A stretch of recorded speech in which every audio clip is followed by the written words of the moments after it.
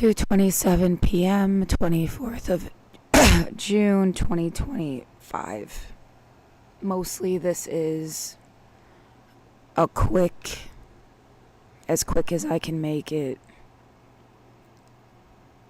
Let me go ahead and just shut this off too.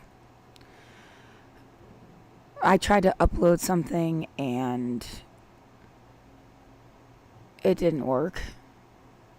It was too long. And I need to save it for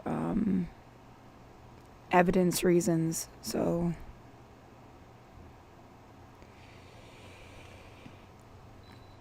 okay.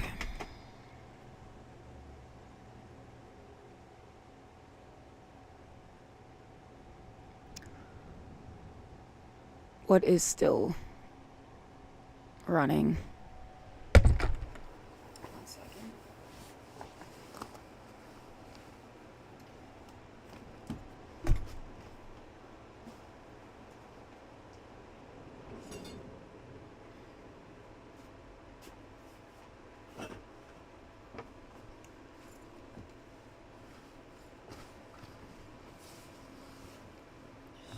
Sake of... Alright, let's make this quick. I don't have a lot of data left. Someone's been fucking with all of my stuff. Just gonna play, I guess, the video I was trying to upload.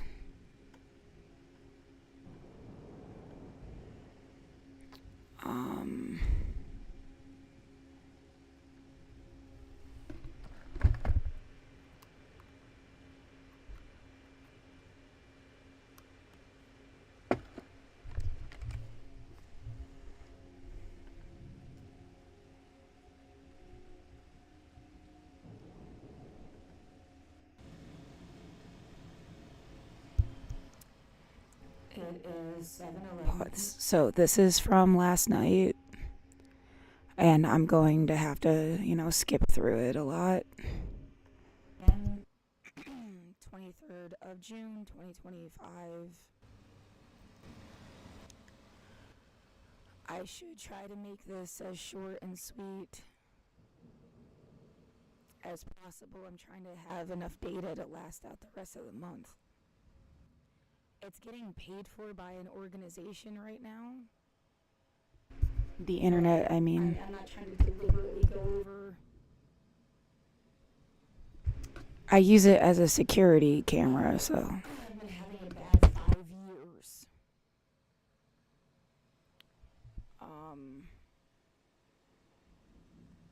And I'm trying to document what I can. This is at 77%. Start it over. Put it. I need it to be loud enough to block out interruptions from outside, but not so loud that I can't even hear. It's just rain. Circled my life for years. They're fucking evil. And they're just playing some stupid little game of switcheroo. It's still a Christian conspiracy, but they're gonna play the devil and make up things that people never do and take advantage of people because they think it's gonna make you run to the church or something. It's like, right, yeah. You have to present yourself in almost like a monotone. Especially if you just launch into yelling like that, right? It's very frustrating how you have to present yourself to be taken seriously. I do think it's, like, relevant, but this is just going to get presented all out of order. What do I really need to make sure I save here? Showing you what my neighbor was doing. And emails, yeah. Start with the emails. To management, just like completely documented, been emailing people for years. There's no excuse. You can't pretend like you don't know what the fuck is going on. came back just to do it again.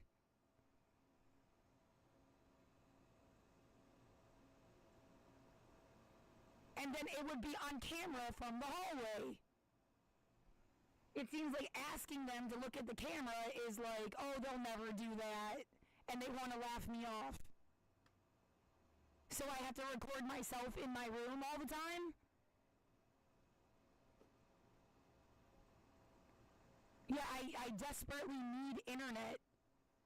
I need internet, electricity, and data to stay safe. It's not even just like, oh, so I can play fucking video games and was supposed to be able to monetize an account eventually and play video games. I can't even fucking do that. Last time I tried to play a video game, they gassed my apartment.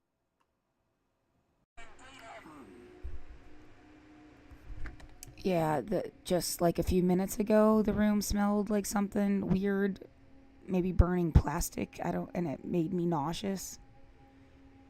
I'm pretty sure everything is fine in my room. I am being constantly harassed by people around the building, and then it's like, imagine that the cops are doing it because they want you to have some kind of reason that this place needs to be constantly monitored, and then they're taking advantage of that, but they're the ones doing it. It seems obvious as hell. Fuck off. In every fucking way possible.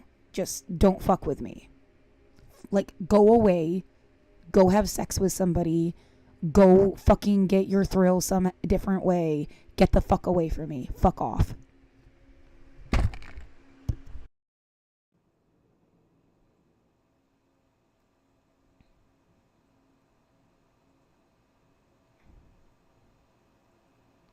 I'm trying to show you the last time they ever even responded to an email. Try to use it for their own shit.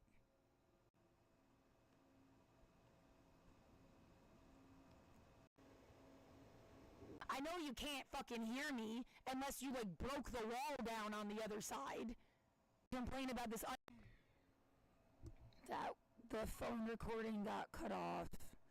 The inner camera goes for a little longer. Shit like this. So, yeah, this is the main thing that I needed to save right now. I mean, this video could only end up being 5 minutes long. That's fine. The emails, proof that I have been emailing for years that I'm under duress. They know full well that I have PTSD. This entire email, I have the written one and I have it read out loud from the therapist. I had PTSD. You can't just throw me outside. And that's only like the tip of the iceberg of reasons why you can't just throw me outside. But I should be protected in like 20 different ways that they don't seem to give a fuck about. And that they have also like made worse through their harassment. And then capturing this video of my neighbor coming at me when I got my groceries on the 21st. It's probably the most important part. People are going to say whatever they have to because they are never going to get in trouble. And you're always going to have to be the butt of their joke. Fuck you.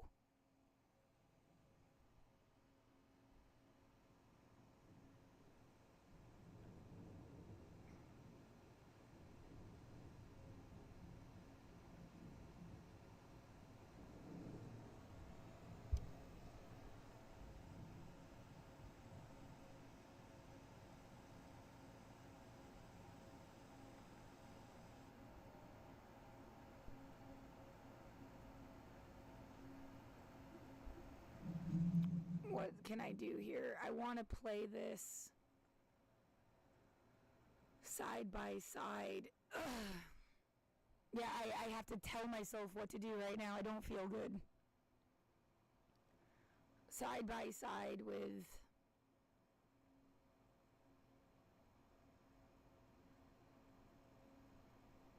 this one.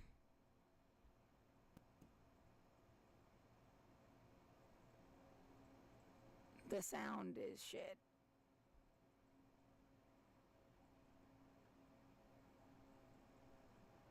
I think I should turn this up as loud as I can to make sure you hear everything, so you'll have to adjust it on your side, who's ever listening, if anyone ever does.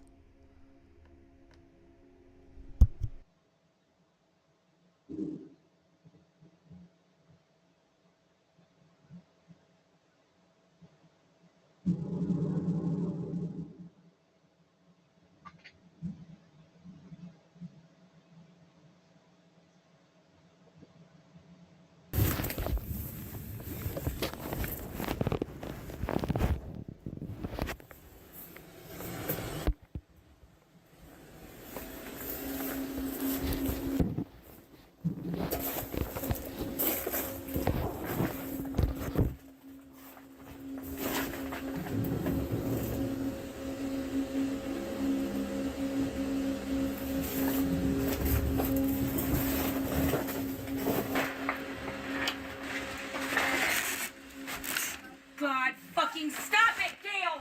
Stop it! I don't know you! Get away from me! Get away from me right now! And you're on camera! I don't Get away from me!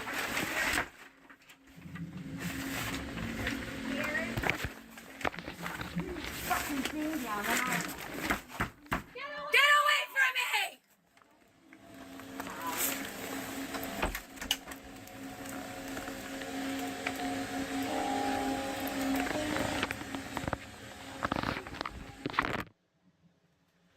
Terrorist! I have reported you to everyone I possibly can! Get away from my fucking room!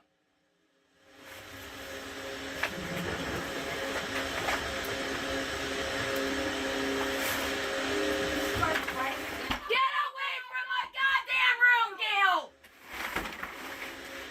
Get away! Get the fuck away! Get out. Get the fuck away!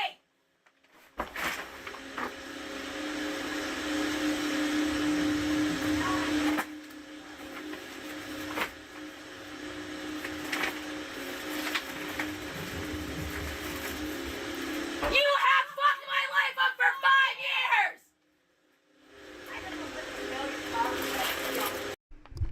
I've lived in this building since March of 2015. Apparently, she's lived here the same amount of time. I must have had like 5 really short interactions with her where she went out of her way to tell me her drug history, her smoking habits, her knees, and then shit about keeping her door open as a fire hazard. By the way, the fire alarm's gone off 30 fucking times in 5 years. That's part of the other time that she was harassing me. I mentioned it in the video. Yeah, with no reason, no cause, nothing. All of these fucking people around me have fucked me up in ways no one ever should, crossed boundaries no one ever should, and they want to get away with it. Seems really obvious to me. And it's just some clusterfuck of dicks in this area. Yeah, I guess that's an insult to dicks, but, you know. It's not Portland at large. It's not a certain community. They don't represent anything but themselves. I don't know what the fuck they wanted, but it has been terrorism. I have been gassed and poisoned. They have banged on the wall so hard it feels like they're beating me up. They are physically deteriorating my body while I'm held inside because of COVID shit in the first place. Like, it started because COVID. And then not being able to go outside and like taking advantage of me not going outside. And now it's been 5 years. I think this was planned. And fuck anybody for doing this to anyone ever, anywhere. It's not an option. 5 years! Get away from my goddamn room! 10 years you cut. You have fucked me up for 5! How is that? I have been under duress in here for 5 fucking years! Get away! How is that? Tell me. By the way, if you didn't catch it, she said some shit about not being able to call the cops. She keeps saying that nobody likes me. I don't know who the fuck she talks to that doesn't like me. First of all, that she has repeated that nobody likes me. And then said some shit about not having the cops. It's obvious they have maybe a few cops are their friends and they cover this area and they've been fucking with me too. That's been really obvious. So there's no one to call for help. Not to mention watching police, military, the descending on Portland and fucking people up. They're just like playing military practice on civilians. Of course, I wouldn't call you for help. Even if it wasn't about obviously fucking with this area specifically, like it's its own little psych op. But she seems to have friends or whatever the fuck, and they're fucking with me too. Can it be like this is a real estate scam or something? It's some kind of fucking scam. I don't do scams. Get the fuck away from me. What else do I want to say really quick? Oh, and then this like bullshit. Tell me, like, they're like playing something out around me and using me for their shit somehow. I can't wrap my head around exactly what it is, their motivation, what they think they're going to get out of it. But no one gets to, like, if I'm being set up as some kind of bait, fuck people for taking the bait, whatever that is, and fuck you for setting me up as bait. You don't get to use people for your own agendas. And in what universe was this like a good thing to do? They've disabled me physically. I can't focus to think to write. I can't fucking function. I'm running on like absolute low battery all the time. This is fucking killing me. I'm 35 years old and I've been in here since I turned 30. This shit is evil. And I don't know what mentality required them to think it was ever like, oh, we'll just keep her trapped in a room for 5 years and make her explain everything. And then, like, they just didn't give a fuck. Or they really thought that I was going to die and they just watch. I don't know. That they want scary stories so people don't come here or something. Fuck off. Whatever they are, that's what's evil. Speaking as a humanist and being fucked with my whole life because other people's religious stuff, this is what's fucking evil. And then they would ever claim to, I should have played the first video first where she fucked with me in 2024. There's a moment where I'm like holding up my phone. It's like, this is God knowing you, because I'm fucking just in the moment. Like, it doesn't really make sense. Kind of like, you know, in whatever. And she says to me, oh, she knows God better than I ever will. What the fuck kind of God she thinks she knows isn't worthy of your fucking time or attention. Because it would have stopped this shit from happening to me. Thank you very much.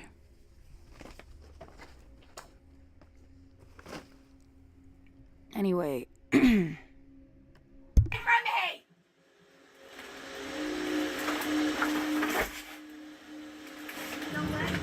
Get away from me!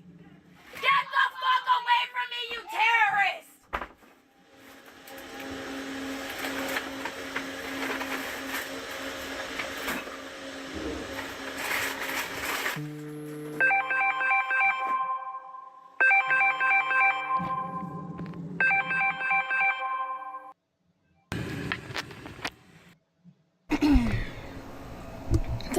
The phone recording got cut off. The inner camera goes for a little longer. Yeah, definitely pick her up calling me all sorts. I mean, she can't act like she's such a sweet little granny that wouldn't hurt a fly. She said some shit to me about not being able to call the cops. And it's the second time that she... Yeah, not that I think that you should have to be a sweet little granny, but I mean, I don't know what the fuck people try to pull. And, well, curse all you want, just don't direct it at me like any other fucking I didn't do anything to you. I speak in self-defense. Oh my god, whatever. They started with the pounding on my wall shit in 2020. She said something to me about her son was helping her put a TV in. And they were pounding from the floor to the ceiling for over an hour. It might have been 2 hours. It went on and on. There's no TV in the universe that even makes fucking sense. Yeah, maybe they were looking for a way, because now they found a way to bang on the wall. It must be like on a beam or something, because it feels like they're beating me up. It is so hard. And from upstairs too. And if it was directly on the wall, it would be destroyed upstairs and next door. And I can't bang back. It hurts my fucking wrist. It fucks up my shit. I can't even defend myself. And they instigate everything. I never instigate this. And then she just like lies to your face. Cause, I mean, obviously is trying to get it, like they're trying to set up some shit. Why else would you lie? And I mean, how many fucking decades have you pulled this fucking scam on some younger person? I want everything to end with me. Fuck this. Forever. For anybody on the planet. It's some kind of scam. And we could have had housing and healthcare all of these things. And what the fuck happened? Somebody completely dispersed this community. Who is still here? 'Cause I don't think they give a fuck about anybody. Yeah, the ones that do seem to be isolated or controlled somehow. Like they can't. Like me, I can't function anymore. I've been literally stuck in my apartment for 5 years.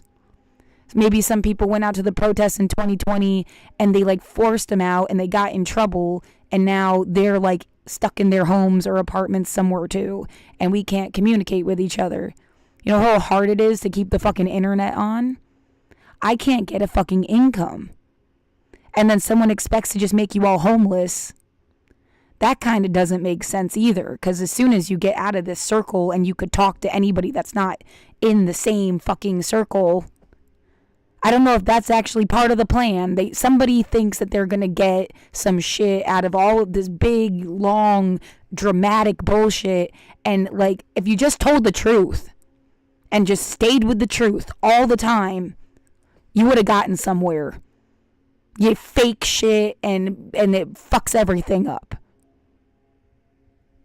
That's my 2 cents on what things seem to be. I don't fucking know. I have to guess.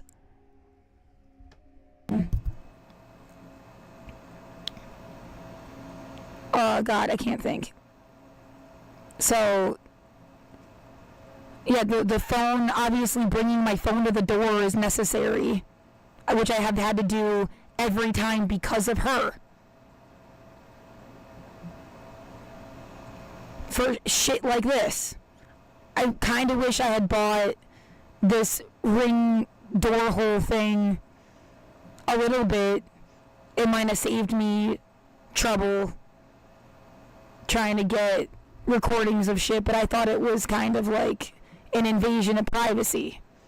You know, it's pretty common knowledge that you can't control those cameras the way you want, and to have it constantly pointed at the hallway means it would pick up on anybody that was here.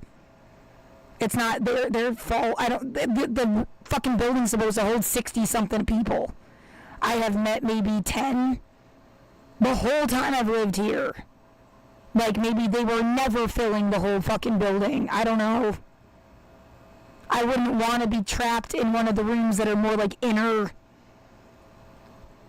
deeper in the building. Yet you really wouldn't have been able to hear me scream if they were fucking killing me in one of those rooms.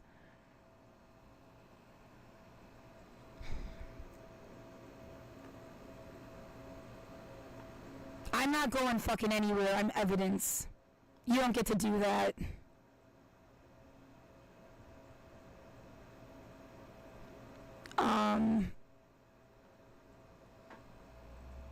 What else do I want to? Yeah, she said some. Yeah, fucking with me is like tampering with evidence. All the way back to 1989. And whoever gets mad at me or runs away or thinks they need to pay somebody to silence me just proves that there was shit all the way back to 1989. Massachusetts, Pennsylvania, New York, Oregon. I feel fucked with every step of the way in my goddamn life. Even if they figure out 100 fucking years from now, so be it. But they'll figure it out eventually. And whatever the scam life people have will stop. Again, she keeps saying nobody likes you. She did this before. January 1st of 2024. She followed me out of my unit when I went to go get my mail. It's not really so much like, oh, I'm so scared of her. I can't have an altercation with her. I can't fucking breathe. She's giving me panic attacks. Like, they want to just, like, harass you. As if they hope you turn around and fucking punch him in the face or something. Yeah, the idea that she doesn't even really live there and maybe they're switching around with people like it's an Airbnb or some crap. This is low-income housing for vulnerable poor people. 10 of the units are supposed to be at market rate. Like I said, I had maybe like 5 conversations with her. I remember looking beyond her.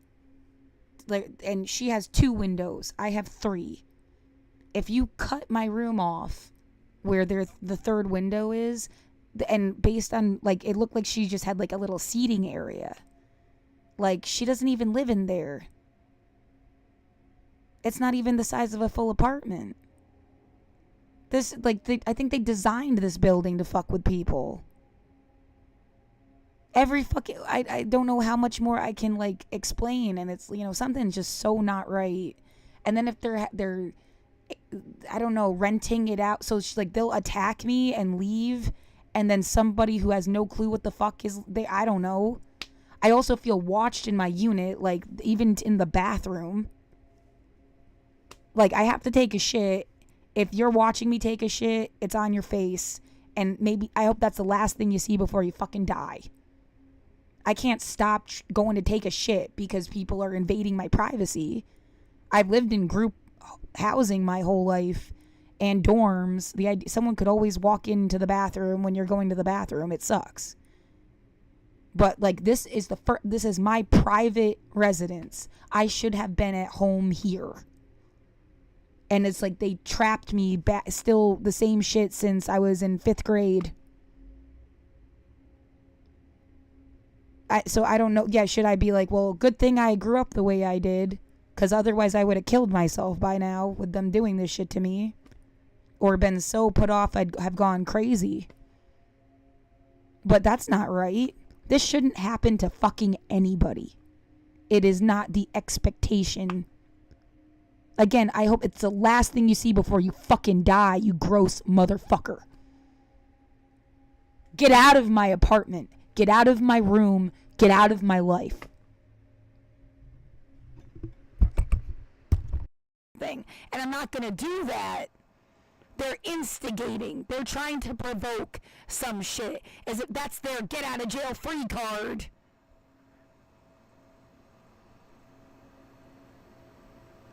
It's fucking wrong. That's what it seems like to me. Yeah, again, what the obviousness of ageism, it goes both ways. People are much older than you. They know, they deliberately didn't teach you what they know so they could hold stuff up above your head. They designed the buildings you live in, you know, like the disproportionate power dynamic. And the fact that you can't even be like, you're the one fucking with me, even proves itself. It's very similar to like white slave masters and non-white slaves and the legacy of that shit. And how long it took to overcome that so that people are on even kind of equal ground.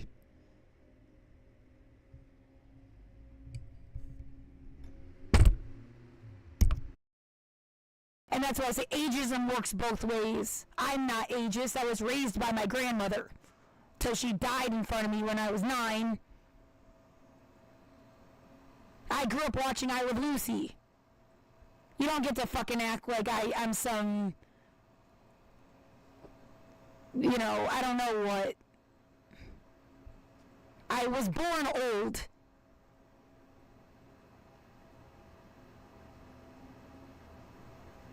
And I don't make shit up. They literally, like, want to pull this idea of, like, that I was banging on their wall. That's from this video. I get the smell in the air that somebody thinks that you'll ever be something, and they have just been trying to collect things they could hold against you, blackmail you, or lie about or something in case you ever amount to anything so that they can take money from you. And they have spent so much time and energy fucking with me illegally when, I don't know, they could have made their own art, done their own live stream, talked about the world from their own fucking perspective. It's pathetic. And the truth always comes out. I mean, absolutely fuck you. This is so stupid.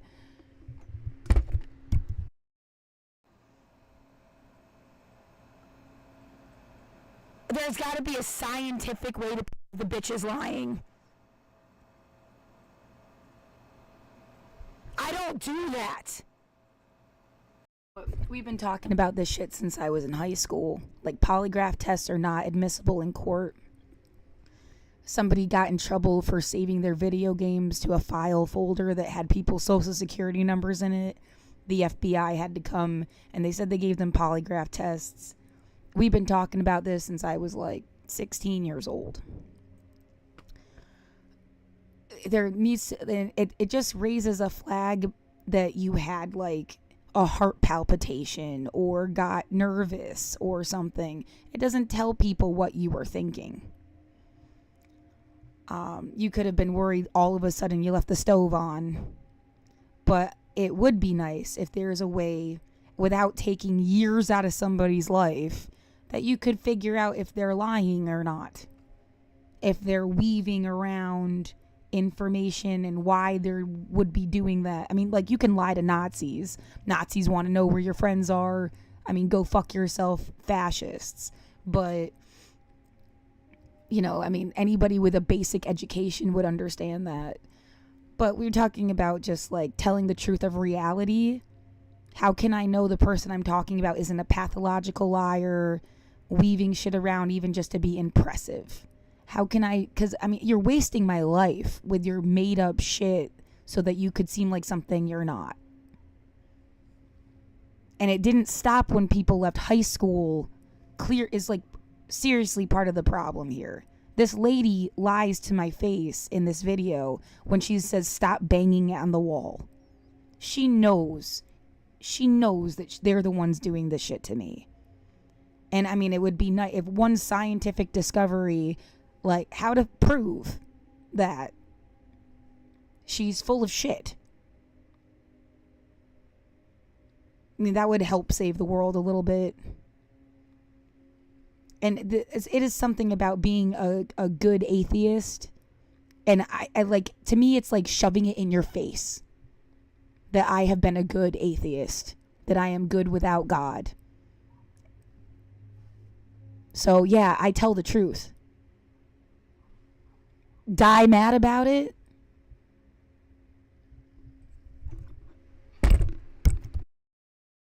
And then when they bang on it so hard, it feels like they're beating me up. I have to refrain from hitting the wall back, which would be self-defense. It's in response. It's not instigating. They're instigating, but I can't even respond. So I have to play something or just like record it all as much as I can.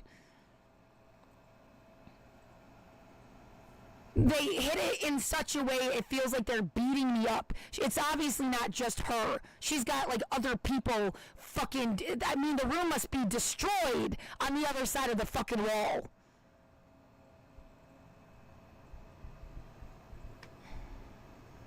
The whole life. Fuck them. I don't understand what the fuck they're supposed to... They want to attach themselves to your life or something. I don't understand why you'd ever do that. It feels extremely deliberate. I will be the last person you fuck with. Again, this video is... I mean, it has the date and everything. Yeah, I haven't been able to, like, talk or breathe since they showed up. They came back here around, like, the 12th. This has been, like, on and off harassment. It was really bad in 2020 through, like, 2021. And then it's been, like, some on and off bullshit. They showed up here again, like, around the 12th. Beating on the walls and stuff. Then there's, like, this baby powder sage smell that, I mean, it is overwhelming and bad. I mean, body knows you don't want to inhale whatever that fucking shit is, and there's nowhere to go. And then coming at me at my door was on the 21st, but I haven't left the unit itself. They made me take my garbage out and pull this, like, fake eviction thing. I call it fake because it made no sense. I even told the court I was under duress, which if anybody knows what the fuck that means, they should have. You can't just write me off because it's easier. I mean, for fuck's sake, how much money do you guys have and you don't really help anybody? Again, just all these examples of why the world sucks. All the time. But, anyway. Yeah, this shit, I should have played this video first to keep a timeline, but whatever. This is the same person.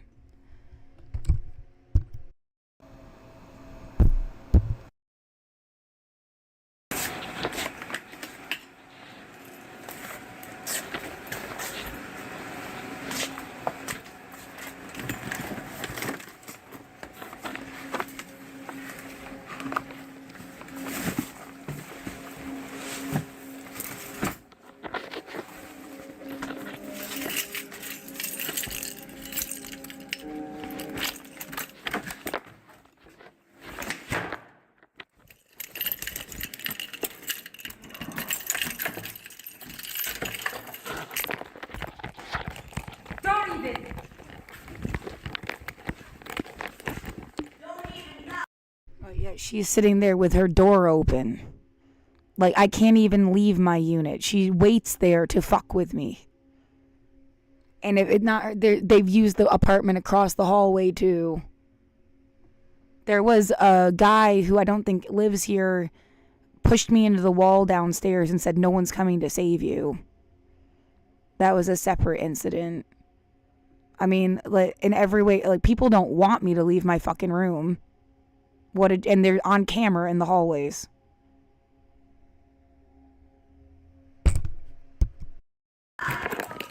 You're the cops, bitch! Call the cops on yourself and your corrupt ass! Corrupt!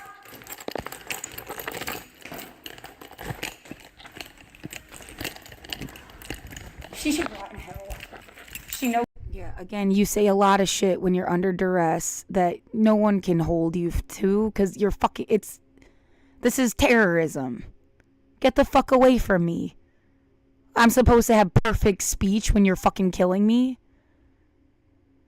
Get the fuck away from me. Use it herself. Stop trying to steal my life! When someone has you under duress, of course you're gonna say random awkward things. Like, I'm a humanist, and I say, like, I was holding my phone up in front of her, saying, like, "This is God seeing you," not realizing that the fucking camera had shut off because I was upset. So mostly it's in audio. Yeah, that is really frustrating, but to prove the point, like, I was upset.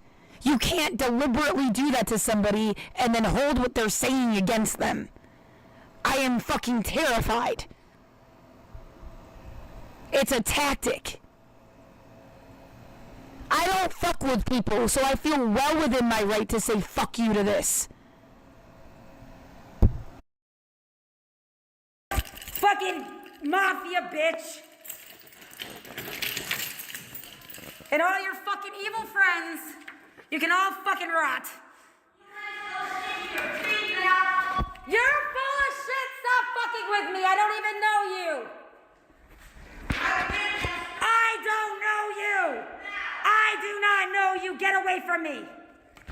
Get away from me. You will get away from me. I do not know you. I have no reason to talk to you. Stealing my life, stealing my mail, fucking with my life, fucking with my family. Who the fuck do you think you are? Get away from me. Get away from me. Get away from me. I'm not having a confrontation with you. You will step aside and let me pass. You touch me with that. I will not touch you. I have you recorded. Get away from me. Get away from me. The stairs, she was standing up here, I was down here.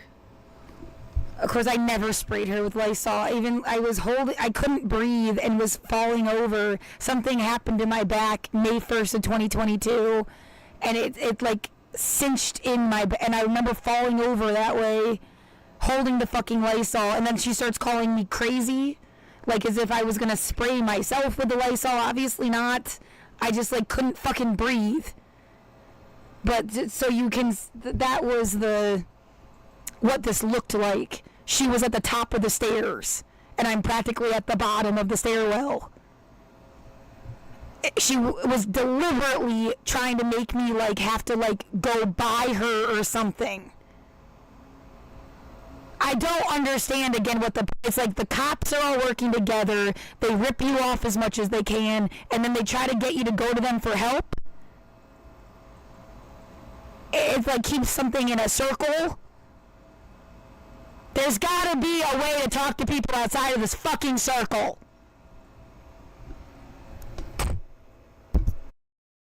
Get away from me! Get away from me! I have done nothing to you and you know what you're doing. Get away from me! Quit banging on Get our away! wall. You're doing that. Get away from me! No, you are. Get away from me! People upstairs. You're killing me, and you know it. Your friends and your family. Get away from me! You're a Go upstairs! Go upstairs, Nazi! You're a nutty bitch. Fascist! I don't care Go! what you record. Go! Go! I Get want away from you me! to make it easy Get for all of us away to live. from me! When you got your lights Get away from me! You're nuts, crazy. I can't breathe. Get away from Everybody me! hates you. I can't breathe! Get away from me! You have no right to talk to me! You have no right to talk to me. I don't know I have you. a right to talk to anybody. I don't know who you are. Get away from me. Don't tell me I'm. I don't know you. You are a stranger. Get away. Are you sick You're a stranger. of you? You're a stranger. Get away from me. You're ruining my life and you know it. I don't know what you're up to. I'll never guess. Get away from me. You want to be locked Get in? away from me. You want to be locked in? I can't breathe. Keep it up. I can't breathe, you evil person. Quit spraying that shit. I need it. I'm not vaccinated, you evil bitch. Get away from me. Quit spraying it. Get away from me. Look in your little hole. Get away from me. Look in your hole. I want God to know you. God knows you. Look at God knowing you. I know God, dear. Get away from me. I know God more than you'll ever know. I doubt it because you've been harassing me. Lock yourself in. Well, you wanted to steal my life? Good luck with it. Good luck with it. Lock yourself in. I hope you're miserable for the rest of your days. You know what? Just as miserable as you made my whole life for nothing. Why? Why? You and your fucking friends. Oh yeah? How many times did the fire alarm go off and you didn't care? Huh? I have nothing.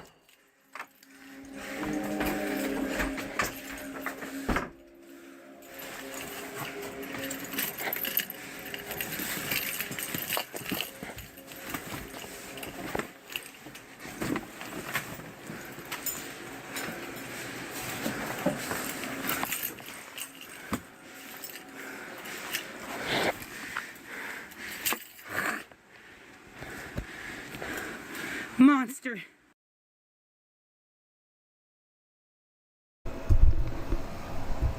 I don't know, tactics for domination, power, and control that should never be used ever again.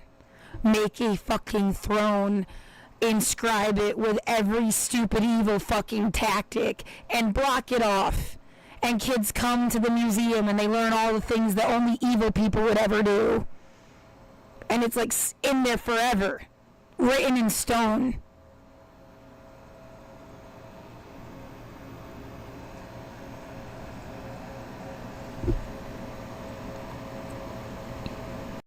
Fuck scams, lies, cults, bullshit, nefarious purpose. You're wasting everybody's life.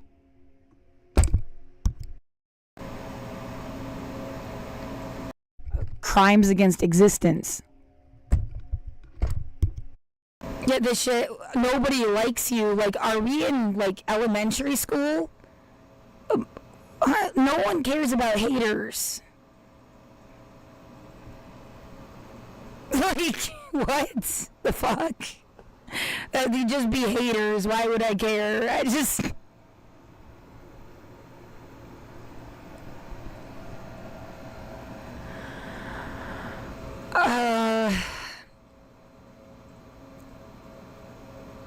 What, and that is from January 1st, 2024.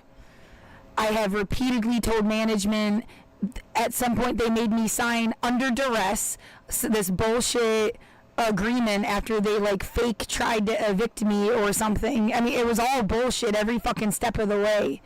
What they said was going on. They said that I had said I was a self-proclaimed hoarder, which I did. That's just pure lie. That's a lie. And then pulled some bullshit about changing the locks. And then after they said they all got stolen like 2 years earlier. In 2021, they said all the keys got stolen. And then 2 years later, they're trying to like fuck around about changing the lock and then acting like it was somehow my fault.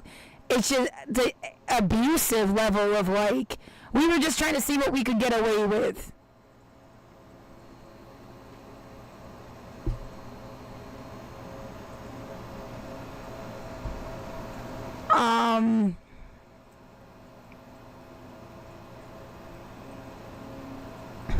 Yeah, I have nowhere to go.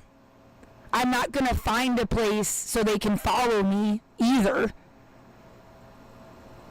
And I shouldn't have to leave. You don't get to, it's like somebody took over your entire house and then have just been expecting you to move out.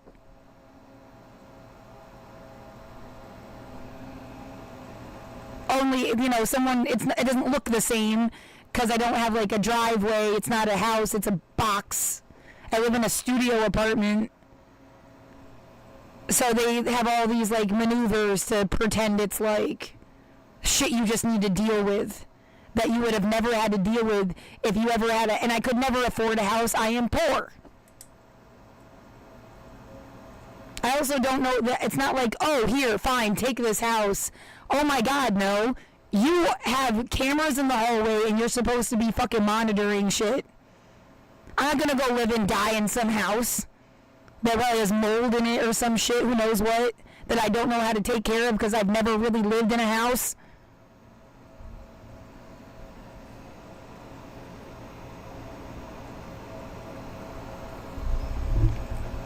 Yeah, go be vulnerable someplace else where it would be even harder to prove that we were fucking with you. No thanks. The idea, they were trying to push people outside so they would get in trouble. I haven't left my apartment.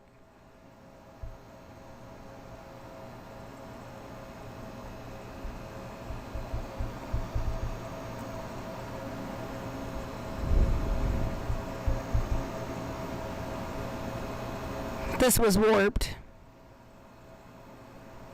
And not in a cool way. And I provided this evidence.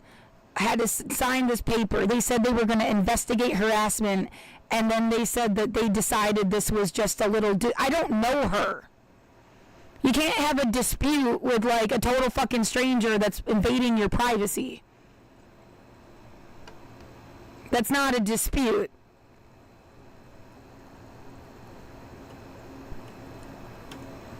You know, it's like when the cops investigate themselves, they always say they're not guilty.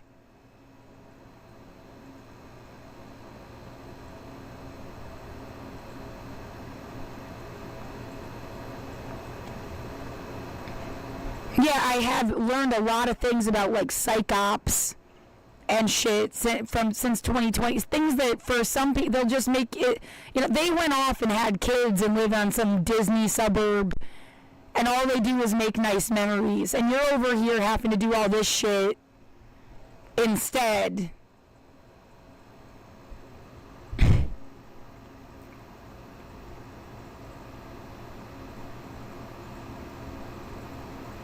How many times have I said you were supposed to investigate harassment? Here, this is what I read to the court when they tried to evict me or go through proceedings. It all felt like a song and dance. That was bullshit. At least they have remote options, I guess. That was good. Nice and progressive of you. The way Portland was supposed to be. I intend on agreeing, but I have a statement I would like to make. I need to state that I have... Sorry, this is from November 4th of 2024. Right? Yeah. I mean, and this shit has been going on. And I mean, if you start to link this stuff with old bosses and everything, I mean, it's really like all they were doing since I lived here was fuck with me. Fucking nightmare. I just didn't know who people were in ways that people should never be fucked with. It's not like a joke. And I don't know, yeah, we're trying to be scary and you're supposed to go tell people scary stories. Like, no, bitch. Get over yourself. Lived in Portland since 2012 and this apartment since 2015. Since 2020 I have had medical and harassment issues for the past 4 years that were repeatedly communicated but have been largely ignored by management, both IHI and the 3 companies so far they've had run the building. Income Property Management, IPM, Pinehurst, who was supposed to hire me as a desk monitor in 2019 but let me go before the day before they took over that workplace from Cascade Management and Pylona Inc., which is run by a woman that used to work for Cascade Management. I also had a previous employer OPID who wanted me to sign an NDA when I was terminated from a day porter position in 2016 that would have taken away the ability to sue their leases, which included fire and police, TriMet, and IPM, the initial property manager of my building. I see this all as a conflict of interest that may be part of the harassment I have faced for the last 4 years. People outside literally yelling "get out and go home" outside repeatedly in 2020, along with personal issues with my abusive family. Namely my sister calling in wellness checks. The fire alarm going off for the whole building over 30 times without cause in just the last 4 years. People pounding on my room from above and next door like it's just a box. Pushing themselves into my unit. Garbage trucks that don't seem to have a set schedule coming multiple times in a night, banging dumpsters extra loud or smashing glass, and seem to idle outside. I feel gang-stalked. It hasn't felt like I am really able to be alone in my own apartment. I have communicated these issues with management and the police who have come for the unnecessary wellness checks. I don't feel like anyone is taking me seriously and wants to act like I have mental health issues I do not have while exacerbating the PTSD, anxiety and depression that I do have. I have had to pay $1,400 out of pocket for trash removal services, money I don't have now, because I felt unsafe to walk through the building. Because my neighbor followed me out of my unit in January, I haven't felt like I could even leave the apartment. Because of this, I haven't been able to finish my paperwork for disability or vote. My body has deteriorated from a medical event in 2022 that I see as connected to having management in my apartment and stress, and I can't physically work like I did before 2020. These are exceptional circumstances and I need patience and understanding. I am scared and feel ignored. I don't know how I am supposed to survive without assistance, and the building itself was supposed to help keep people housed and safe from homelessness. Directly related to issues about the eviction notice I got on October 16, I was lied about in these notices and emails. I never changed the outside lock and have had the same key since 2015. I am not a self-described hoarder. I did not know who was at my door in July, and it looked like 5 men with some kind of buzzsaw breaking into my unit. Eviction itself was and is a threat of possible theft of my property, possible rape, possible brutality and violence, and possible death, whether by sickness, stalkers, or corruption. It's wrong that they would throw me out on the street knowing I have been stuck inside my unit since COVID shutdowns. People must remember the warlike atmosphere of 2020, and I believe something that was not connected to the purpose of the protests taking place 13 blocks away was harassing my specific street and never stopped even when the protests ended. It also doesn't feel like management will genuinely help me out with harassment issue inside or outside the building if asked in the future. I can't know what to expect because they won't respond to my emails. I have been given supplies by the building in the past and need help to complete the stipulations of the agreement. I also find the noise complaint bogus based on history of the area and what has been allowed to happen in the building. I'm not sure what is supposed to happen with rent and thought they had gotten an organization to pay and haven't said anything about. This building is supposed to help keep people housed. Seems like retaliation if they go on to evict me for that now. Management must contact me over email. They haven't emailed me back this entire time, and it feels wrong. I am now forced to trust them when they pretty much were going to let me die and have been ignoring me the whole time. The issues they had were from July and clearly weren't so pressing if I didn't even know until October 16. I don't even know what they look like and have asked for a photo before they have people show up at my door in the future. I am scared they will get me sick, which seems to be what happened last time management entered my apartment for an inspection in 2022. I have nowhere else to go, and this has been my home for almost a decade. Universal human rights should be upheld or everything is meaningless. I am signing this agreement under DURESS. Trying to find my letter, but I can just play the video version. He read it for me.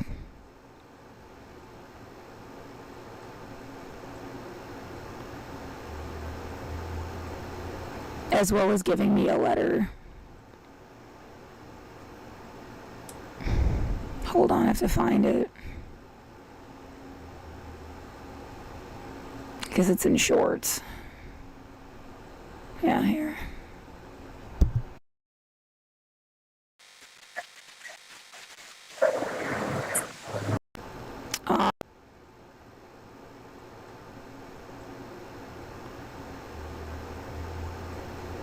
As well as giving me a letter. Sorry, technical difficulties. Hold on, I have to find it. Because it's in shorts. Yeah, here.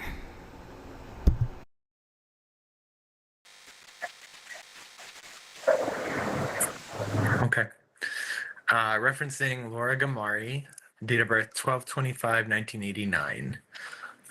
To whom it may concern, Laura is my client and under my care and is diagnosed with chronic PTSD, post-traumatic stress disorder, F43.12. The client's PTSD currently impacts their functioning in all aspects of their life, including activities of daily living. Laura qualifies for accommodations under the Americans with Disabilities Act and is currently unable to work or do activities that require her to leave the house. Laura is concerned that their well-being, which is already compromised, would be severely impacted by eviction. I share this concern with Laura and feel that evicting her without comprehensive resources could place her in a crisis situation. Please feel free to contact me with any questions. Sincerely, Lauren Pritz, LMFT, number T, 1891.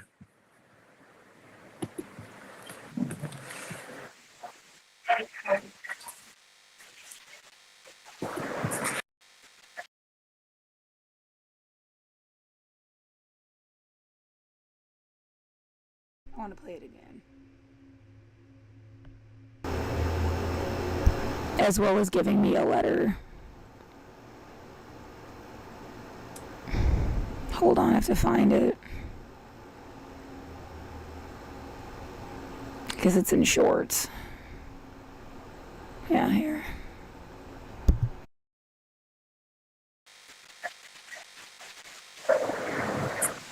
Okay. Referencing Laura Gamari, date of birth 12/25/1989. To whom it may concern, Laura is my client and under my care and is diagnosed with chronic PTSD, post-traumatic stress disorder, F43.12. The client's PTSD currently impacts their functioning in all aspects of their life, including activities of daily living. Laura qualifies for accommodations under the Americans with Disabilities Act and is currently unable to work or do activities that require her to leave the house. Laura is concerned that their well-being, which is already compromised, would be severely impacted by eviction. I share this concern with Laura and feel that evicting her without comprehensive resources could place her in a crisis situation. Please feel free to contact me with any questions. Sincerely, Lauren Pritz, LMFT, number T, 1891.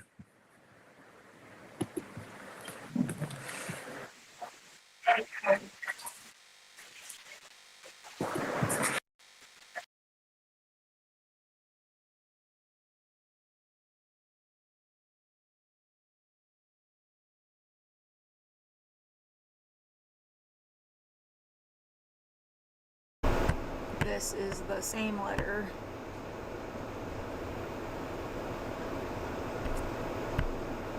And what I wrote to management 2 days ago.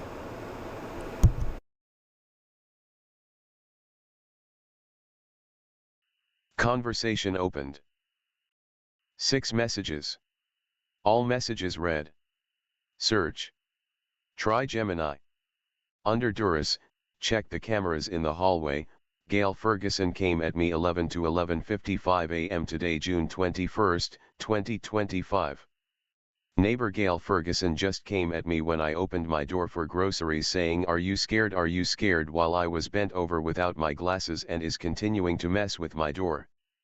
They stuck a feather in the keyhole. Apparently last night it sounded like they were trying to break into the apartment. Her and her friends. I have seen other people leave her unit, and she said she had a son putting in a TV the first time she banged on the wall in 2020. I have never instigated the wall banging. She has lied to the camera, and I don't trust her enough to even try to be diplomatic. I have sent you video of her following me out of my unit, blocking my way upstairs, and holding me there while I could not breathe. That was why I didn't leave even the unit itself since 2024. I am now disabled and cannot work or function because of this bullshit since COVID shutdowns, and she has participated in torturing me every step of the way. They do shit outside as well. It seems they're mad I found a way to block out the outside noise. No amount of money is giving me back 5 years of my life or any health I had at the start of the pandemic. I have nowhere to go and have been totally drained of resources. It feels like they follow me around the apartment, even in the bathroom. I have told management, IHI, IPM, Pinehurst, and Pylina this for years. I am 35 years old and have now spent 5 years of my life under duress in this studio apartment meant to house vulnerable people. I have been gassed with several different chemicals and messed with in every possible way. I am a medical cannabis patient and licensed budtender, and was told upon move-in that vaping was fine. Whatever they are pumping into my room, this is not that.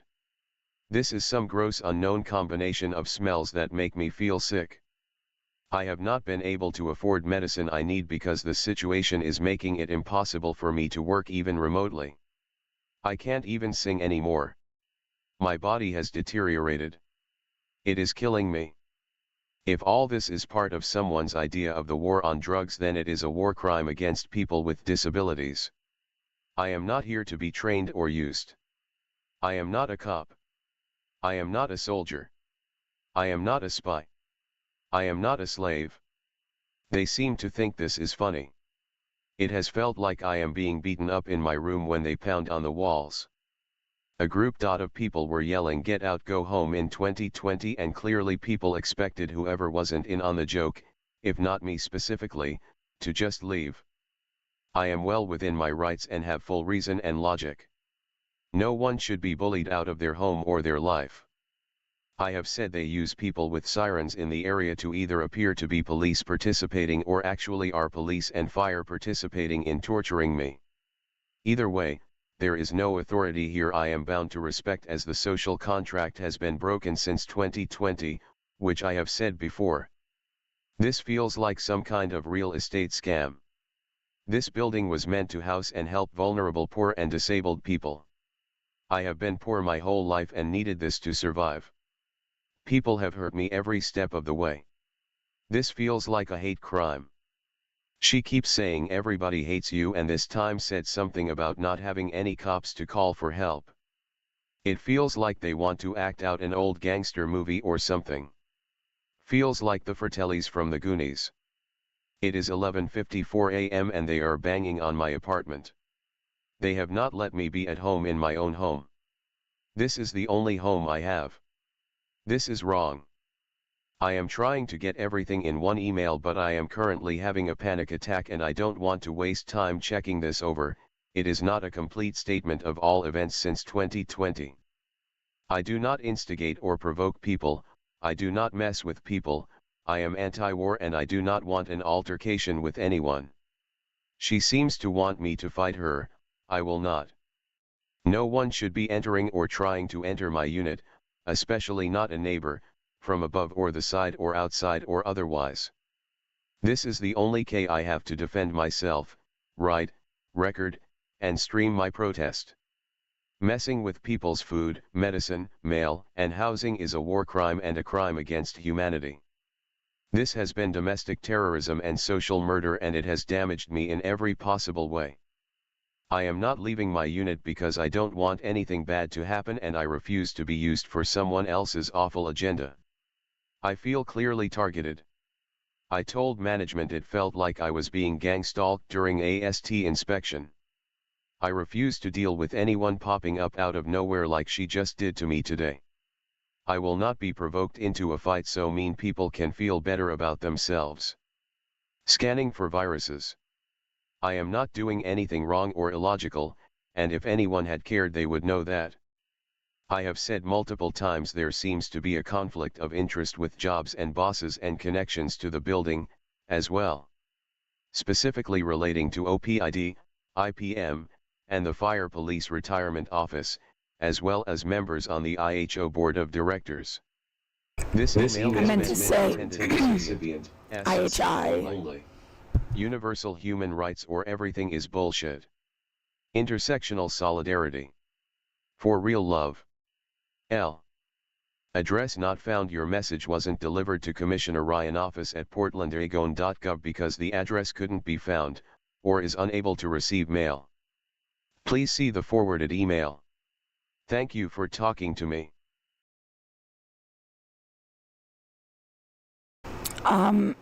This place I worked, they tried to get me to sign this thing, and yet their leases include fire and police retirement, IPM that used to be the manager of the building, Bowley, other people that work for the IHI side, they're on the board of managers for the philanthropic side of the building that hires the money management side. So it's like a two-part thing that runs the building, or was supposed to. They're supposed to keep you housed. They said directly to me 100,000 times, our goal is to keep you housed. So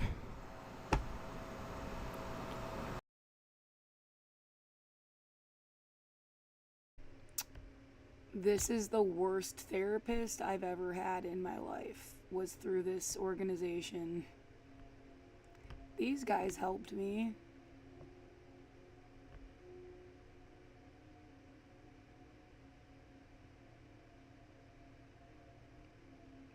This is supposed to be the scrap. cool thing. They were cool. They collect, like, supplies. You can buy stuff for cheap and make art. But, yeah, this was the worst therapy I've ever had, and I've had, like, 9 therapists. So, that's not great. And, I mean, I have emailed every single organization in the city. Multiple times. I mean, I understand we don't know what to do. Well, I'm glad you at least know. I couldn't possibly just die in here and you'd act like you don't know, right?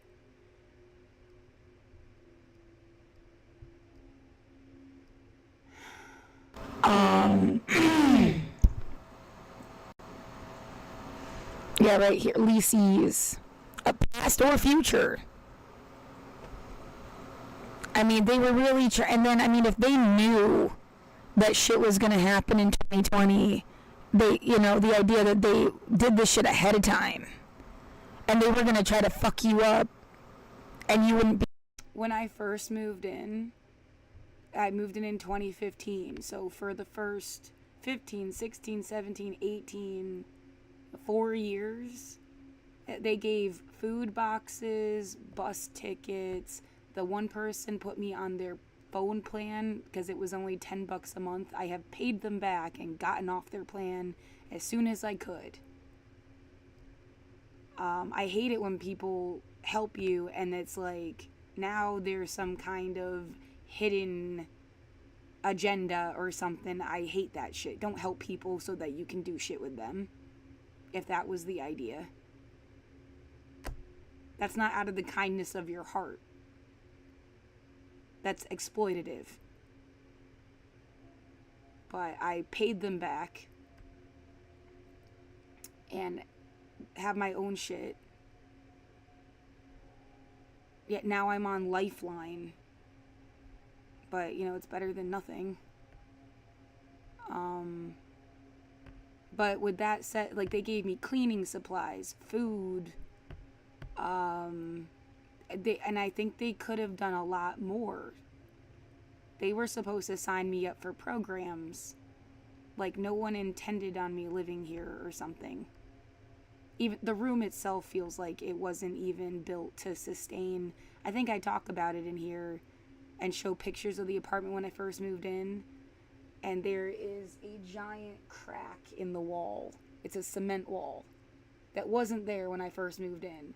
It really, like, the kind of sound, psych-op, LRAD, I don't know what the fuck it is, bullshit, it's not music, that they've been doing since 2020 especially, is, like, changing the building.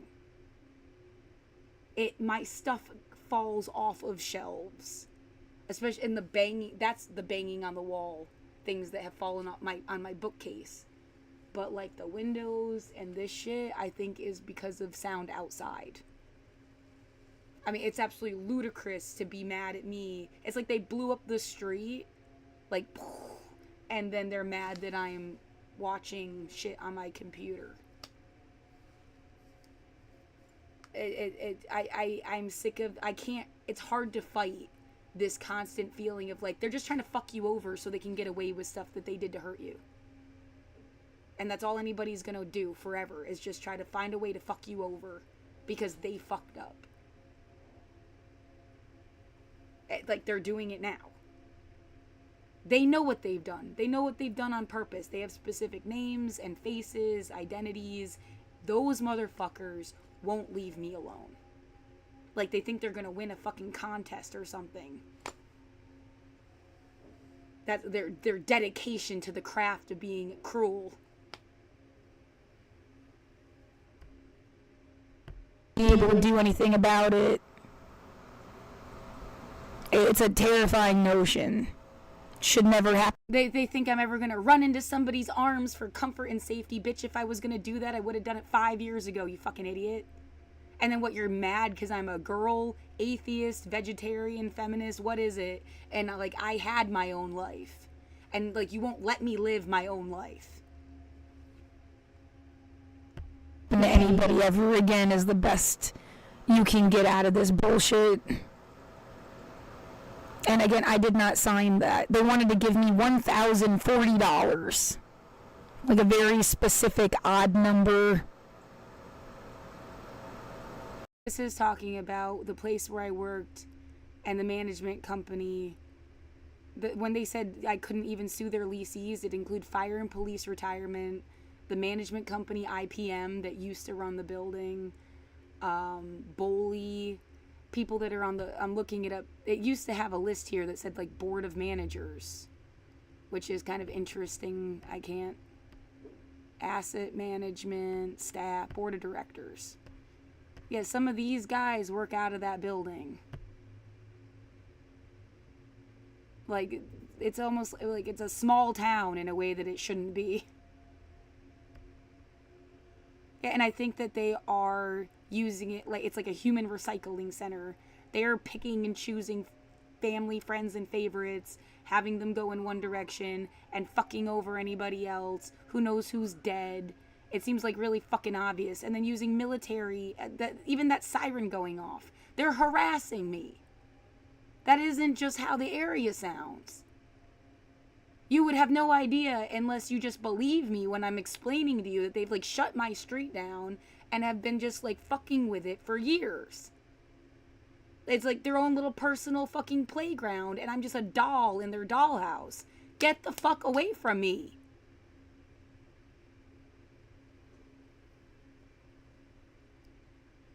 And then, yeah, like, practicing military shit on civilians. I'm not a cop.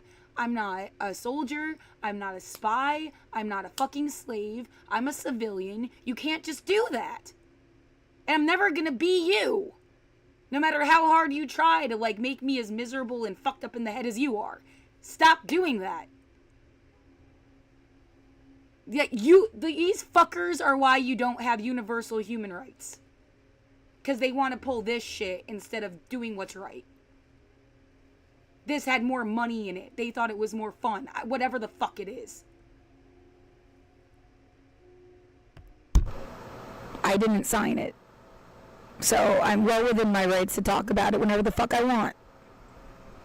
And even like if a here, they're constantly opening new shit. No one's ever been like, we could have you live someplace else, or that's, not even in the same building. They want me to start over again if I moved into another room. I think they fucked up from day one. And it's always just been like, we don't know what to do. It's a liability. And you can't just kill me because you fucked up. In July 2015, IHI completed the historic renovation of the Erickson Saloon and Friendz Hotel buildings, converting vacant commercial space into 62 apartment homes. Close to public transit, waterfront park, and all the amenities of downtown, these studio and one-bedroom units offer modern amenities and historic charm. 52 of these apartments are income restricted, the remaining 10 are market rate and have no income restrictions. Residents enjoy a home rich in history and Portland lore that is celebrated with art installations in 2 interior courtyards and a community room that hosts on-site programming and monthly First Thursday art shows. It couldn't have been more I should have been so at home here. I couldn't afford the cool shit in the area no matter how hard I worked. People fucked with me at work. People fucked with me in the building. It was just as if someone really wanted to ruin low-income housing for people. That was their actual goal. The contract is unconstitutional. It's void.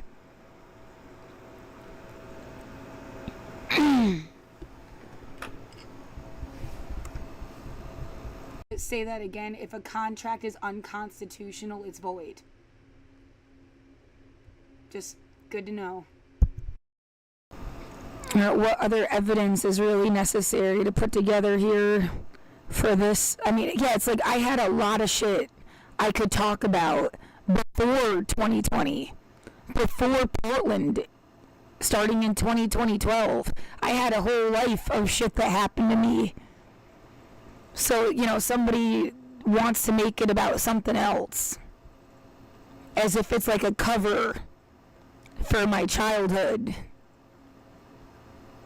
or whatever the fuck happened to me in Ithaca. This was a mild concussion. I don't know who I needed to show this to, but I think any scientist, that's a weird scar to have. A weird mark for hitting your head falling backwards. I don't think it would look like that. I think someone hit me, then dragged my body where I woke up on the floor. It makes no sense. And I went to the health center on Monday. It happened on a weekend in April 2012. And I go to the health center. They said I had a mild concussion. I could have gotten stitches if I came in sooner. I mean, maybe they didn't want me to graduate or something. They can blow it out their ass. That's for fucking sure. So, I mean, it'd be lovely to find out who's stalking me for years on end. And make them stop ever doing that to anybody again. That would at least be helpful to the world at large. Something has definitely followed me around and fucked up my life. They just pounded on my wall, by the way. You know, definitely want me to feel like they're invading my privacy as I speak. And I've already said, they've had TVs on in the room next door. You can't hear it. You have to go in the hallway and walk by the room, and then you can hear it. So you must be pressing your fucking ear next to the wall. I'm on the other side of the fucking building. Of the room. I've never lived on that side of the room. You can fuck yourself. Did you hear that?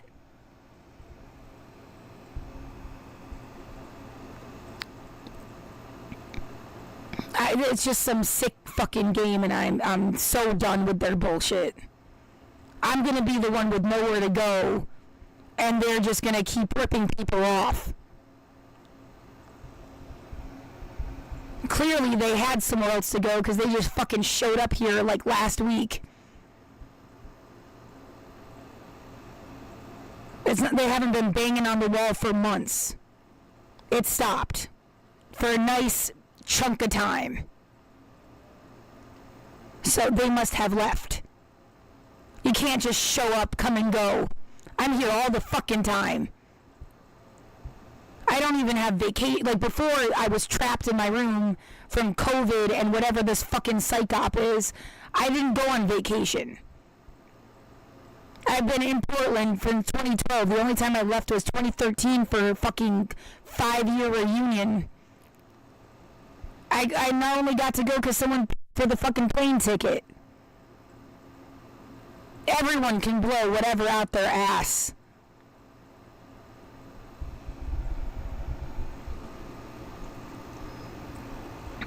Oh my God, I don't have to care about bullshit. They just lie and bullshit and lie and bullshit.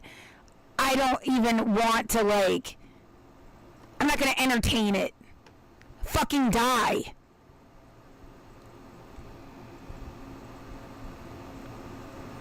Yeah, and may all your bullshit die with you. The future will be free of your fucking lies. Psych ops and torture scams.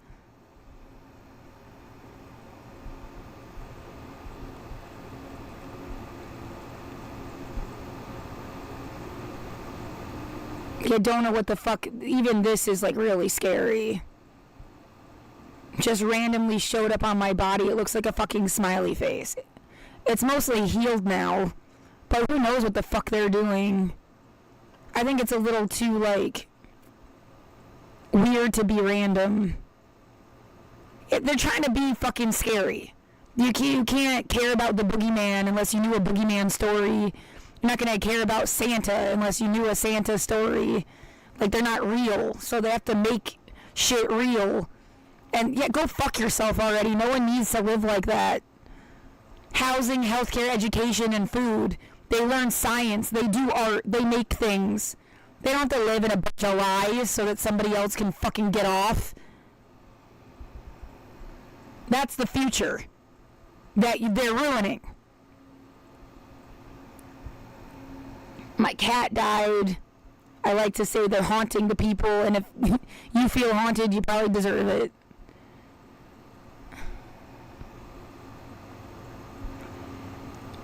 There's so many things that it's like a whole book of itself to dive into one fucking issue I've had.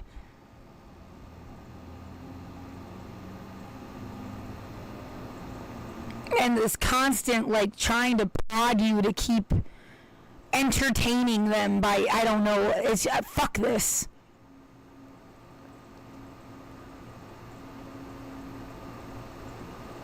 It makes sense to me. People felt ugly and old, and they wanted you to feel ugly and old too, so that you'd be ugly and old together, like fucking vampires or something.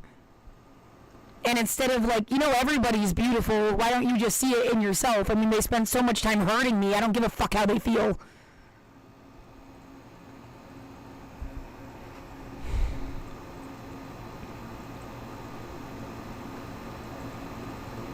All of this is important. Finding this thing on my jacket, getting my head hit, the mold at work, feeling used, don't fucking touch me, where people say they're from, your genetics and ancestry and what America's supposed to be, and getting used like a Rudolph on a sleigh when you're a fucking humanist. I mean, there's a lot.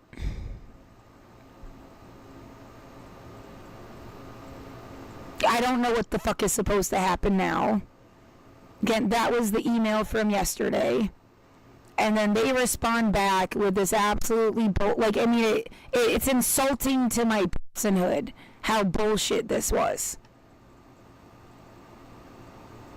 And I mean, they must understand tech enough to be, like, you can't just make a new email and then pretend shit.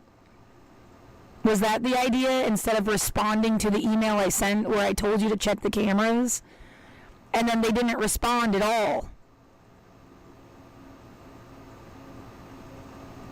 I mean, they don't want you to be at home. Well, yeah, fuck you too, I guess. Like, what am I supposed to say?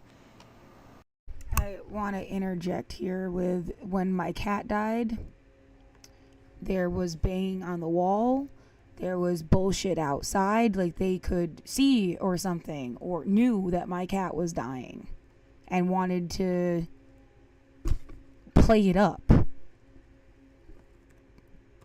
Oh, I can handle anything. I'm a fucking tardigrade. That's evil. What they did to me is evil. And it's, again, like, let me guess, Christian people that want to blame something they don't like, they'll act like it's something else. Because, I mean, how do you live with yourself? I've just seen it happen so many times. Like, just, you know, it's a strategy instead of a reality.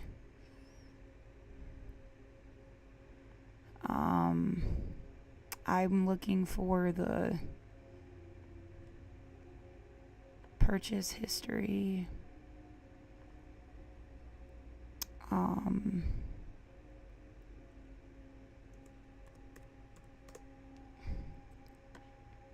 March 26th of 2024. This cat shampoo.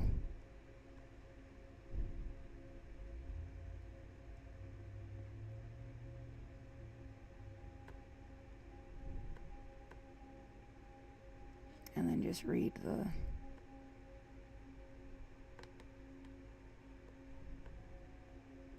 Cat had an event and died using this soap.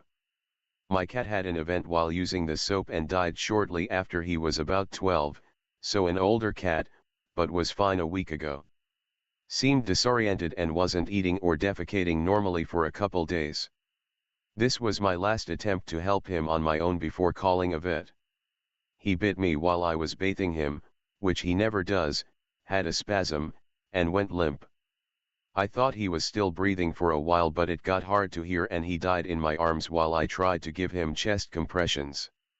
If I could give it 0 stars, I would, is an understatement.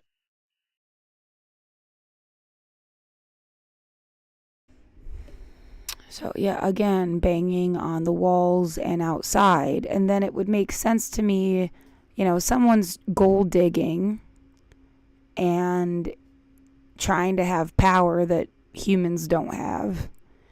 And so, let's say they told somebody to put my cat in their music video. That person probably has no fucking clue. But it's like the cat showed up in somebody's music video.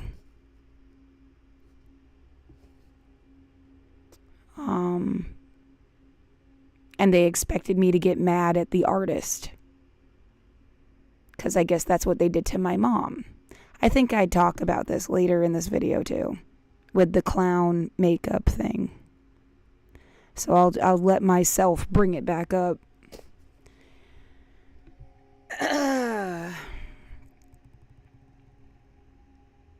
my, yeah, stop. It's that fucking easy, just stop.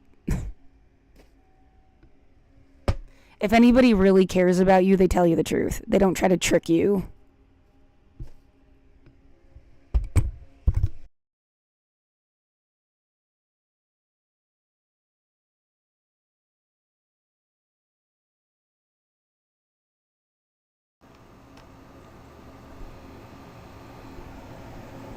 Innovative Housing Inc. /Pilinus /management and anyone who will listen. I have no logical reason to trust anyone at this point. I have said repeatedly and provided a letter from my therapist stating I can't leave my unit, attached in this email. You have not reached out to me in months. I was just bull rushed by Gail Ferguson on the 21st. They seem to have shown up here on the 12th and have been attacking my unit by banging on the walls. I do not know them. I have no friends or close family and no one should be representing me. I have written hundreds of emails to everyone from management, to city council, to organizations, to the Circuit Court of Multnomah County, to representatives in government, to the UN. I have said I am under duress every step of the way. This has felt like a scam to break me down and eventually take my stuff and make me unhoused, if not use me for some other purpose for which I do not consent. I have requested camera checks and provided my own evidence of her attacking my door, and then at 11:08 a.m. on June 21st she bull rushed me while opening my door to get my groceries. People have been gassing my room with some unknown chemical that makes me feel sick as well. It smells like baby powder and maybe sage mixed together. I am anti-war and refuse to be provoked into a fight. She seems to want that, which I have been reporting since she blocked my way on the stairs on January 1, 2024, and provided that evidence long ago as well. People clearly have been working together to bully me out of my apartment since 2020, and I am actually poor and have nowhere else to go. I have now been medically isolated for 5 years and I will not be thrown anywhere else to die so cruel people can feel better about themselves. She said herself that I don't even have cops I can call, and whoever covers this area has either participated or just watched as people have hurt me since 2020. This feels like a hate crime. I am a humanist and a good person. I am vulnerable and now disabled due to surviving under duress for the last 5 years. I am not some paid actor working for a scam of any nature. I will not die for anyone and I am determined to outlive this bullshit. Attached is my PTSD again and the audio of Gail Ferguson coming at me when I opened my door to get my groceries on June 21st, which I have asked you to check the cameras and see for yourself. It makes no sense that anything could have constantly been going on with cameras in the hallways. The purpose of this building has always been to keep people housed. Again, I moved into my apartment here in March of 2015. I know what is normal and what is not. Somebody shut off my fucking speaker again. That's not normal. Normal as in stuff that you should expect to happen. Get over it. No.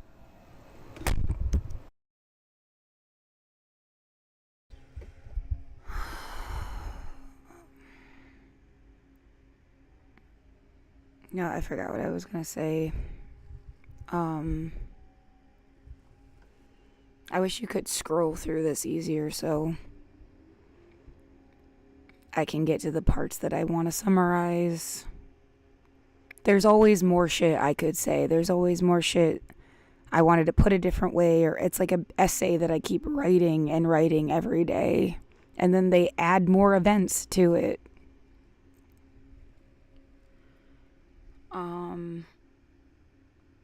Yeah, disability. If there was like, I have become, my body has deteriorated. Could I ever regain the strength I had before 2020? I used to walk 40 minutes to work as a janitor, and walk 40 minutes home. That was my very last job. I had it from August of 2019 until February of 2020. There was mold in the building. They didn't take care of it. There was some shit about putting me someplace else, but I didn't trust them. And I lost my job. Unemployment declared it not my fault, and I was granted unemployment, but I never collected. And then the pandemics happened and everything got rolled into assistance programs, the CARES Act, the American Rescue Plan. That paid my rent for 2 years, but like every 3 months I thought I was going to get evicted and die. And then it would be at the last second that they're extending the eviction moratorium. I mean, so again, like, this couldn't feel more like the government killed everybody, dude. If you could be killed, they killed you. For what, not going outside? I've been getting sick since I was in 5th fucking grade. And then, well, I just had to disclose that over and over again, and no one cared. Like, and that was just the first 2 years. And then my dad died in 2022. I was left with $100,000 that I never expected. I would have thought there'd be nothing. We're poor. My family is poor and disabled.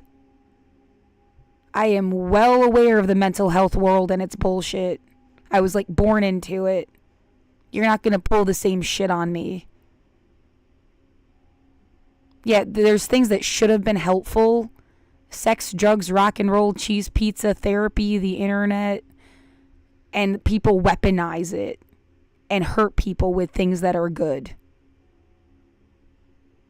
That's a nice lesson to fucking learn. And to realize when the difference.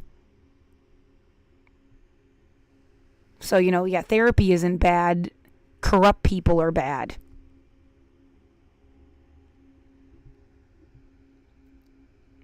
Anyway,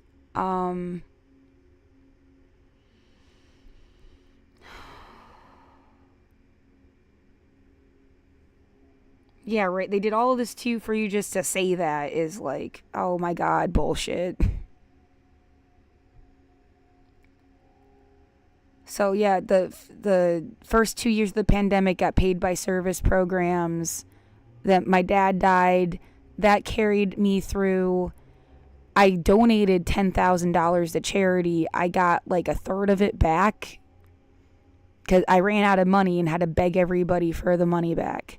A third of them gave me the money back. Yeah, the others mysteriously couldn't, which, because a third of them could, felt like really bogus, honestly. That, yeah, they had some excuse they couldn't. But anyway, grateful to those who helped. And it's like, oh yeah, you're a charity organization or a human rights organization. What's the best word for it? Like, you're supposed to care about people.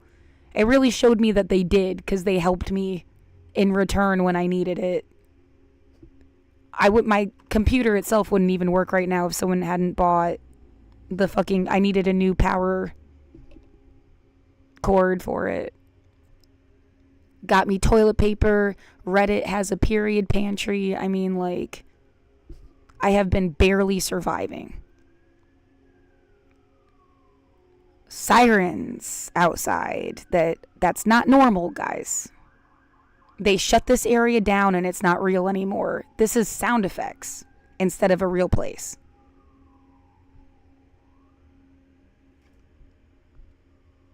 That's fucking stupid. It's like, oh my God, please, quick, act like it's a normal place again. Quick. All that stuff that never bothered you before, and now it's like cruel. Because they used like motorcycles. I never gave a fuck about motorcycles. I didn't register them driving by.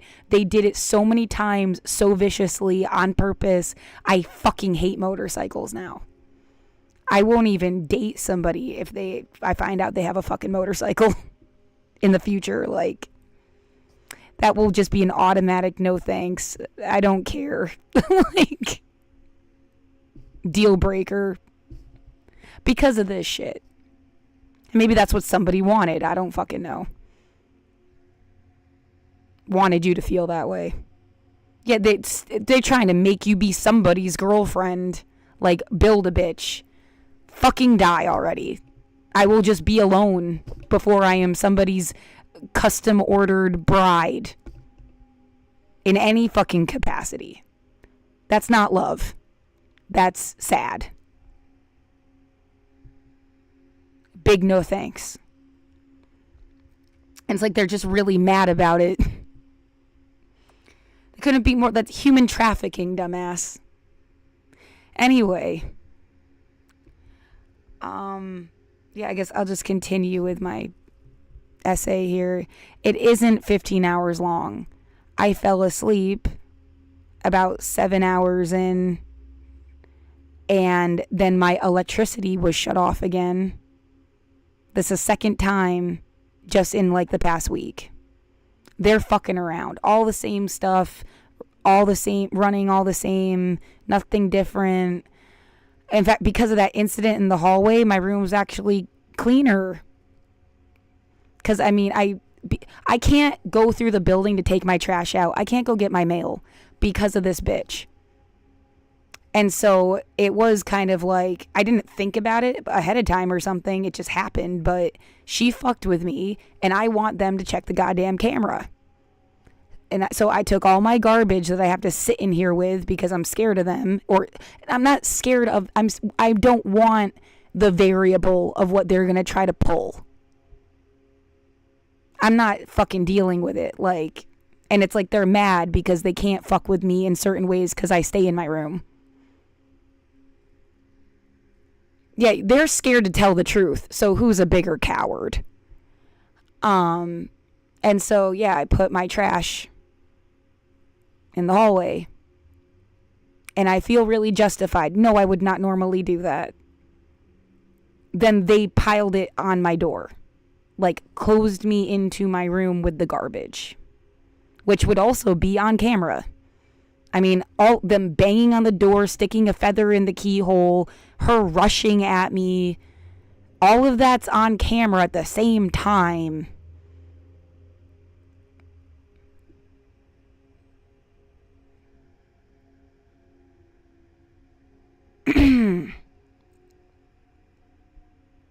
So, and yeah, looking out my door right now, I haven't opened it for a minute. It looks like they might have taken the trash, which in some ways is nice. In some ways, but like they haven't replied to the email. They're gonna just like act like this didn't happen. And that's why it was so important to do this video again when it wasn't uploading, even if I'm over data or whatever, because having that video of them fucking from my camera inside in my phone, they're not gonna fucking help me. All I can do to save myself is have my own recording equipment. I need internet, I need electricity, I need data, I need space to save stuff. I need to be able to upload to protect myself for survival. It's not just like fun. The last time I tried to play a fucking video game, I should be able to stream video games and watch the news at the same time, monetize that, and have a life. Like all these other people do. The last time I tried to play a fucking video game, they gassed my apartment. They run shit outside that fucks with my stream. Like, they're not even letting me do the possible thing I could do remotely. When it's like my only fucking option.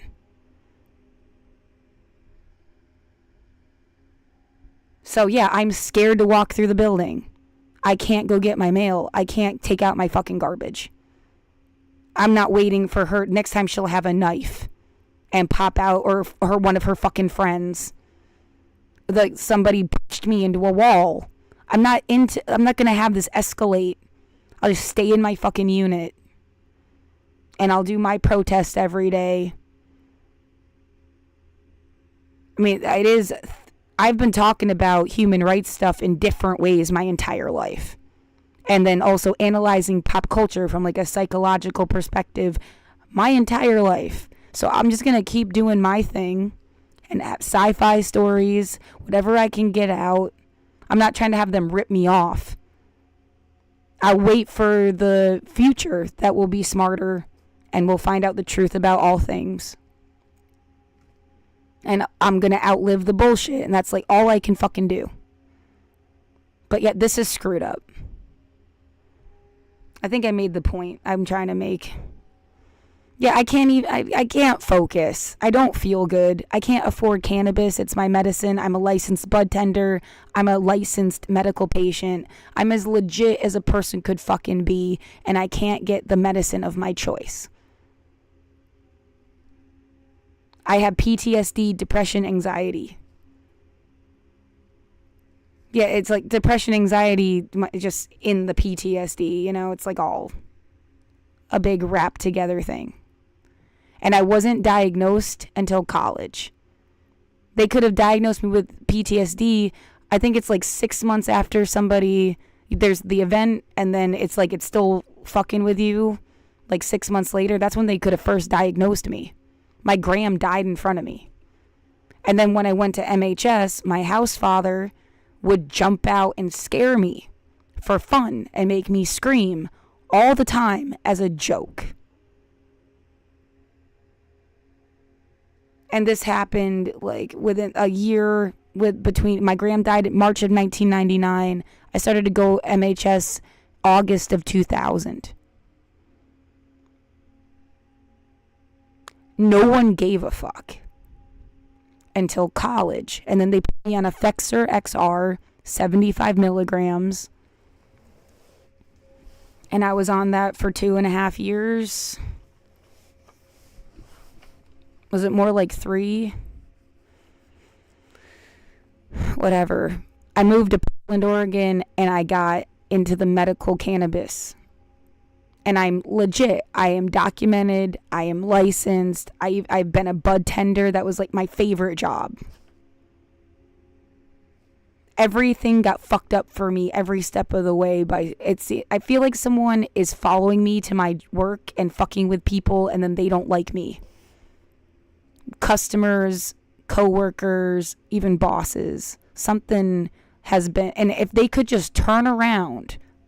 People that fucked with me, if they could turn around and say who got them to do it, oh my God, you'd like save the world. You would save the fucking world.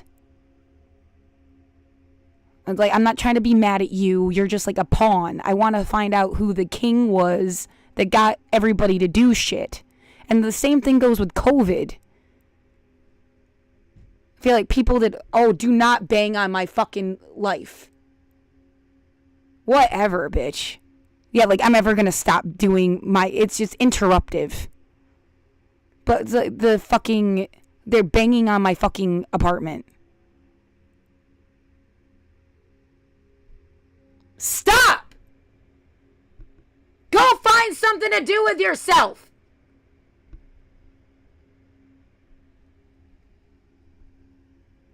What, 14.9 million people dead. I think I play this later in the fucking thing, but I'll play it now. You can't tell me it wasn't serious. It's been like a fucking Holocaust.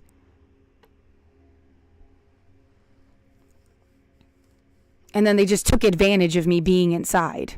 I've been getting sick since 5th grade. On antibiotics. So many times. Fuck you. Just fuck you. Of course I'm upset. No, this isn't your chance to teach me how to be upset in a nice way. Get the fuck away from me. 14.9 million excess deaths associated with the COVID-19 pandemic in 2020 and 2021. New estimates from the World Health Organization, WHO, show that the full death toll associated directly or indirectly with the COVID-19 pandemic, described as excess mortality, between January 1, 2020 and December 31, 2021 was approximately 14.9 million, range 13.3 million to 16.6 million.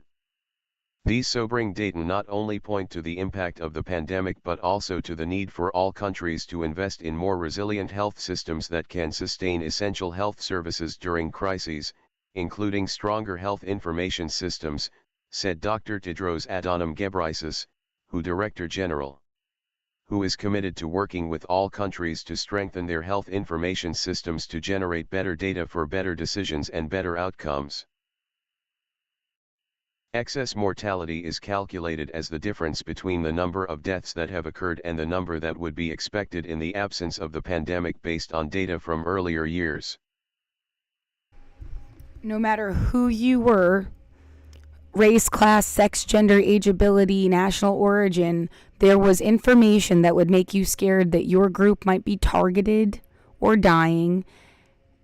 And then, the final data indicates Black people were disproportionately affected, and older people and poor people.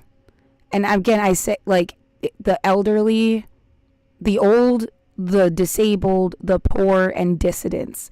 Just like the Holocaust. But instead of being like, oh, let's make sure this stops, someone is attacking me.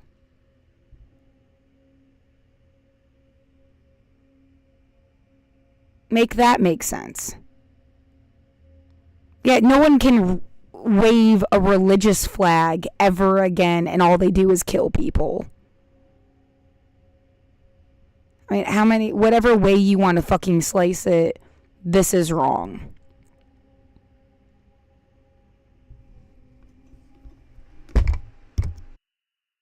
Yeah, and I think it was orchestrated. I think viruses are real, vaccines are real, science is real. People manipulate and weaponize things and ruin them. COVID feels like a sci-fi written by a religious person. Especially because no one seems to give a fuck after 2 years of it. Now that someone just has it in their back pocket how they can shut the world down when they need to.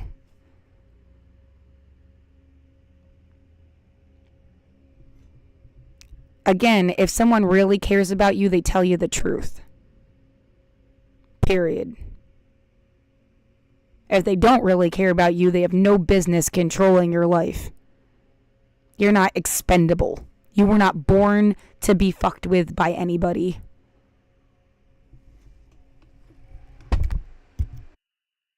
Excess mortality includes deaths associated with COVID-19 directly, due to the disease, or indirectly, due to the pandemic's impact on health systems and society.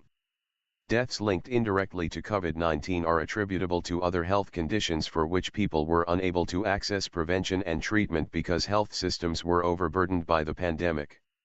The estimated number of excess deaths can be influenced also by deaths averted during the pandemic due to lower risks of certain events, like motor vehicle accidents or occupational injuries. Most of the excess deaths, 84%, are concentrated in Southeast Asia, Europe, and the Americas. Some 68% of excess deaths are concentrated in just 10 countries globally. Middle-income countries account for 81% of the 14.9 million.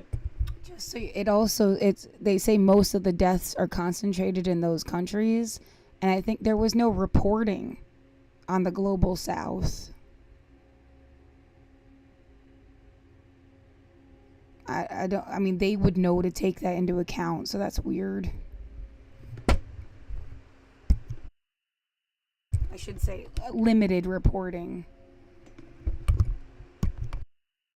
Excess deaths, 53% in lower middle-income countries and 28% in upper middle-income countries, over the 24-month period, with high-income and low-income countries each accounting for 15% and 4%, respectively.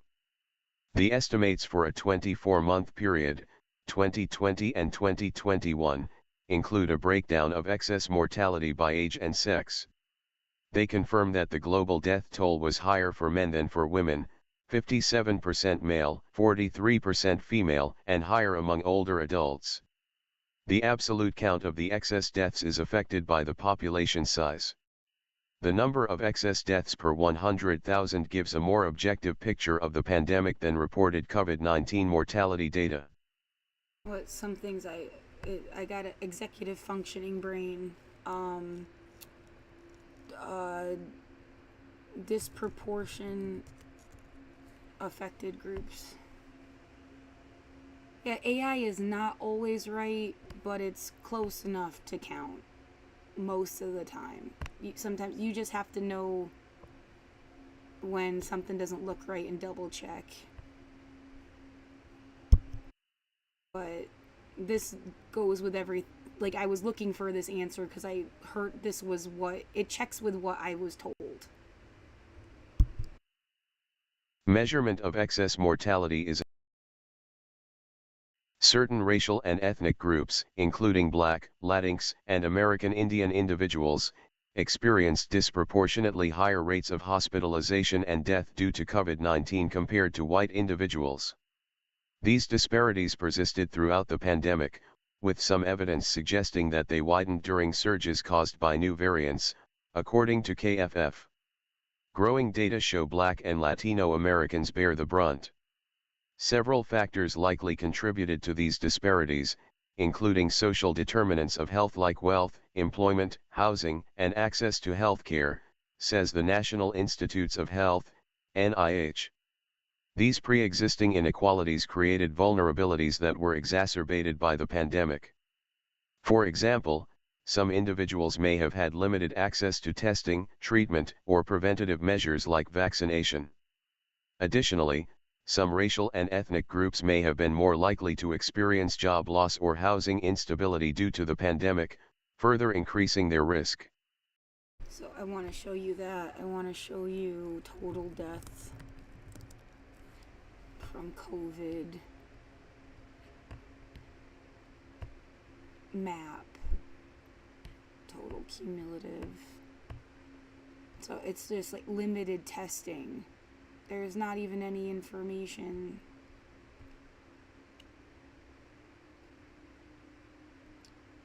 Which, you know, is going to skew data.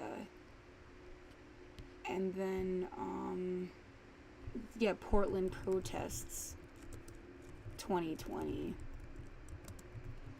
You know, you had 10,000 people, I think, was the what's the highest number of people for protests? 2020 Portland, I think it's like 10,000 people.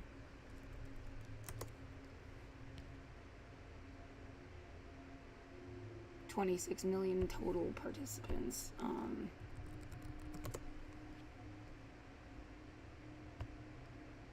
This says between 50 and 100,000 people showed up. I heard the number 10,000. I mean, it took place over, I think at one day, it was 10,000 people. But taking place over 100 days, and then wondering where the fuck all these people are. They got dispersed.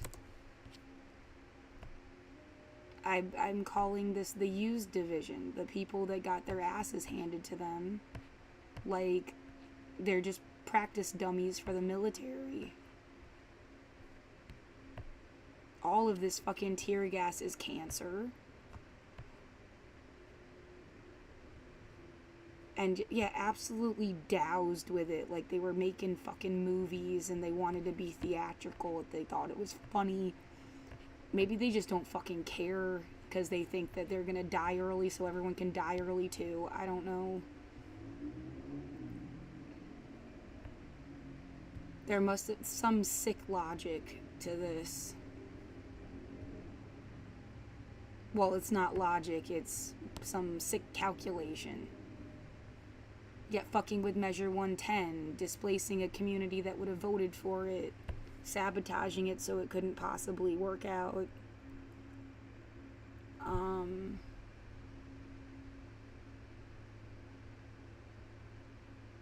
Yeah, who's left? Why don't they don't protest the same way anymore? Change of tactics? Or like, they have PTSD from coming downtown. They got told if they show up at a protest again, they'll get arrested. They're being barricaded in their fucking apartments somewhere and abused that way.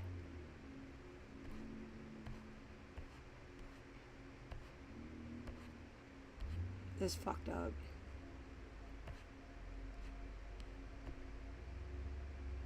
Yeah, everyone uses all sorts of drugs in every part of life. Drugs I would not choose to use myself. From the CEO to the janitor to the president to the cops to the people in the the military sometimes is the one that invent the research chemical that's getting practiced on people. It's a long history of military invented bullshit.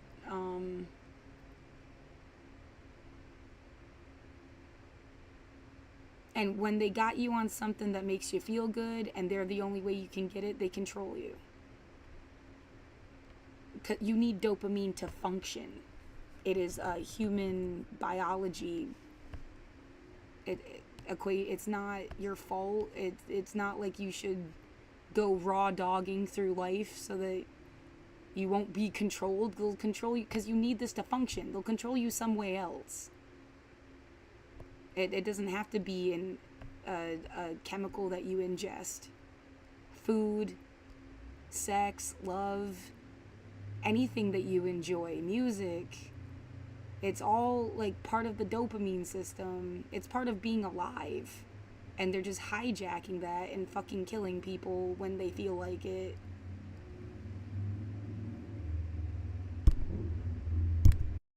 There goes a fucking motorcycle. I couldn't hate you more.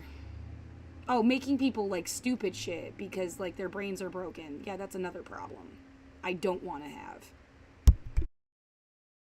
Yes, dopamine is essential for various bodily functions. It's a neurotransmitter that plays a crucial role in movement, motivation, pleasure, and reward. While not the only factor in these processes, dopamine's influence is significant in how we experience and respond to the world. Here's a more detailed look at dopamine's functions. 1. Movement. Dopamine is vital for motor control, and its deficiency can lead to movement disorders like Parkinson's disease. 2. Motivation and reward. Dopamine is a key component of the brain's reward system. It's released when we experience something pleasurable, motivating us to repeat those actions.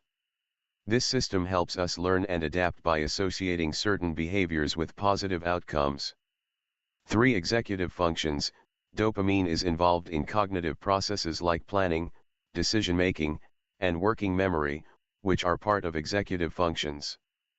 4. Mood and attention. Dopamine influences mood and attention, with imbalances linked to conditions like depression and ADHD. 5. Other functions.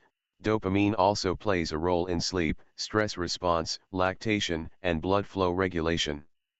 Dopamine's role in pleasure and addiction.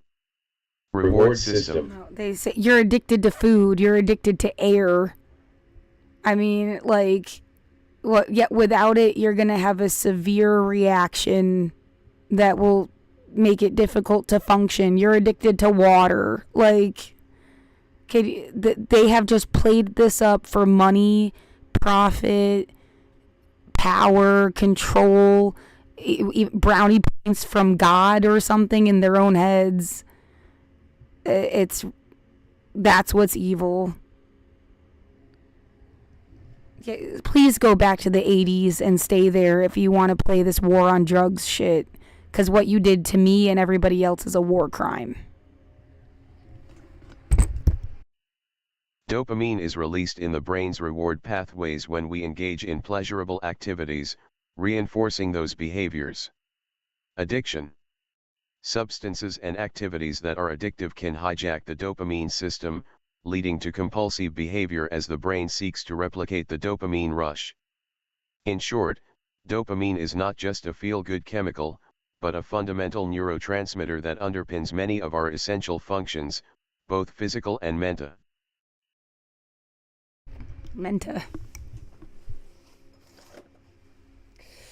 Whatever, yeah. I don't really have time for jokes. I think I made my point again. You're so easily dismissible, it's sad, I know. I mean, it's kind of like that love thing. If anybody cares about you on any level, has love for you as a person, they'll give you some benefit of the doubt. They'll listen. If they're set against you, they hate you and they want to hate you, they're just going to hate you. You can't stop living because haters are going to hate.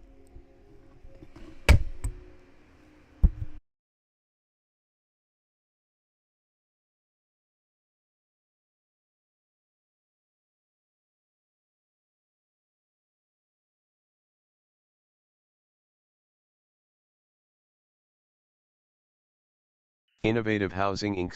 /Pilinus /management and I have said repeatedly and provided a letter. Innovative Housing Inc. /Pilinus /management and anyone who will listen.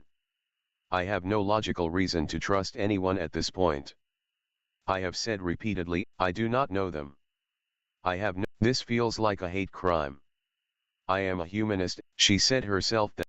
They're pounding on my walls again. Man, if I had to just interpret the concept like you fucked with me and you want me to make peace with you and then save your ass. Is that it? Leave me the fuck alone. That I don't even have. People clearly have been working together. I am anti-war and refuse to be provoked into a fight. People have been I have requested camera checks and provided my own evidence of her attacking my door. This has felt like a scam to break me down and eventually take my stuff and make me unhoused, if not use me for some other purpose for which I do not consent. I have requested camera checks and provided my own evidence of her attacking my door, and then at 11:08 a.m. on June 21st she bull rushed me while opening my door to get my groceries.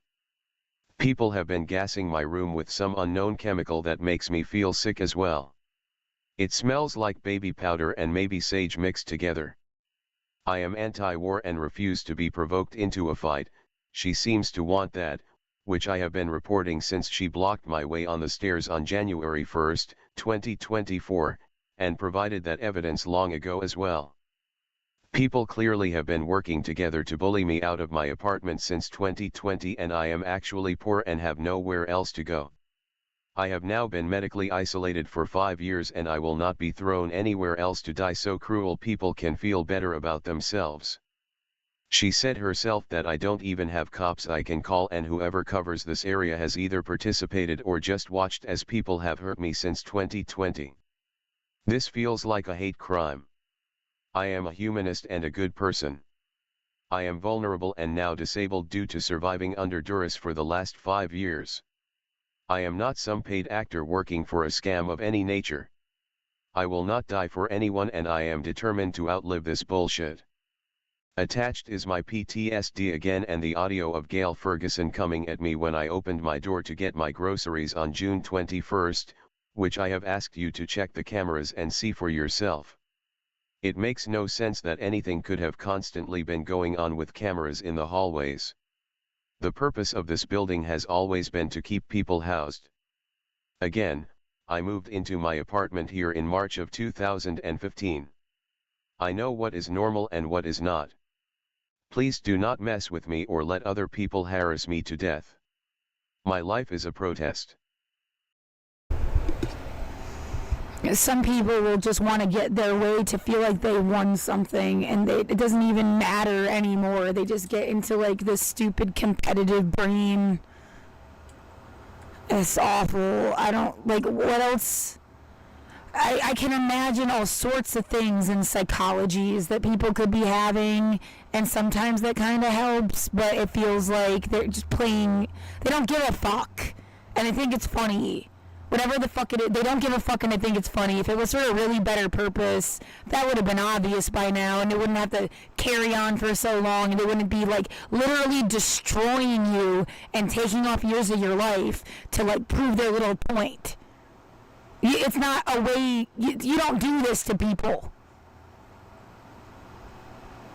So yeah, they just don't care and think shit is funny. That isn't. They want you to be something vicious because they've done vicious, horrible things, and they want to feel more comfortable. That makes sense to me. Like, they're mad because I won't kill anybody and I don't lie. And that's like all they've ever done. You know, they feel uncomfortable. Some shit like that. You know, it takes less energy to just leave me the fuck alone.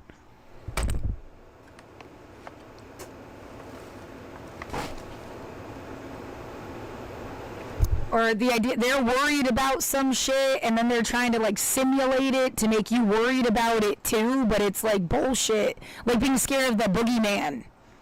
They're scared of the boogeyman, so they tried to play fake boogeyman to make you scared of the boogeyman too. You're ruining everybody's life. Shut the fuck up and go back to school. We should have free school. It doesn't matter if you're 80, you can go back to school. That would have taken up so much of your time and we would have all been better off. Or go fuck somebody. Go have a partner and have consensual adult sex with them. It'd be better off for everybody. Yeah, use protection. Whatever. It's fucking, you want me to make it healthy. But go do something else with your fucking life. We would have all been better off than fuck with people. They've been pulling this shit since before the internet. They're just used to it. And oh my god, it's gonna stop because we have internet now.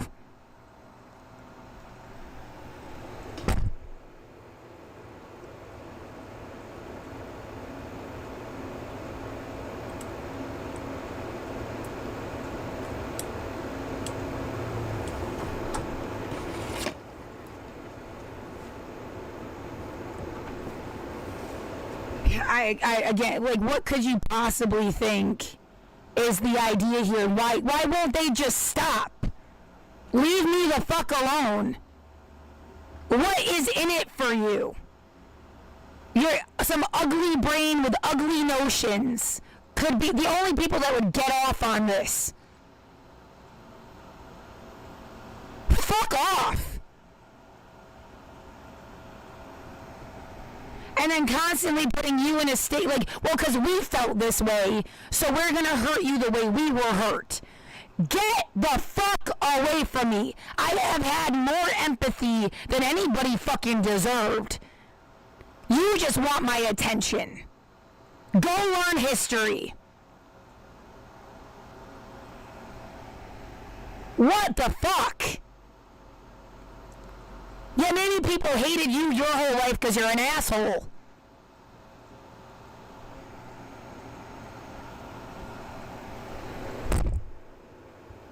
You want to make some like hardcore punk rock music?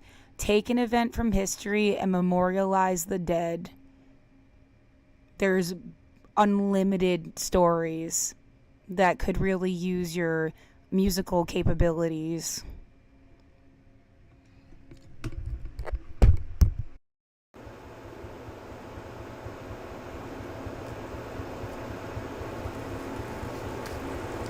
Yeah, just a guess.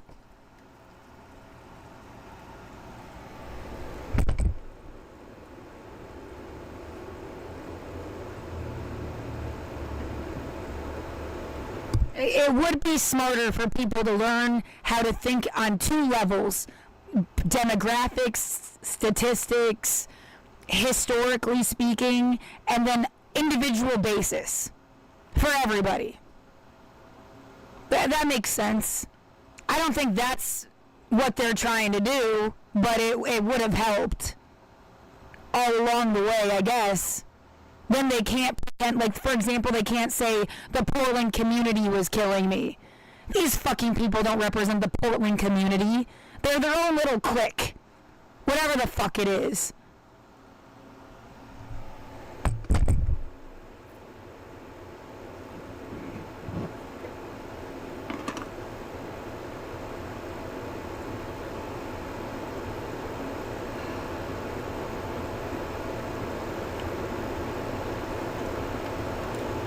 Council in a hypothetical situation, and now they want a budget increase.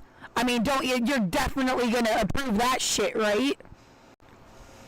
They have set off the goddamn, for the whole building, not just like the one in your unit, the whole building's alarm 30, 40 times since 2020 alone. And it felt like I'm gonna have to wonder about being burned to death. And there was no reason for it to go off. Like they're trying to force people out of the building or something.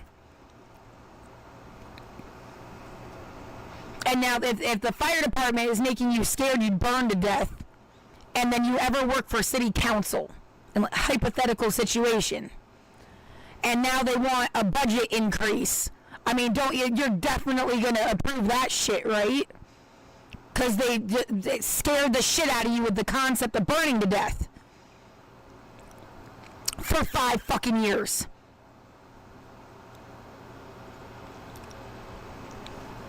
And like that's how they control people. The more powerful people you don't know their names, you don't know what they look like, and they are encircling, fuck 1955, the people that you can see. Yeah, I have examples and stuff, but it feels like, I mean, I've said it so many times now. I guess I'm just working on a curriculum. How to not get fucked by a psych op. Or try not to.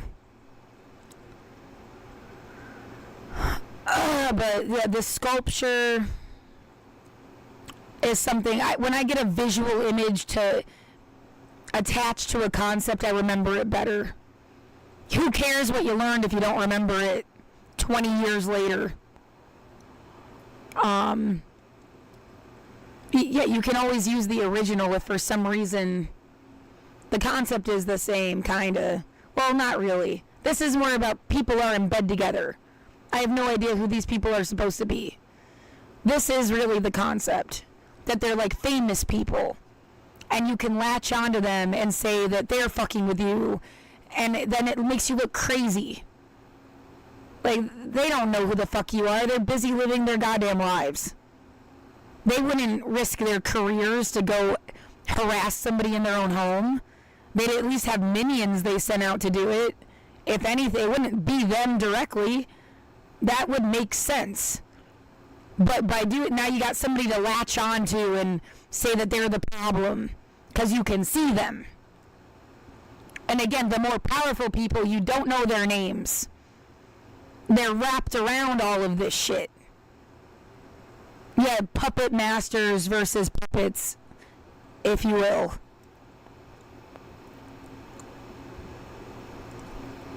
Yeah, that's not a new concept at all.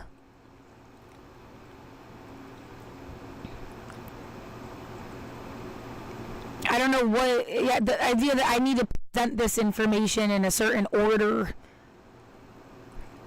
Why would they let me work on it for so long? You know, something just doesn't make sense. We're gonna abuse you so you explain stuff. You're gonna stop.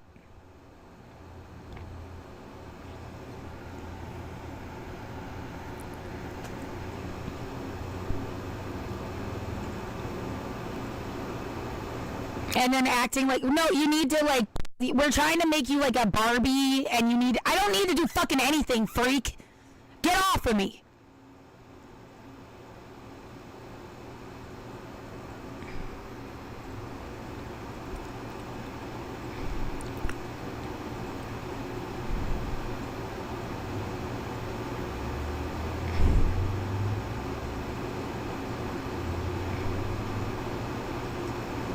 I have said so many things that were like super important, might have saved the world all by itself, to be laughed at. I mean, so it's clear no one gives a fuck about that. They just want to hit you and see what comes out like a piñata. They waste what even comes out.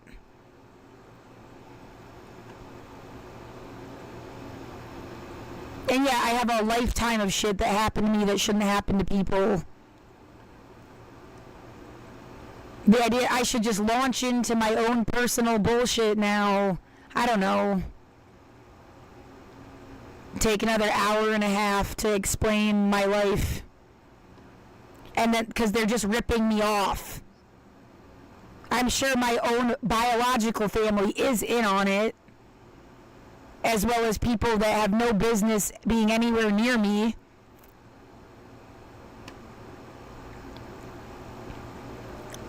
That's been the vibe my whole life.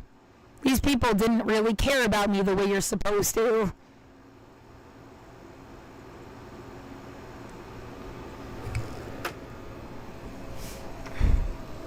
Somebody was always just trying to get more than they ever had.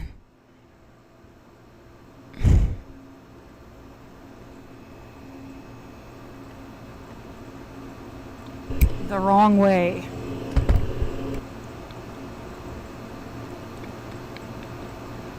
Yeah, what they're fucking around outside with like trying to make it look like my apartment is more than 3 windows long. I don't know what the fuck was in it for them to do that. But yeah, no, I used to have a blanket in the window here. And they got the same one and hung it in their window. As it to try to make it look like my room is 4 windows long. Why would you do that?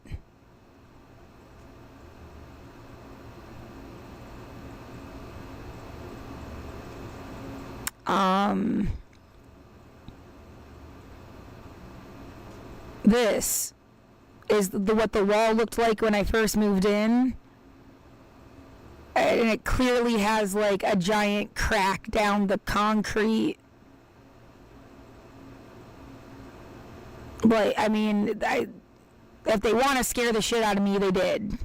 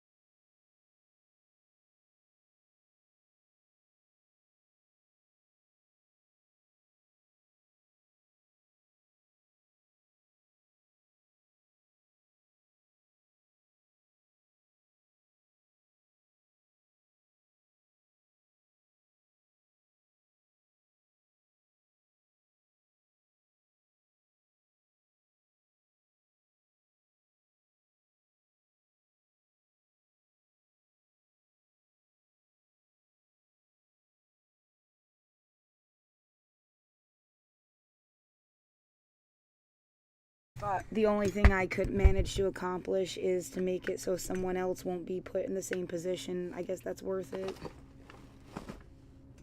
Something good has to come out of this bullshit. I realize now that I was playing it off of external hard drive. That's why it shut off, so I just need to go back. Oh god, I hope it's saving the fucking video. I mean, if, yeah, it's gonna fuck me up, it might as well be worth it. Wait. Plug all my stuff back in.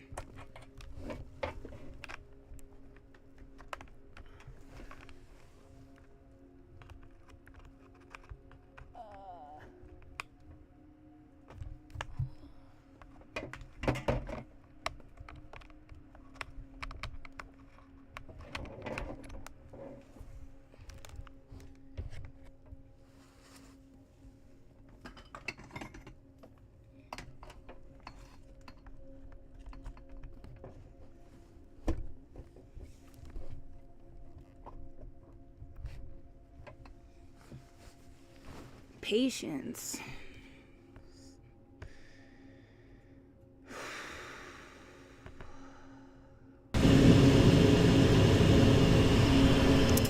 A weird view, the more it's like people look like our parents. D20 and December 31st, 20. I'm pushing it down, I'm pushing it. And they never there yet. Wasn't there. Go there, that wasn't die without. And they, I know a lot of arguments I have. Almost there. There is a cop station thing right at. It's where she whatever. I mean, her name is the. My mom. I don't know any scenarios on my own. Jesus Christ, so long.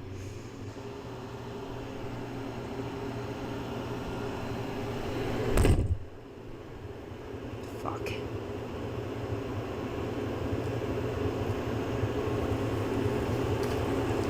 Yeah, just a guess. And I moved into my apartment here in March of 2015.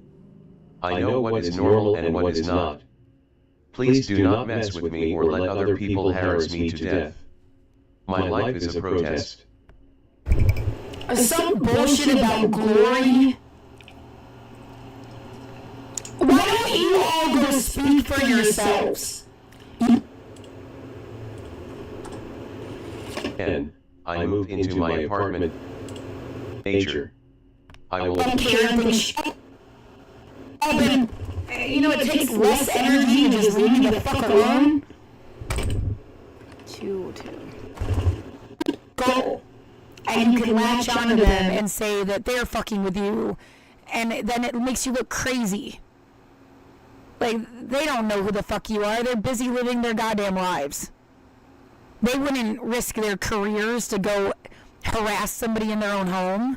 They'd at least have minions they sent out to do it. If anything, it wouldn't be them directly. That would make sense. But by doing it, now you got somebody to latch on to and say that they're the problem. Because you can see them. And again, the more powerful people, you don't know their names. They're wrapped around all of this shit. Yeah, puppet masters versus puppets, if you will.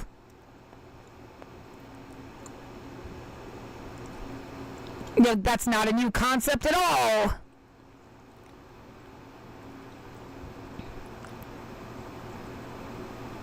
I don't know what, yeah, the idea that I need to present this information in a certain order. Why would they let me work on it for so long?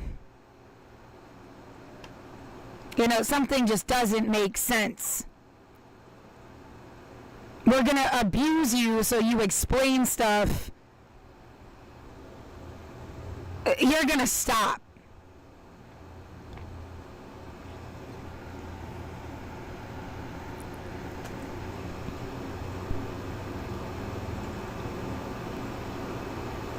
And then acting like, no, you need to like, we're trying to make you like a Barbie and you need, I don't need to do fucking anything, freak. Get off of me.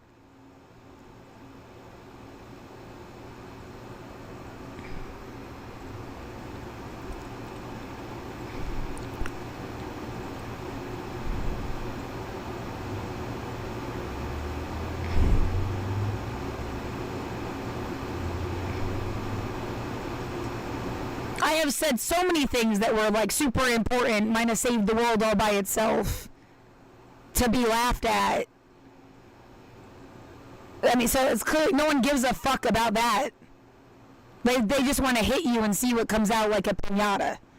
They waste what even comes out.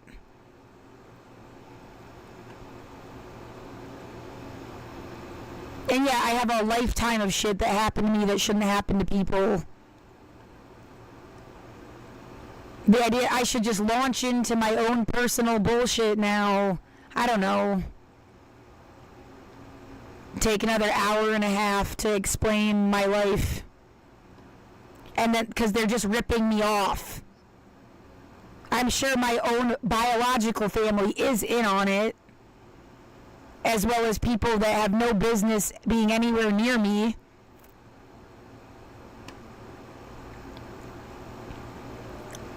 That's been the vibe my whole life. These people didn't really care about me the way you're supposed to.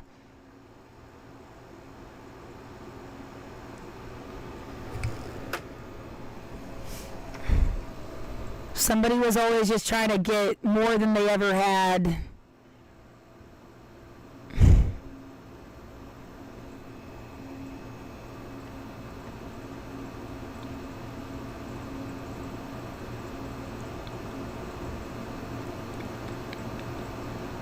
Yeah, what the idea, they're fucking around outside with like trying to make it look like my apartment is more than 3 windows.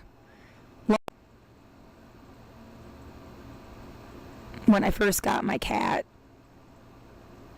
he died in March of 2024. It was traumatic. They were banging on the wall and doing shit outside, like as if they watched my cat die. So that's the level of like evil. And what, they're gonna pretend they're Satanists because they want to fuck up Satanists? These people are Christian bigots that don't care about anybody.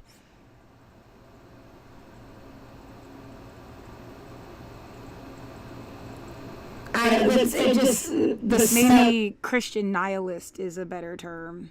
And anybody could be there could be an atheist nihilist, a Christian nihilist, Jewish nihilist, Muslim nihilist, Zoroastrian nihilist, versus like you could call yourself a universal Christian, universal Jew, universal Muslim, universal Zoroastrian, Hindu, Buddhist, what have you, universal atheist.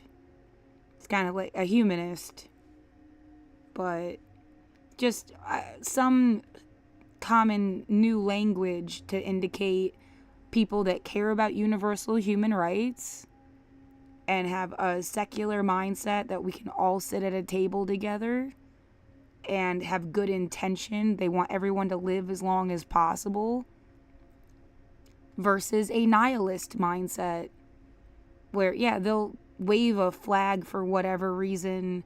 They have their own idea of shit, but they don't care about anybody else or anybody at all, whether they're in their group or not. They don't care about really fucking anything. That's a nihilist. So, I mean, if the world would just split and speak for itself, at least on that level, universalist versus nihilist, then you at least know who you're talking to and what they really give a fuck about. Waste a lot less time. Some bogus joke at everyone's expense. All of it. Like, that what you're fucking trying to pull? We'll just tell them that we love Satan, because then we can fuck with some people. No, you are a monster, and you wave your Christian flag.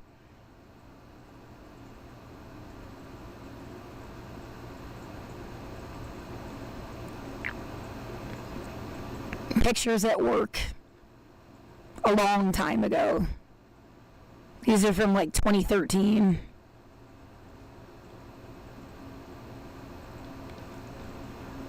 I don't know what, yeah, just going through my shit. It's mine. This is my life. I have a right to the story of my life. Like, if the true, unexaggerated for dramatic effect, honest to what I know story of my life. Everybody has a right to that. I could have had a warning label. It should have said, if you can't be yourself, stay out of my life. Go ahead, assume my life is a movie. What role do you want to play in it? I guess. I mean, that seems to have its own, like, oh, that's why they were fucking with you, because that's exactly what they thought it was going to be. And they wanted to play a role in that movie. But, I mean, it's like that way, or people that thought they'd get away with murder because they thought you would never, like, be heard or seen of again. I'm never getting surgery and changing my face. I'm not changing my name. I'm not going to go run away to the woods. I don't fucking have to do that. Did you? Feel the need to, like, reinvent yourself because you could get away with shit you were before? I don't need to do that.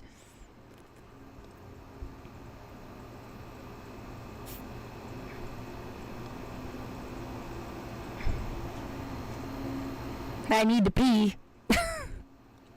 Trying to land this on something worth looking at. Yeah, I had a life full of people that I haven't talked to for years. Wonder who maybe got between everybody and ruined shit. I definitely have had friends. I'm not somebody who, like, was unfriendly or unkind.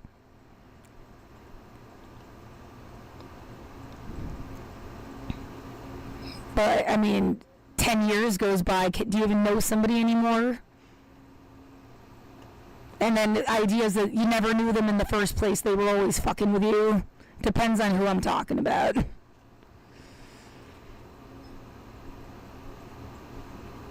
Yeah, Czech Republic for a semester.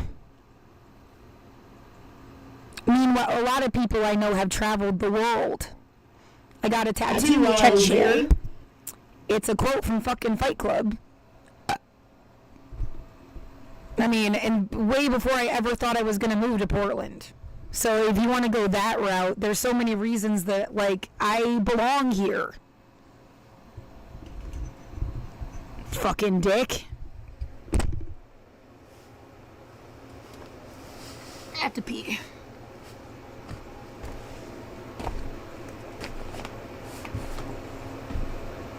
Fuck you. They don't just tell the truth. That's what you have to say. You tell the truth. That's the secret of life. And they're trying to, like, make you go through scenarios that you would never have to worry about because they want to know what you would say.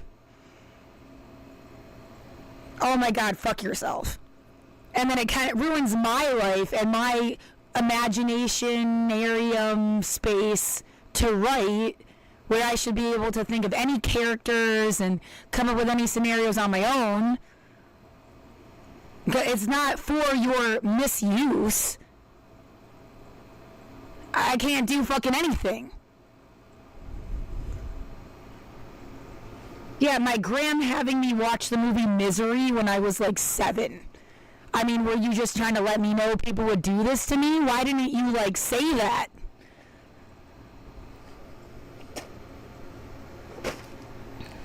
It couldn't be more like literally what's happened. No pun intended. Fuck you.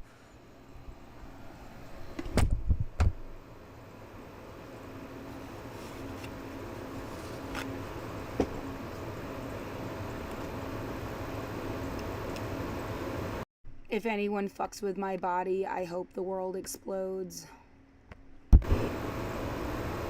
Yeah, oh, yeah, we put people in boxes and make fun of them because they weren't doing something else with their life.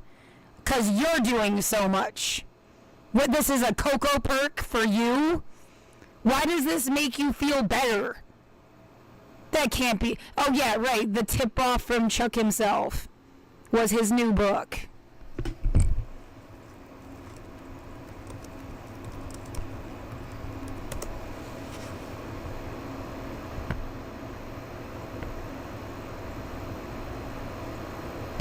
AI Overview.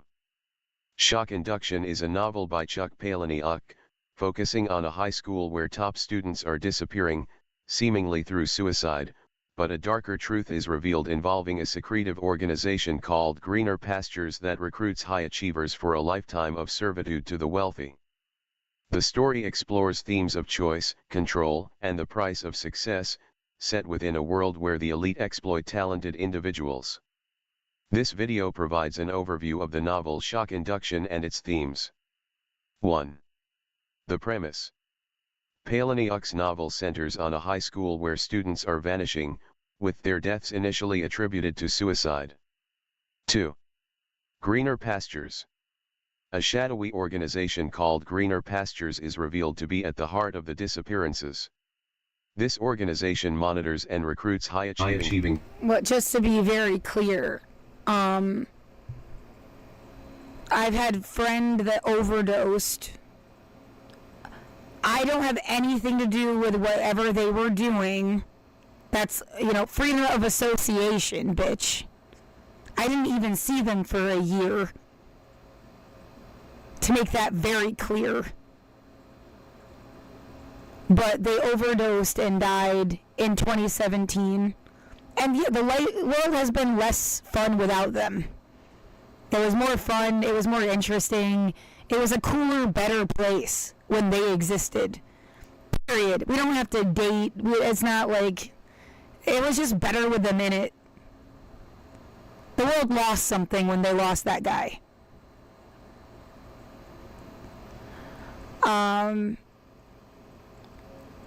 Yeah, for who I knew them to be, someone wants to come at me like, oh, you didn't really know them at all. Well, whatever, bitch.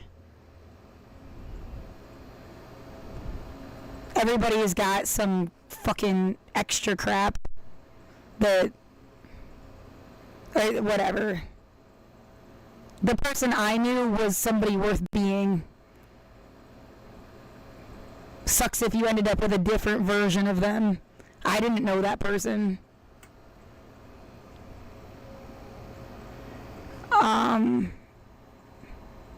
Again, I have a right to the story of my own life.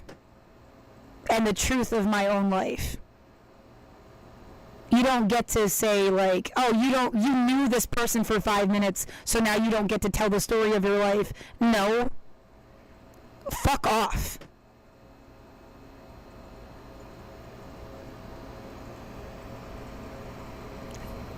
Anyway, they overdosed. Someone in the building was not my friend, really. I didn't know them like that. They were friendly. They were a customer at the liquor store when I worked there. They came in with their girlfriend. They were friendly. They were nice. We never hung out. They died in the building. Somebody told me they had drunk themselves to death and had strangled them or something.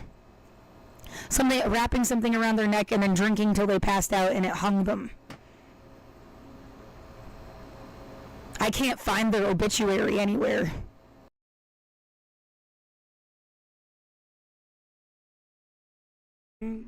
This seems like the only evidence they existed on Earth. And yeah, the lady next door and this guy, their last names are like family names. I don't know if that's on purpose. What the fuck? And, did I pass it already? This.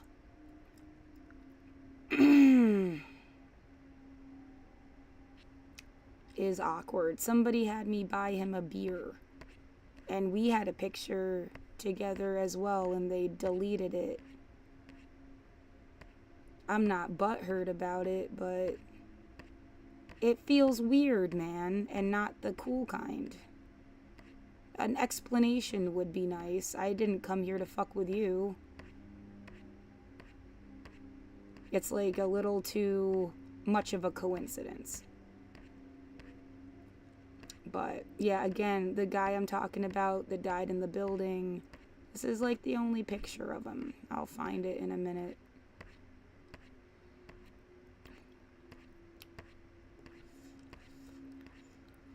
Ugh.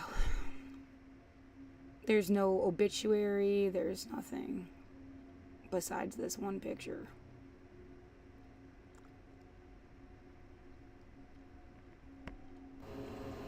And yeah, their last name is kind of like a family name, and so is the lady next door, so that's all very weird on a level that... Yeah, the lady that's been harassing me.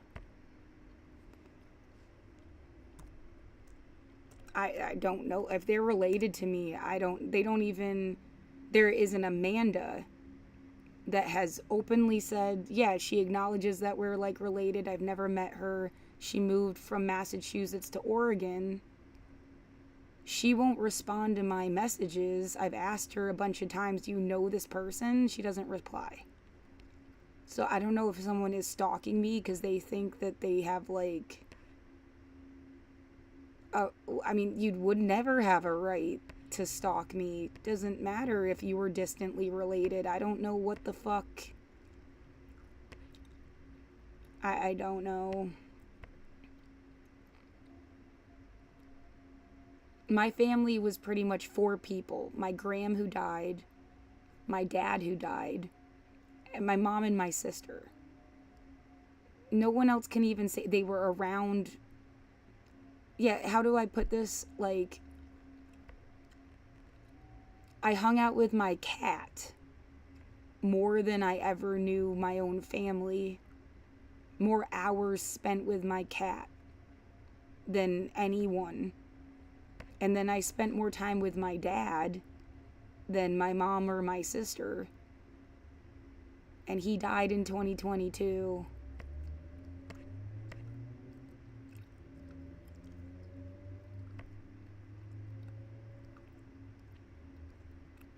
I exist. Why are you mad about it?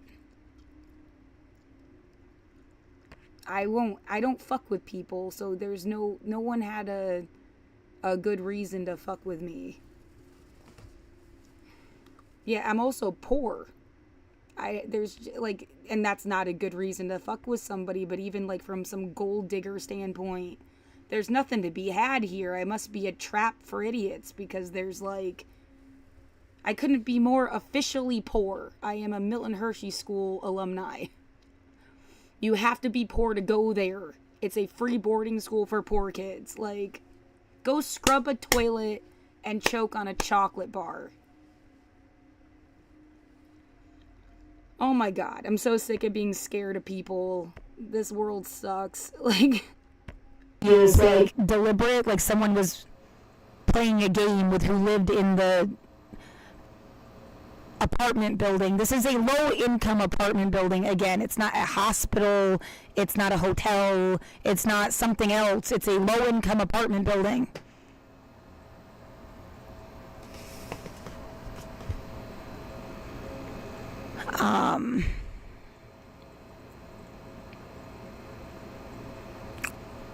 Who else has, and then there's people that passed away. A girl right out of high school, she died of cancer.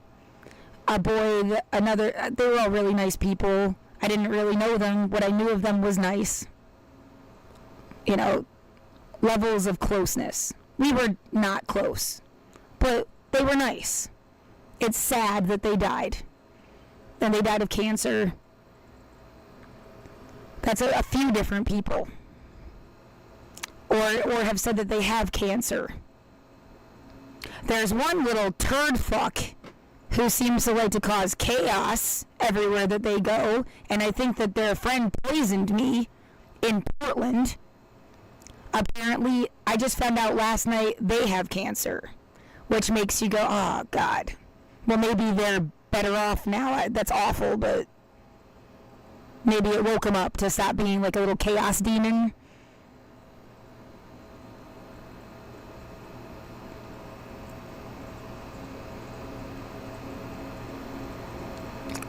But it's more like, rather than suicide, it seems like cancer is the thing that's killing everybody.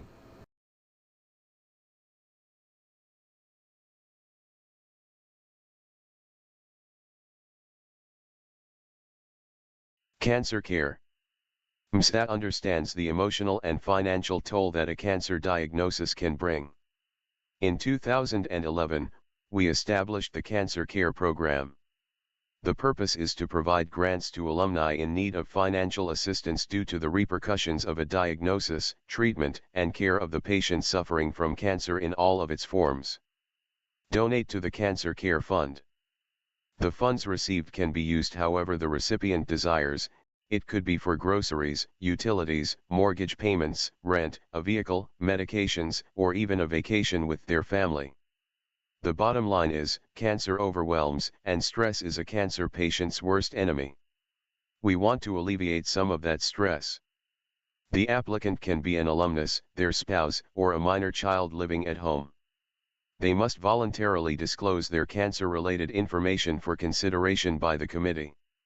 The applicant must agree that the committee may contact them to verify their cancer diagnosis and financial need in order to properly evaluate the application. In order to serve as many applicants as possible, the maximum amount a recipient may receive in any 1 year is $2,000. The recipient's grant year shall be based on the anniversary date of an approved application for funds. Funds may not be issued posthumously. Cancer Care Applicant Form. * Your child must be younger than 19 years old or be a full-time student younger than 24 years old as of the end of the calendar year.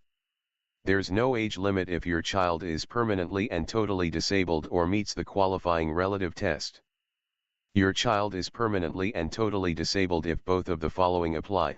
The child cannot engage in any substantial gainful activity because of a physical or mental condition, and it is medically determined that the condition has lasted or can be expected to last at least a year or lead to death.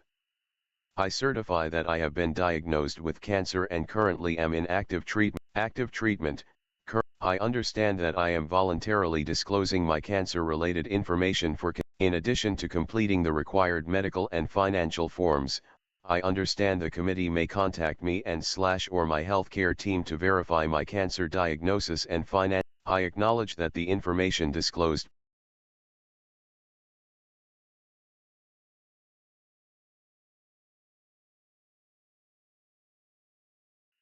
2011 program created. 110 applications granted. $169.000 funds awarded.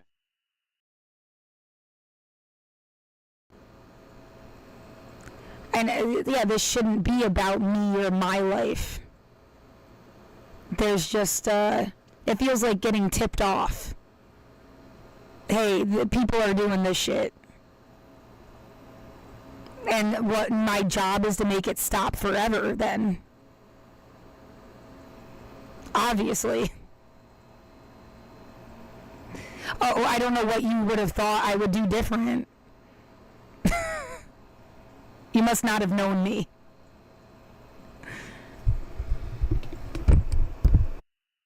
Students, essentially. I'm aware of a lot more than the average student when it comes to the deed of trust and what the school is supposed to do with their money. But, I don't think they are allowed to spend, it's supposed to be nonprofit. So they're supposed to spend the money on the students. I don't think they're not supposed to like open another school on the West Coast, for example. They're not supposed to just give kids money. But I think they started with $7 billion when I started. I'm sorry, they had like $7 billion when I started in the year 2000. The school's been open for 100 years. It makes absolutely no sense. Like someone has been skimming that money and no one's talking about it for fucking decades. That seems really obvious. And maybe they stopped because of how much now suddenly they have compared to what they had when I started in the year 2000. And it doesn't feel like there's a good excuse that people don't have the best fucking healthcare that could be afforded, and you wouldn't even have to you're not going to go through the alumni association and they have to raise money for you. I mean, can you trace if the cancer came from anything at the fucking school? How many kids ended up with cancer? And for people to just not give a shit, they want to roll their eyes and do something else. Something's wrong with you. Yeah, thanks for not giving a fuck. You found like every way you could to not give a fuck. Is more suspicious than anything.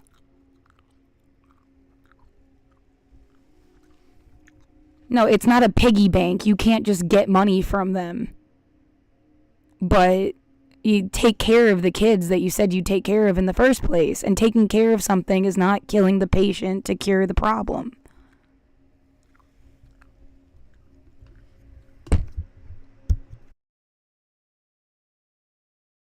buying them from their families in exchange for a lifetime of service. 3. Social commentary. The novel students. Like, oh, you knew this person for 5 minutes, so now you don't get to tell the story of your life. No. Fuck off.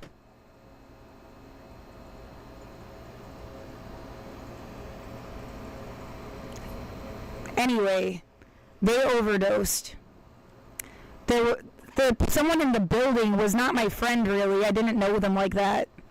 They were friendly. They were a customer at the liquor store when I worked there. They came in with their girlfriend. They were friendly. They were nice. We never hung out. They died in the building. Somebody told me they had drunk themselves to death and had strangled them or something. Somebody wrapping something around their neck and then drinking till they passed out and it hung them. I can't find their obituary anywhere. And yeah, their last name is kind of like a family name, and so is the lady next door, so like that's all very weird on a level that feels like deliberate, like someone was playing a game with who lived in the apartment building. This is a low-income apartment building. Again, it's not a hospital, it's not a hotel, it's not something else. It's a low-income apartment building.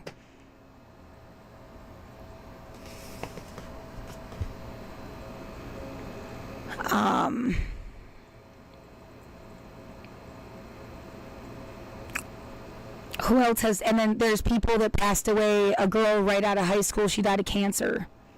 A boy, another, they were all really nice people. I didn't really know them. What I knew of them was nice. You know, levels of closeness. We were not close, but they were nice. It's sad that they died. And they died of cancer. That's a few different people. Or have said that they have cancer. There's one little turd fuck who seems to like to cause chaos everywhere that they go, and I think that their friend poisoned me in Portland. Apparently, I just found out last night they have cancer, which makes you go, oh, God. Well, maybe they're better off now. That's awful, but maybe it woke them up to stop being like a little chaos demon.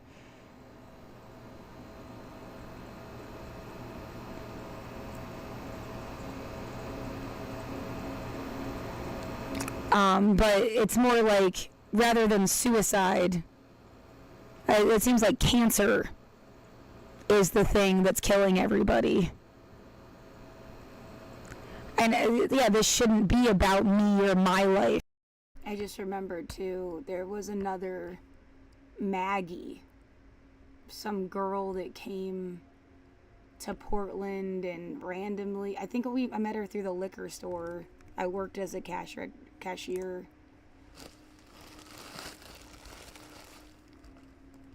She had the same last name. I don't know what the fuck. I'm trying really, I know lots of people could have the same last name. But, you know, how many times when it's not a coincidence. This girl, and you know, she stopped updating her account June 2nd, 2020.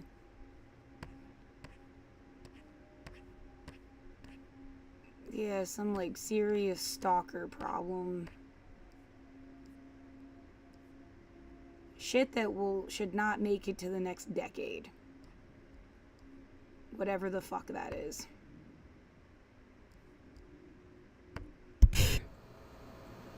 There's just, it feels like getting tipped off. Hey, the people are doing this shit. And what my job is to make it stop forever, then. Obviously. Oh, I don't know what you would have thought I would do different. You must not have known me.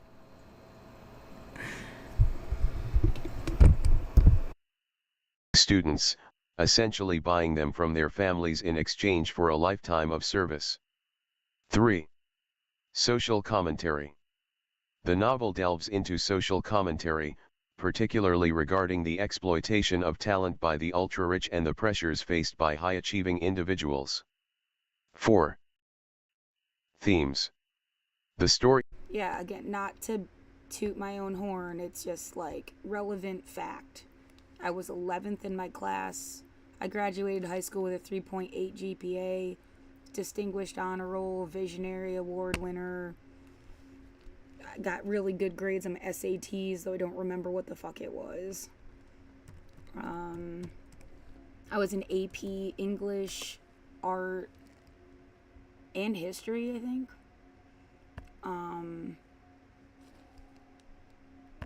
I am a big nerd, bitch.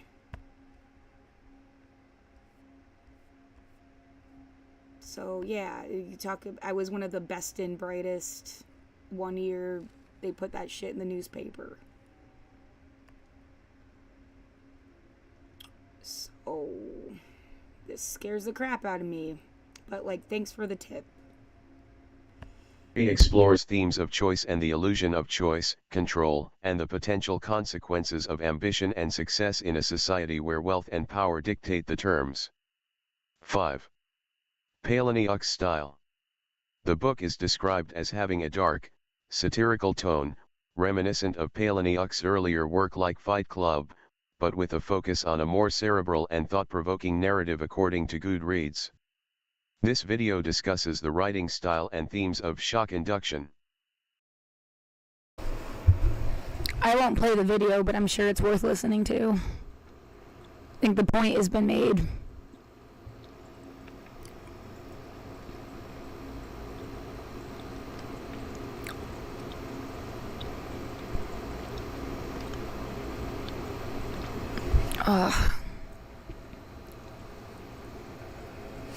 Yeah, you sit in here for 5 years and have to imagine why somebody's doing it to you. All sorts of theories come up. That seems like one of many. It's a bunch of rich people playing, like they stole a Reese's cup and they think of you like a Cocoa Perk. Which made me wonder where the fuck everybody else I went to school with is.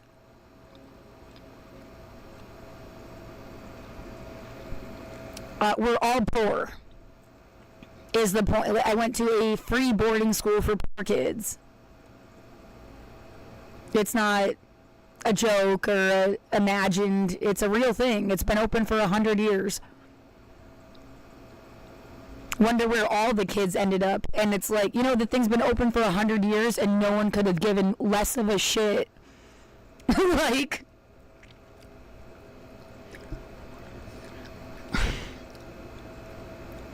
Yeah, they used to milk cows. The idea of just talking about child labor.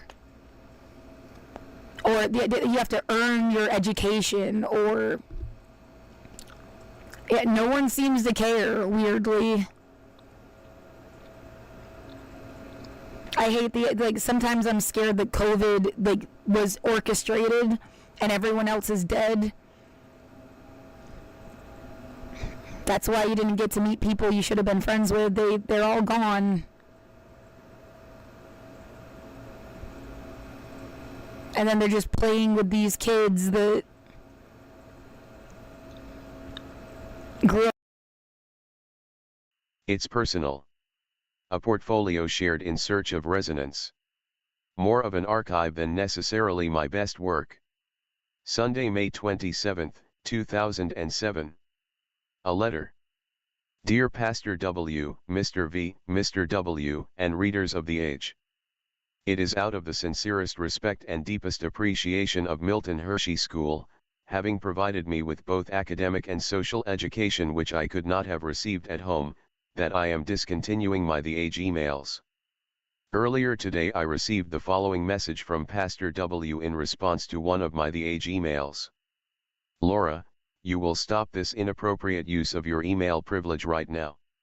You are free to believe whatever you want about God, prayer, and all spiritual things, and, when you're not on the MHS campus, you can practice your belief system any way you would like. But on our campus, belief in the reality of God will be taught and faith in God will be encouraged. If you choose to continue to abuse your email privilege by promoting what is diametrically opposed to the beliefs of the school, your email will be taken away from you. If you want to talk privately about your beliefs, let me know. The purpose of these emails, as the recipients were well aware, was to explore Bible verses and other religious-themed materials. With the disbandment of the high school philosophy club Truth Seekers, I wanted to create an opportunity for my friends to explore both their personal views and alternative ideas with each other.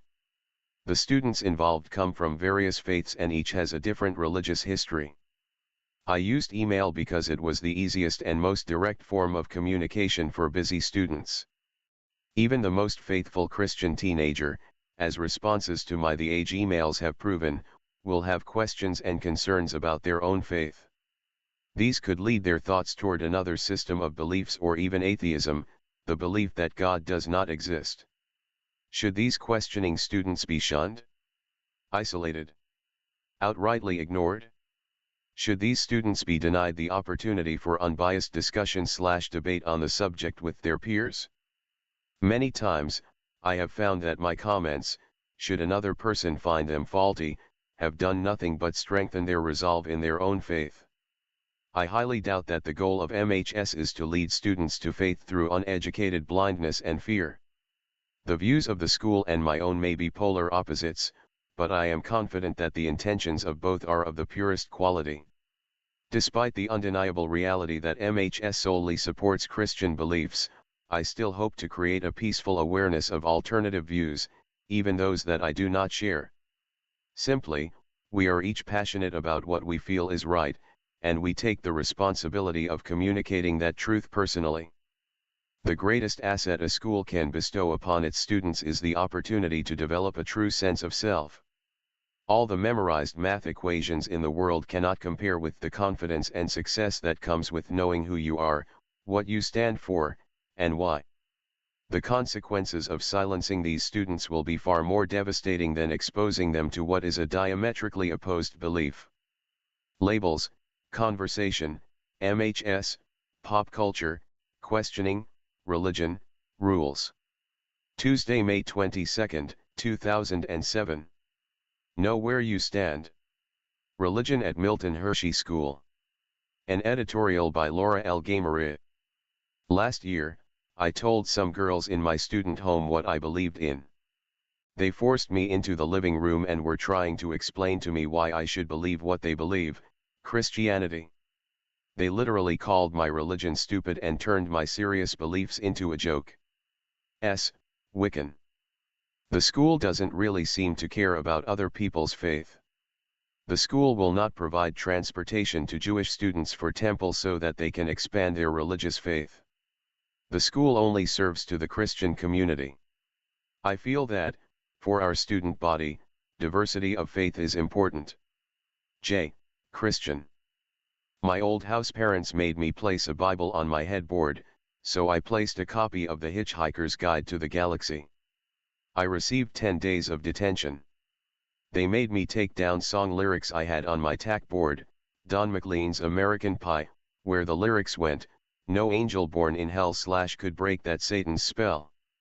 So I put up a lyric from Slayer's Jesus Saves, "For all respect you cannot lust / in an invisible man you place your trust." I received 20 days of detention. I received 3 hours of chores for objecting to Pastor Mike's explanation of euthanasia as killing someone you don't think should live anymore. Most recently, I confronted the school about starting a gay/straight alliance, which is common in schools across America, but was denied even consideration based on the Judeo-Christian values of the school. So, do I feel there is religious intolerance at MHS? Yeah, you could say that. Anonymous, atheist. Is Milton Hershey School intolerant, and even oppressive, when it comes to matters of religion? Whenever the topic of faith is allowed to be broached, the situation can easily transform from a discussion into a riot. The purpose of this editorial is to explore, from the perspective of various members of the MHS community, the issue of religion for senior hall students. While Christianity is, by far, the most common standing on religion at Milton Hershey School, it is not the only one. Muslims, Jews, Buddhists, Jainists, Wiccans, and atheists walk the halls and vacuum the service porch along with everybody else. Yet at MHS, any inquiry about recognizing beliefs, other than Christianity, is usually answered by house parents and administration alike with, Milton and Catherine Hershey were Christians, and so our school is established on their faith. While students may cringe about this, the adults are right. Kind of. The Hershey Archives, www.hersheyarchives.org, explains, both the Hershey and Snavely families were originally Mennonite. However, though Milton's mother was a staunch member of the Reformed Mennonite Church, formal religion was never a part of Milton Hershey's life. When he was asked once what his religion was, he is said to have replied, "The Golden Rule." The Golden Rule, of course, is do unto others, as you would have them do unto you.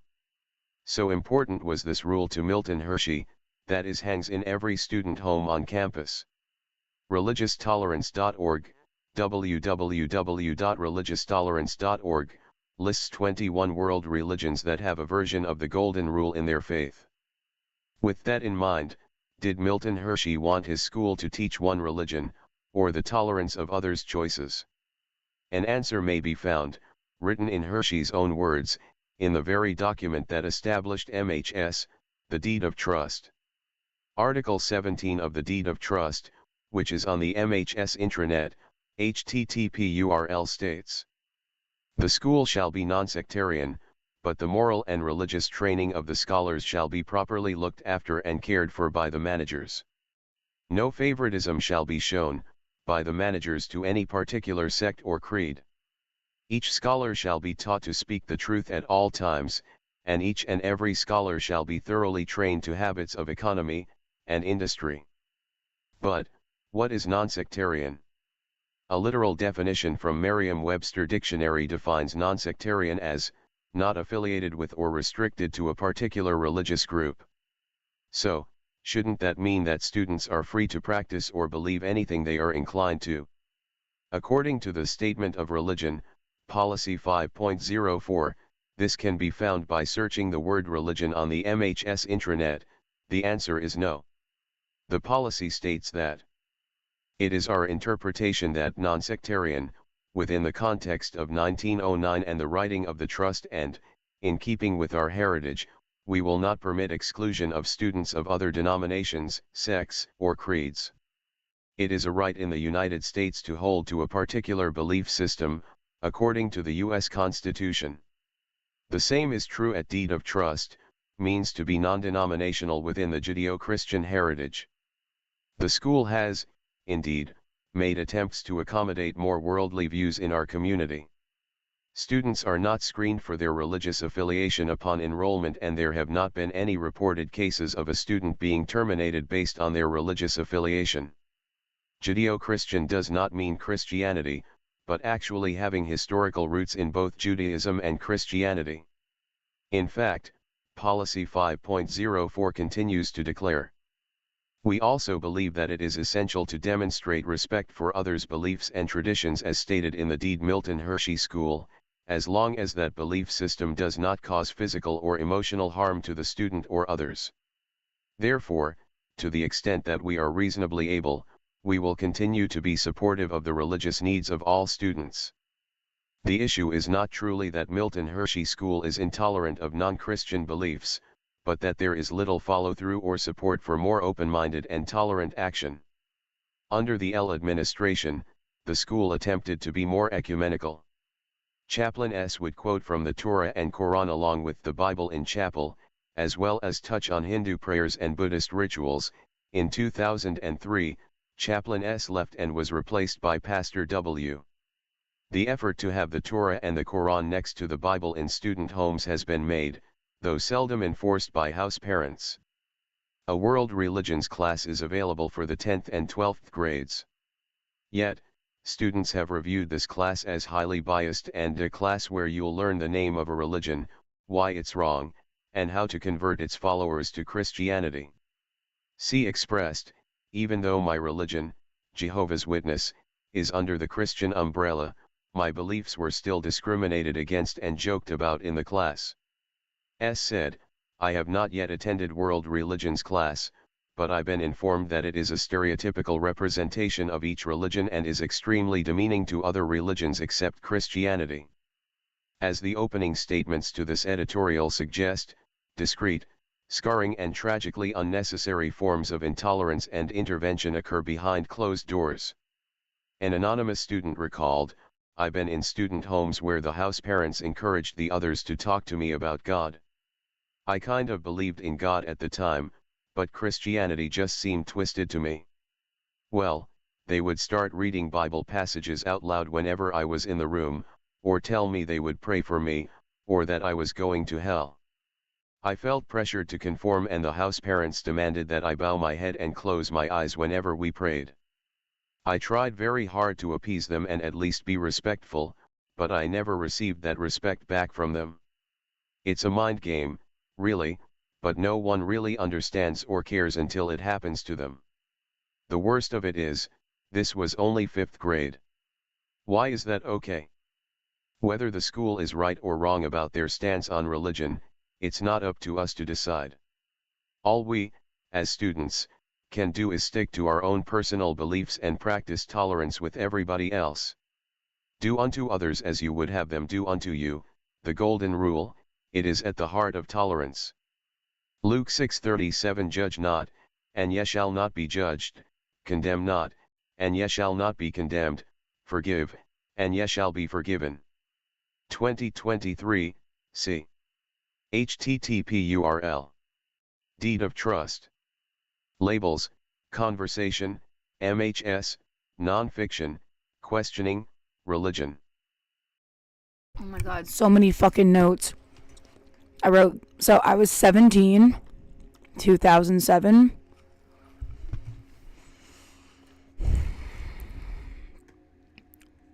Oof. Yeah, we already went over universalist or humanist, so we can at least be on the same page about universal human rights.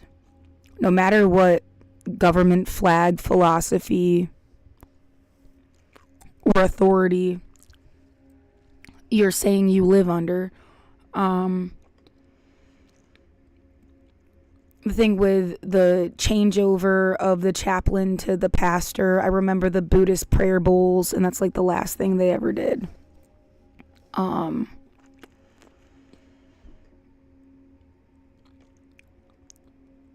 Yeah, I should have paused and spoke while it was going, because now it's hard to get everything I was thinking back together. Yeah, oh, you have to be a perfect example of something or no one's ever going to take you seriously. Smart people know better. Yeah, whatever your idea of perfect is, it's phony because there's no such thing. The Judeo-Christian thing. Okay, yeah, there was like 3 people that ever celebrated Ramadan. There was a girl that was Jewish. Then we lived in a student home for like a month or something. She got in trouble and transferred student homes. I feel bad because like she had a picture of the house parent's daughter. She wrote the word bitch on it. We were little kids, talking like 5th, 6th grade. It's not an excuse, but like, well, I said something because I thought it was mean, but it's also like the house parents wanted you to tell on each other. Yeah, you get like the reputation as like a tattletale as a 5th grader. Yeah, ask me why. I would never be a fucking cop.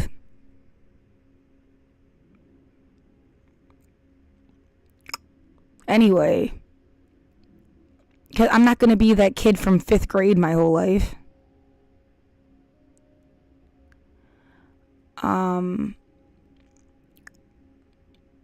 I just wanted somebody to love me, thought that's what they wanted me to do. So she got a transfer because of that, and she actually thanked me later that she got the fuck out of that house. So, like, it worked out for her. She went to be a lawyer went on in life to be a lawyer. She was Jewish. And then there was a boy, he called himself the Hebrew Hammer. You know, as appreciatively.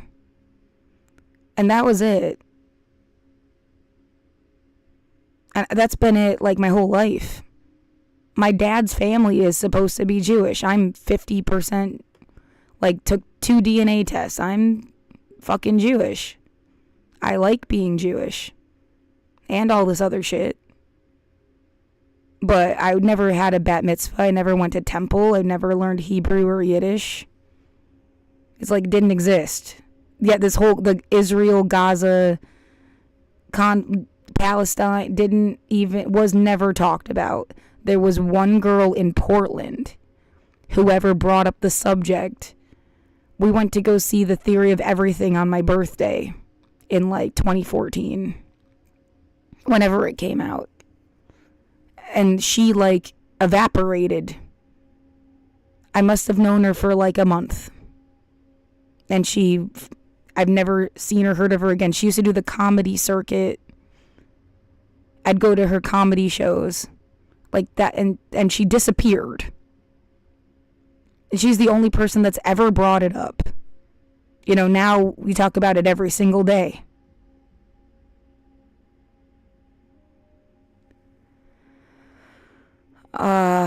There's no reason I should go to Israel. That's some kind of Christian Zionist plot thing. Yeah, thank Hassan Piker for explaining that. Be funny if he was talking about it. Hold on. Right now, it's about 1:15 Moscow time. This thing is going very well for Vladimir Putin. I promise you. He's probably staying up watching us right now. How you doing, Vlad? That's absolutely right. And I'm wondering whether the Democratic moderates want Bernie Sanders to be president. I mean, that's maybe too exciting a question to raise. They don't like Trump at all. Do they want Bernie Sanders to take over the Democratic Party in perpetuity? largely people of color. Of those, the majority are Latino, and they are clearly, at least from eyeballing it, strongly in favor of Bernie Sanders, with Joe Biden coming in second. No one. I was there, bro. I was there. I was fucking there. I watched it happen. You don't understand. You don't understand. Oh my God. Is this how unks talk about like NBA in the 90s or some shit? I was there.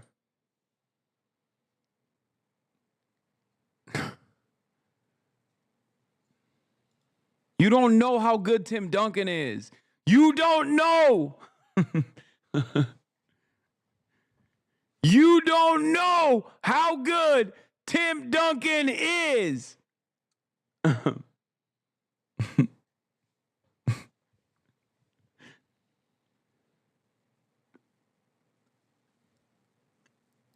It was just like, it was Operation Rat Fuck, dude. They were losing their goddamn minds, dude. Yeah, this was what I was looking for. Like, in all sincerity, this fucking piece of shit, in all sincerity, said this. I have my own views of the word socialist, and I'll be glad to share them with you in private. And they go back to the early 1950s. I have an attitude about them. I remember the Cold War. I have an attitude towards Castro. I believe if Castro and the Reds had won the Cold War, there would have been executions in Central Park, and I might have been one of the ones getting executed. And certain other people would be there cheering, okay? So I have a problem with people who took the other side. I don't know who Bernie supports over these years. I don't know what he means by social. 1 week it's Denmark. We're going to be like Denmark. Okay, that's harmless. That's basically a capitalist country with a lot of good social welfare programs. Denmark is harmless. He's pretty clearly in the Denmark category, yeah. Are you sure? How do you know? Did he tell you that? Well, I mean, that's what he says, and that's what his agenda calls for, right? Yeah. He's not calling for any... Let's see. Let's figure that one out. Well, we haven't seen a campaign yet where video of him praising the other version, Right. which is Castro, has been used. Well, but it will be used. That's a question we of haven't seen how that plays out. Of how tangible, what the effect that has. Well, what does he think of Castro? That's a great question. What did you think of Fidelismo? We all thought he was great when he first. I thought he was cheering like mad for him when he first went in, and then he became a communist and started shooting every one of his enemies. Okay, hold those thoughts on the Cuban Revolution. I have to go back to the spin room and Democratic.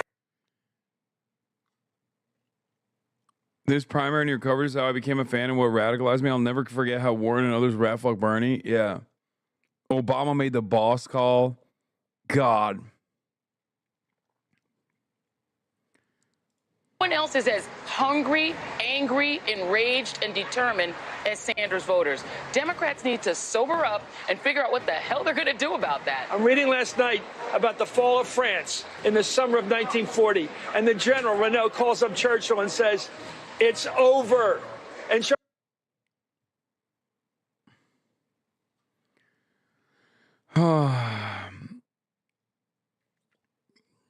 First 2016 primary, it was super delegates, and it was a faucet of anti-Bernie sentiment with an objectively weak candidate that they propped up, Hillary Clinton. And then in 2020, again, another objectively weak candidate was propped up, and the only thing that people would say is all the voters are actually moderate, you're delusional, all the voters are moderate, they love Joe Biden, nobody wanted Joe Biden, but they were like, he's the guy to win it, he's the guy to win it, he's the guy to win it, he's the guy to win it. Holy shit, is Adam watching? Maybe.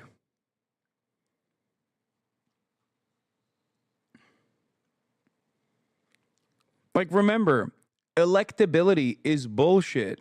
It's not a real metric. It is the only thing you use when you have no policy. And Joe Biden was utterly devoid of policy, which is precisely why what carried him in the primaries from all of the outlets that were covering the primaries was electability. Mamdami. Yeah. Bernie lost because he did not. Bernie was going to never win us on. Bernie lost because he did not reach voters like me. 73-month subscriber. Literally brainworms. People who are still in the hood, not some burbs. I want to fucking Brian kill me, dude. You're still doing the dumb fuck MSNBC line, dude. Bernard wasn't in the hood with me. He was not in the fucking hood. People in the hood don't fuck with Bernie. Okay, they fuck with Joe Biden, dude. Great. Like, what do you mean? What do you mean? What do you fucking mean, dude? Put me out of my fucking misery. Jesus Christ. Joe Biden was not in the hood either.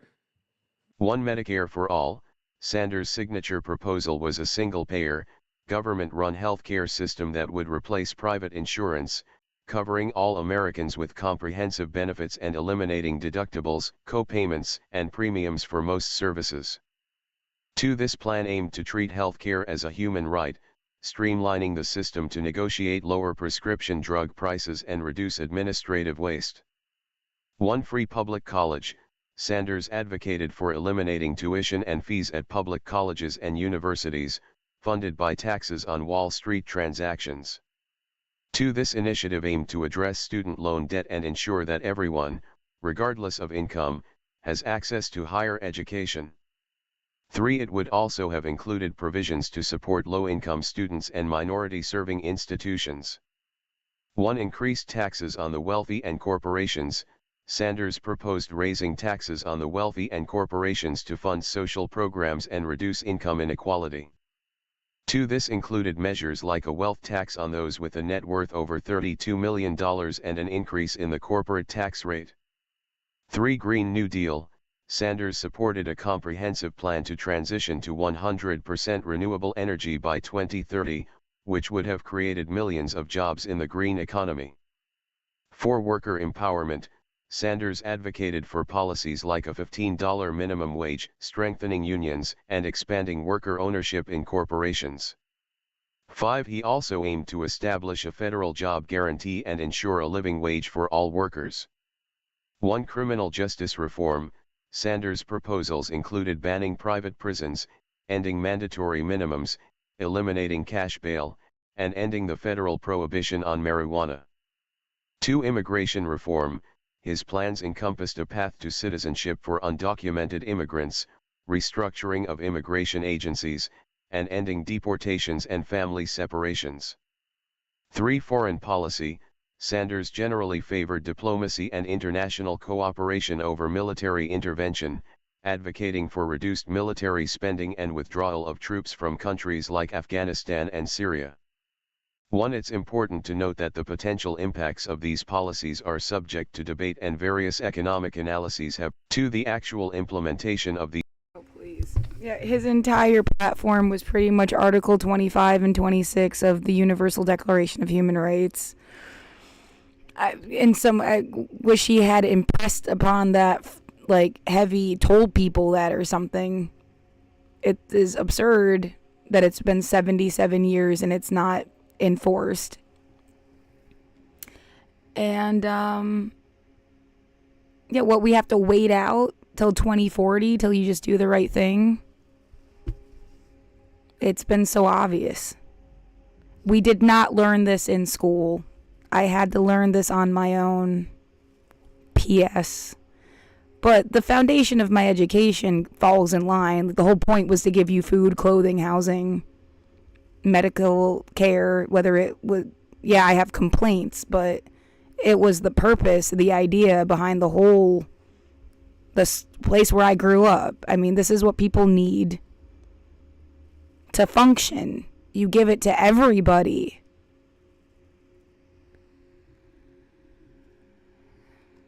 Article 25 of the Universal Declaration of Human Rights, UDHR, addresses the right to an adequate standard of living, encompassing food, clothing, housing, medical care, and social services. Article 26 focuses on the right to education, emphasizing free primary education and accessible higher education. Article 25, Adequate Standard of Living. This article outlines the fundamental right to a standard of living that ensures the health and well-being of individuals and their families. It includes food, clothing, and housing. These are basic necessities for survival and a decent life. Medical care and social services. Access to health care and social support systems are crucial for maintaining health and well-being. Security in situations beyond one's control. This includes protection in cases of unemployment, sickness, disability, widowhood, or old age. Special care for motherhood and childhood. Mothers and children are recognized as needing particular support and assistance. Social protection for all children. Children born in or out of wedlock are to have the same social protection. Article 26, Right to Education. This article affirms the right to education as a fundamental human right. I'm gonna stop it there, because I kind of don't agree with how they word. I think you should be able to go to school for free at any age. You're 80 years old, you can take a class. But so things are up for discussion, but the point is the same. You wouldn't take away any of the rights, you just add to them. Everything is connected, yeah. Would you not vote for Zoran Mamdani? Are you going to sit here and defend Andrew Cuomo? No, of course not. My point is not for someone like yourself. You're in here. So obviously you're not who I'm fucking talking about. Jesus Christ.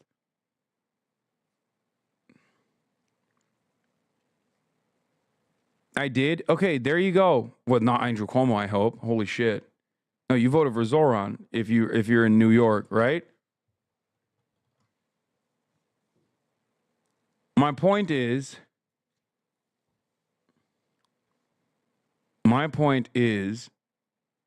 Putin only got 87% of the vote, by the way. That's what I'm saying, bro. That's what I'm fucking saying. Black women as a voting bloc is a more reliable voting bloc that does not exist in other democracies for the Democratic Party. I think they made it this metaphor of like Biden played God, Trump is playing the devil, they're fucking each other, and it's all the same team.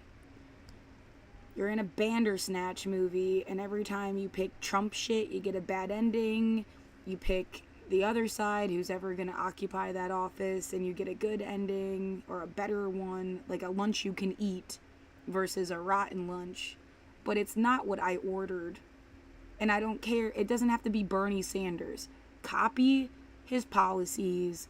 Have everyone from local, city council, state, all levels of government enforce the same policies that he would have enforced, and we would all be better off. It's kind of genocidal not to. You know better. They've been saying it for 77 years.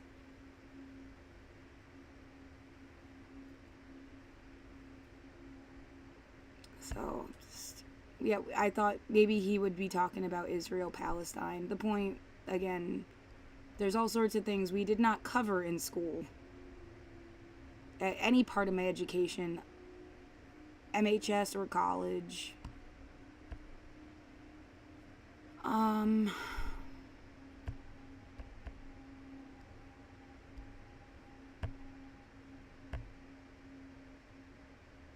Yeah. Everybody seems like they were on a mission about something else. They're too busy being full of shit. Anyway.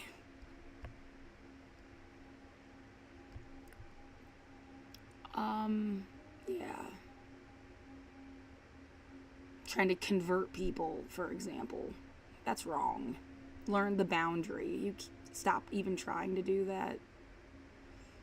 See, some things are not a culture shock, they're a crime. And I guess we're gonna learn the difference for the rest of our lives. Ugh.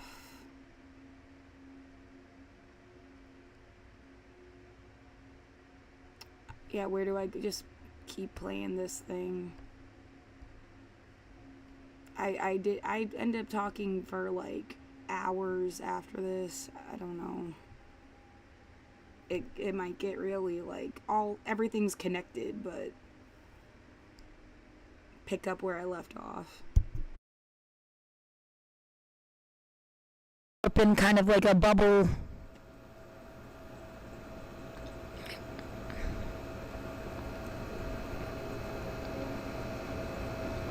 Some idea of setting standards for how people should ever live, grow up, success later, etc.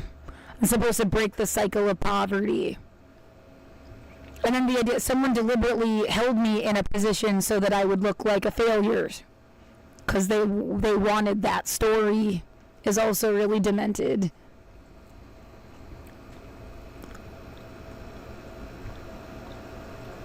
I would need help to prove things from people that know better than I do, and it's weird that I can't seem to like. There have been points where it felt like the news was literally making fun of me.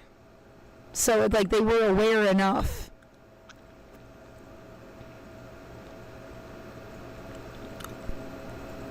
Why wouldn't they care? I don't know what the fuck that's about. Yet the concept of leaked information, it's not the whole thing all at once. Someone is acting like a middleman just enough for you to feel like, oh, someone heard you, but they don't give a fuck. Like, hey, put this cat in your video. Yeah, don't ask too many questions. They don't know it has anything to do with me.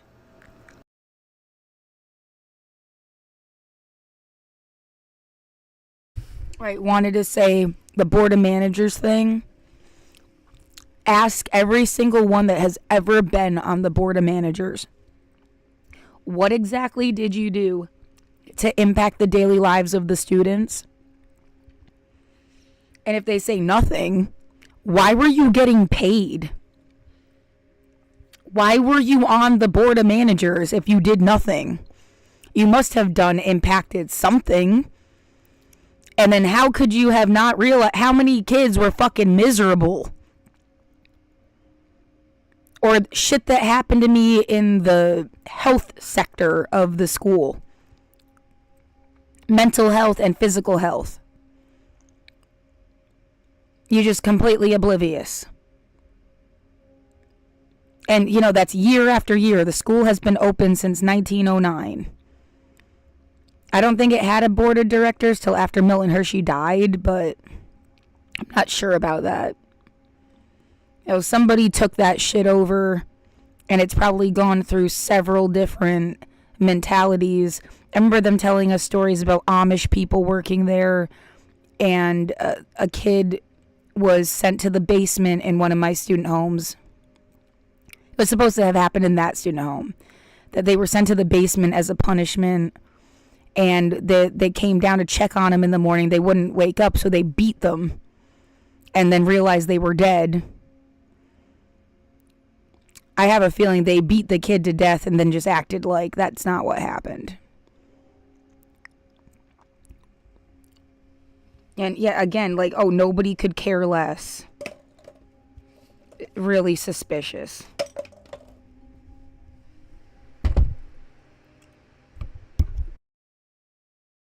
For every, like, what my class had 100 and I guess like 50 people in it. I don't know the exact number. I used to think it was 120.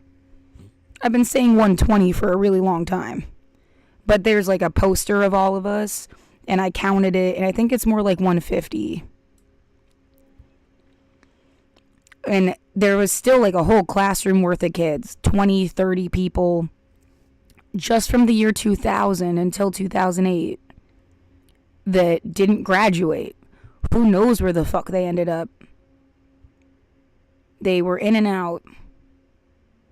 And then you want to say how many kids broke that cycle of poverty and became what you hoped they would be, and how many of them are struggle busing through life still.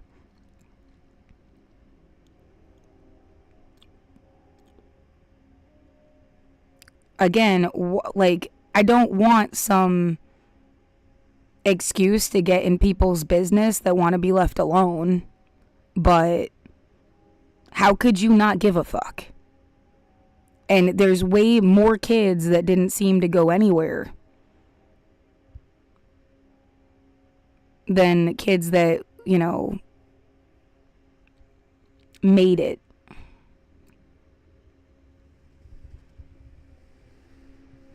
They used to say all the time, if they helped one kid, it was enough. So it's like, you know, if you don't make it, who the fuck cares? As long as like one kid makes it, they're happy. Was said often. They didn't put it that way, like, we don't care if you don't make it. It would just be like, you know, as long as one kid makes it, it was worth it. You know, wink.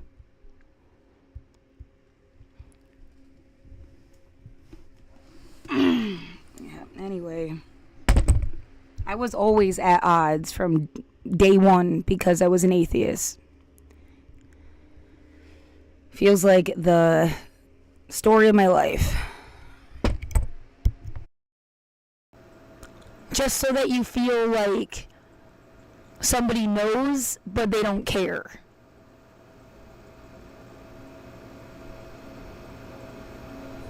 And meanwhile, the actual artist has no fucking clue.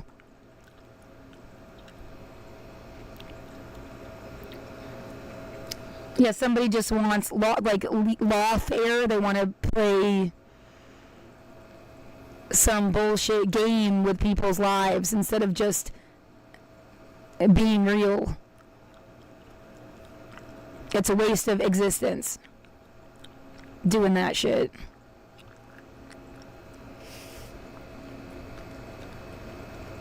Yeah, the Dasani thing. This girl, they made her into a figure for the school, and she didn't even get to graduate. They kicked her out because she got in a fight. Would your parents like take away a scholarship for you to go to college because you got in a fight? No. Like, it's just not how people would treat their own kids. And you cross all these boundaries like you're somebody's parent, but then, like, not in the right ways. Kind of constantly. And she got to, some woman got to write a book and get a Pulitzer Prize. And who knows where this kid is.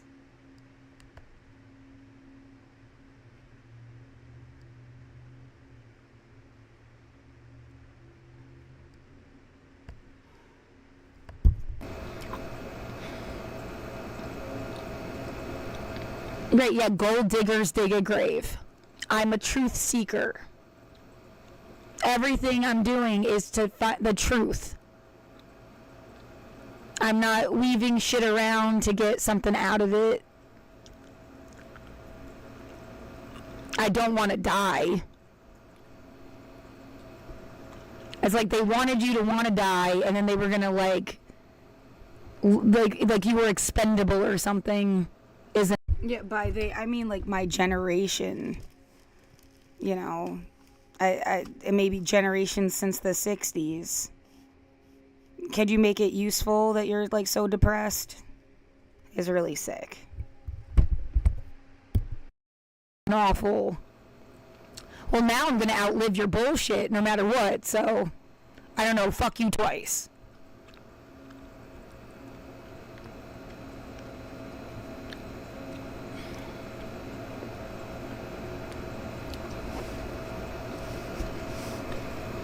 Yeah, just a bunch of people that they know they fucked with me and they want to get away with it, and it makes them uncomfortable, and that's why they want me to leave. Like, if you have a problem with me, you must have done something wrong. Stop wasting my fucking life because you suck.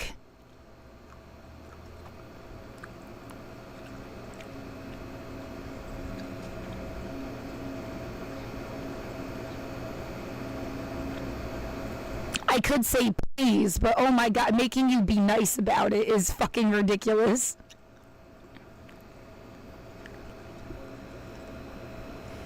I don't know what else to say. It's 9:44 p.m. I haven't watched the news yet today. Yeah, try to, but don't let them make you shut yourself off. Stay engaged and keep paying attention. Somebody's goal is to make you feel stupid for trying to know things. They would have liked you to just stare at the wall and drool. I'm never gonna do that. Not as long as I can help it.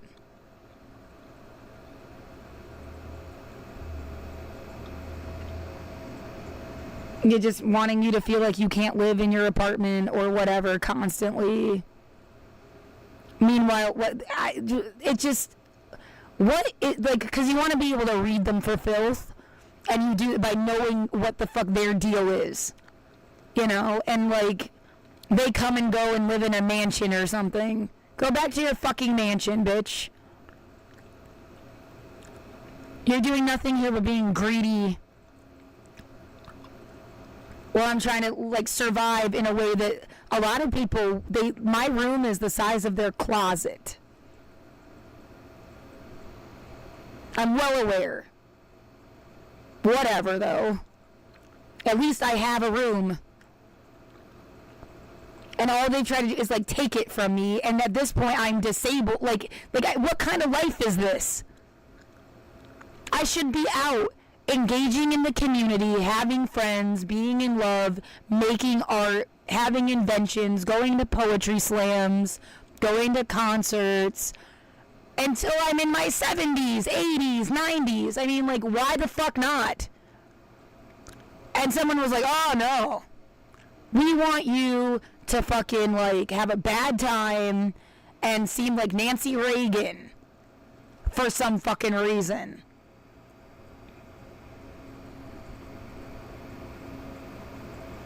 Makes no fucking sense.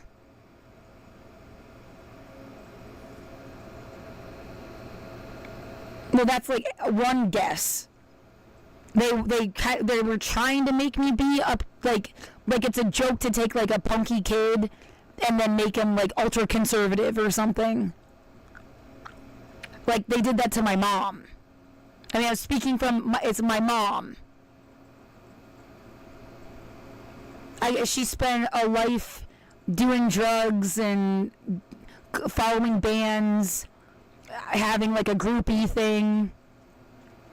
And now she's like the opposite day. She thought she should kill her kids to save them from the devil. She has written me letters telling me to spare myself from the beast or some shit. I'm a humanist. I've been one my whole life. So it also was like discrimination. When was that? 2014? Yeah, even this book, which it is really upsetting because somebody I loved introduced me to the story of B and never said people are going to do this to you. We just read the book. But it's about someone who's being investigated as the Antichrist and they're followed around by religious people. And then it seems like it just got played out. Like someone's joke is to just make you live stories or something, or even music. It's just fucking, oh my God, stop. Like there's not a real organic life.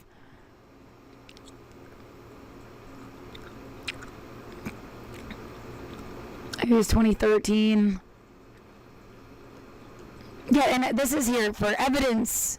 I don't want to just disappear and then you act like this shit never happened.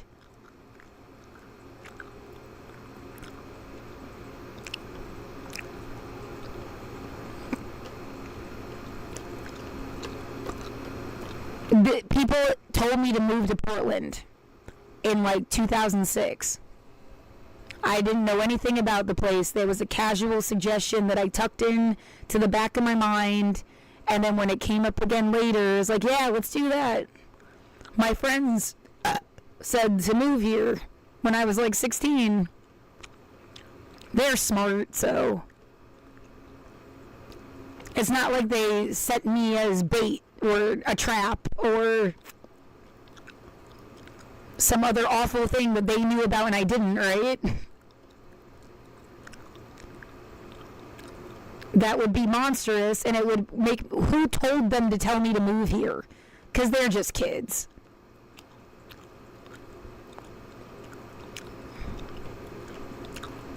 Yeah, I used to work in a smoke shop. I designed the labels. We sold Kratom. I thought I was helping people, and I liked that. I loved being a bud tender. It was nice. Not sure why I'm having trouble finding this fucking thing.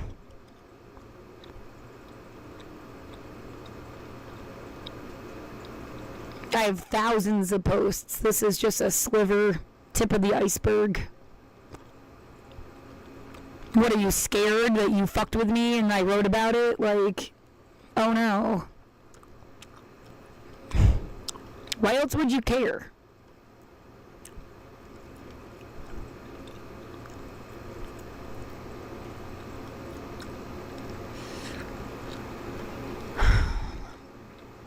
It seems like it's not loading everything it's supposed to.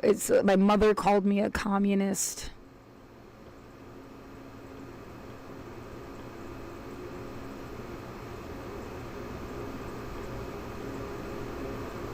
Letter from my mother.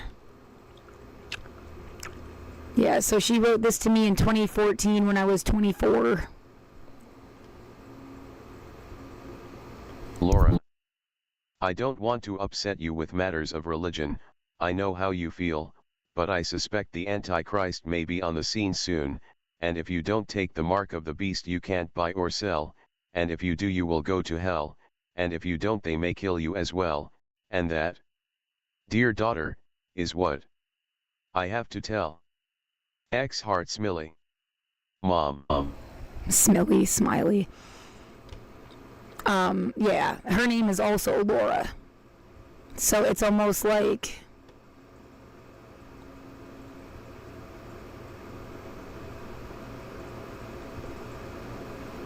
I mean, her name is Laura, my sister's name is Linda, my first name is Laura and my middle name is Linda. So it's like I was always going to have to either change my name to never be mixed up with them from like the day I was born,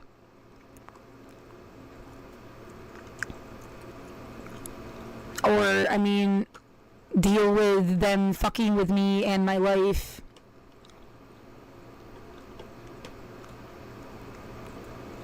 I'm not changing my fucking name and then you get away with it.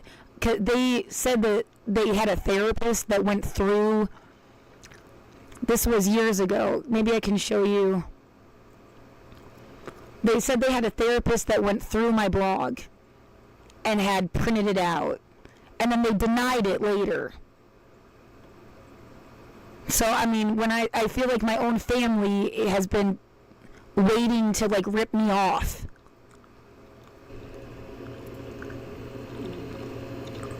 Yeah, this long, complicated explanation, connection between a thing I wrote and the front bottoms and Ian McCullough and is that why I started talking about this shit in the first place? Because the clown makeup.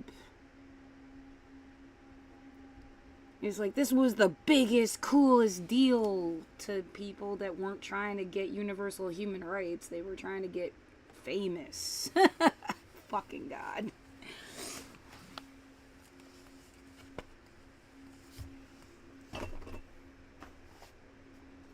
Oh, it makes you want to throw up a bit.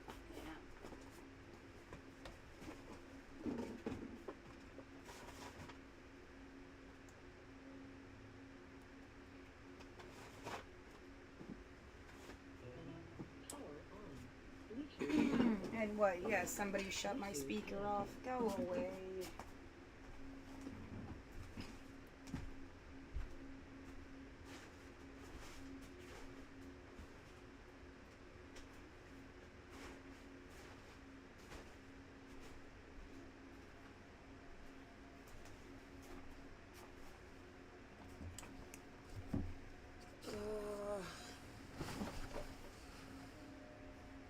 Well, if I go and I play all the songs and shit, it might just get copyrighted and stuff, so. Boo. Then it was just more people harassing me and evidence of that. The guy upstairs with his "I want to play with you all day" bullshit. Apparently he moved out. Flooded my apartment in 2018.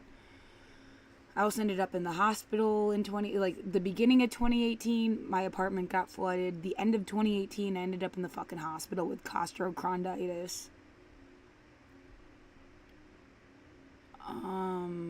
No one ever had permission or consent to fuck with me. I feel really skeezed out by even like the implication that people were just implying that they were. No. End of story. Yeah, if somebody knows about people coming into like my apartment when I'm sleeping or something, they should have been an adult and spoken up. And that's whenever, you know, you want to do the right thing. Then practicing languages. Bitching about how the cops are right down the street. And so, like, they're in on this and did nothing.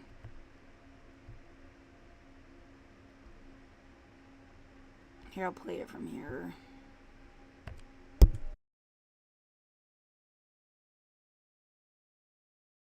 Stuff I can do on Twitch and it doesn't matter, but on YouTube I don't want to fuck with my account.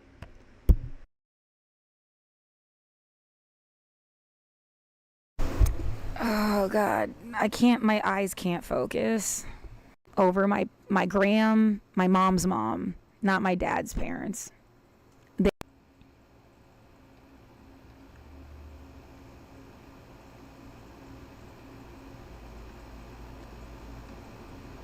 My back hurts. I don't know what else to say.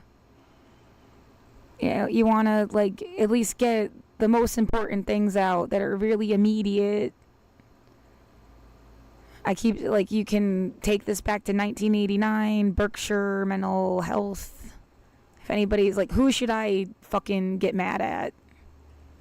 Who had, like, direct, because you could say the entire state of Massachusetts, the entire state of Pennsylvania, the entire state of New York, the entire state of Oregon, the entire country of the United States, and then you could bring it to, like, the UN, or, what the fuck, like, what's the highest law of the land, really?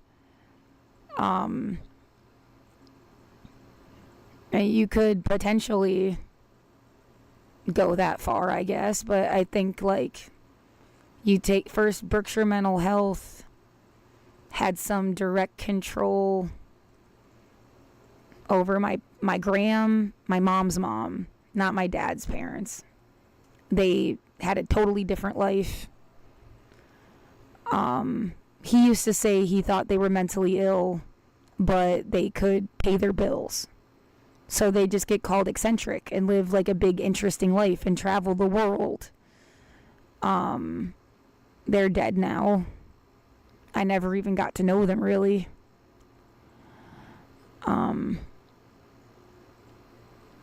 I spent more time with my cat than I did with my dad. And I spent more time with my dad than I did anybody else in my family.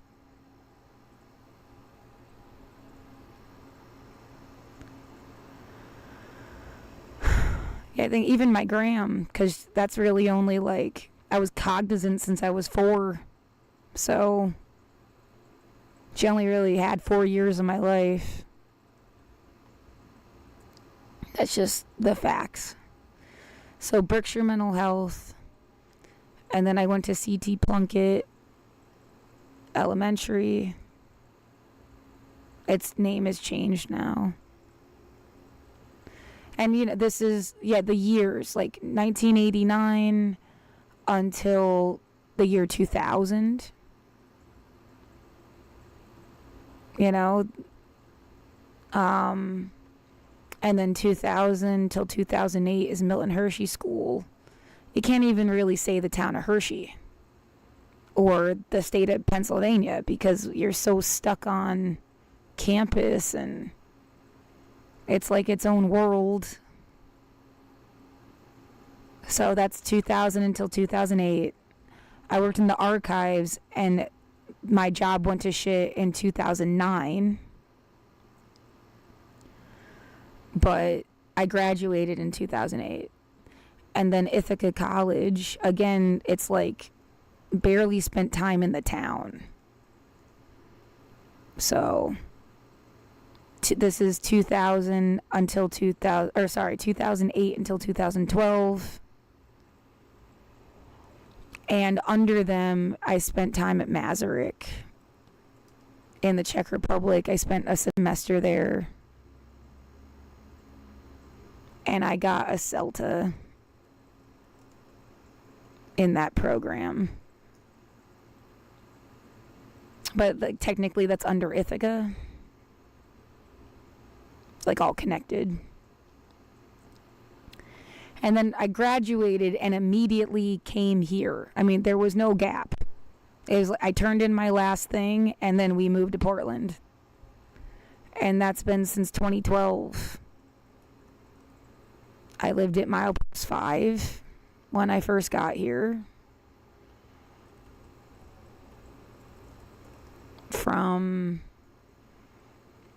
It's an art community, or it was. I guess it's been destroyed like everything else. From 2012 until end of 2014. And then I spent 3 months in hell. Got the fuck out of there. It was a house. And moved here, where I am right now. From 2015 until 2025.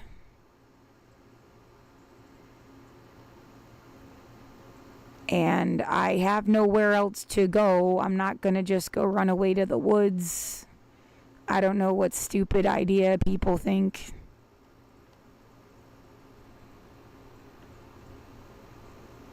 It's not an invitation to fuck with me the rest of my life.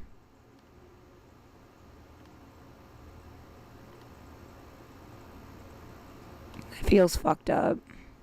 Like, part of the reason that house was hell is the guy said he was an atheist. And that was part of why we were ever friends.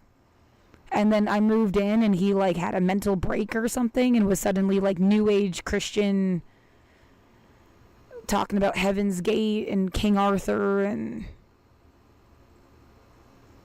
it was a nightmare. I felt super betrayed. And had this guy move in who ended up, he talked about being a gangster and getting people in the ribs. It's like he's a character that keeps showing up in these music videos. It's like demented pastor character. And the other guy used to say he thought, like, they think he's a prophet and all this, like, I'm a humanist. I needed to go live with Penn and Teller or something. This has wasted my life. Like,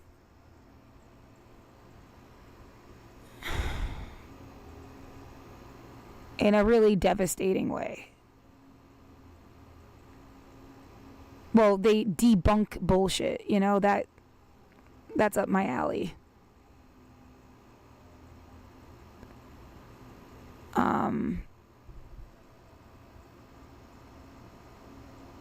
Yeah, I keep getting the feel like white people are calling me white because they don't know how to deal with their own white status or something. It's really obnoxious.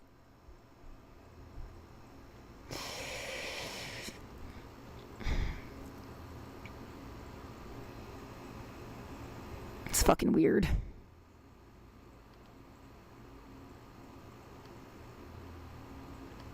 Whatever. I mean, and like, this is my whole life. It amounts to this many tabs. I've watched people travel the world. They've gone to so many countries. They've done so much more shit.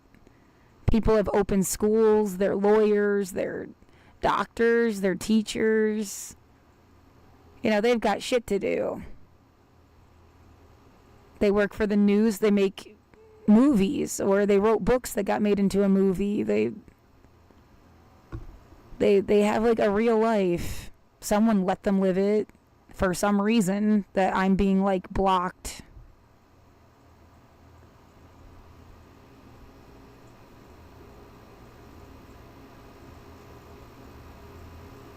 It's fucked up. It's weird to see, like, you can see your whole life. Again, there's got to be something that's current that wasn't around in the 80s. It has to be advancement somehow. Everything since COVID feels like dragging back into a mean person's brain. They wouldn't let you advance. They want to, be mad about Black Lives Matter, so they sabotaged it. They wanted to be mad about Measure 110, so they sabotaged it. What else was, like, progressive and good and cool? I mean, all of these... I used to be able to hear karaoke on Mondays. You don't hear shit anymore. Like, they padded these places now so that you can't hear them. But they always have people, like, attacking the street as if they want someone to be mad about the stuff that's here because they intended on making it leave. So they, like, made this suck on purpose. That's what it feels like. A real estate scam. They're right here yelling, "Get out, go home." She's even on the recording, this last one, saying, "Get out," and through my door. How could you possibly get away with this? And I would ever just, like, if I end up outside and people don't hurt me, I could get sick. So I've been sick so many times on antibiotics and in the hospital. I mean, I did what I needed to do when COVID happened, and then I was abused for it. This is fucking evil. Someone's doing some bullshit outside right now.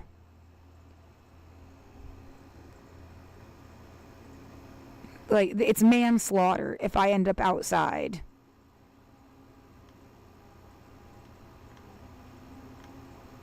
And I'm definitely not... Oh, I'm gonna say I'm definitely not the only one. Yeah, but just to keep... I'm definitely not the only one. Trying to, like... Why don't you just, like, contact everybody in the world and see whose couch you can stay on for 2 weeks before they get sick of you and kick you out and you end up homeless anyway? Like, or they follow you there and fuck with that person that was willing to help you. Yeah, may it work out better than anyone deserves.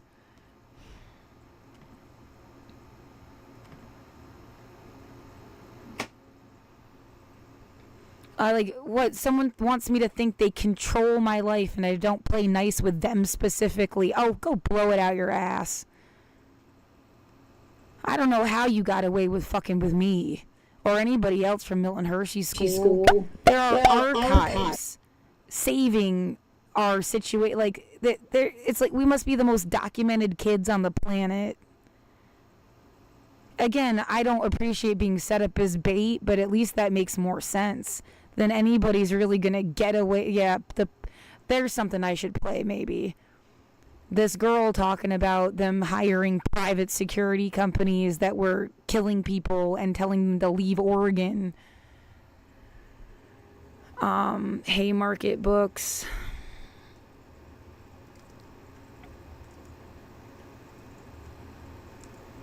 Law and Order.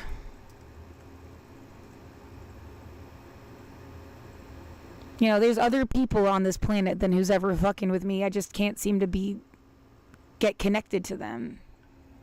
And I'm not going to go stay on their couch. Not just individual campaigns.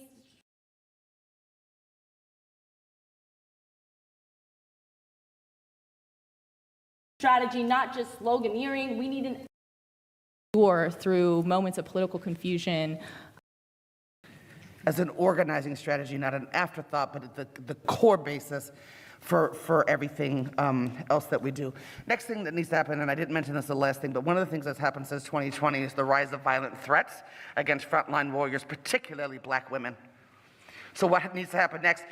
Start protecting black women that are putting their lives on the line, right, for the people. We need to be highlighting. Yeah, you can always, like, anybody that's gonna keep bitching with you that, oh, we were over this problem, blah, blah, blah. No, you're not. All you have to do is look at the statistics.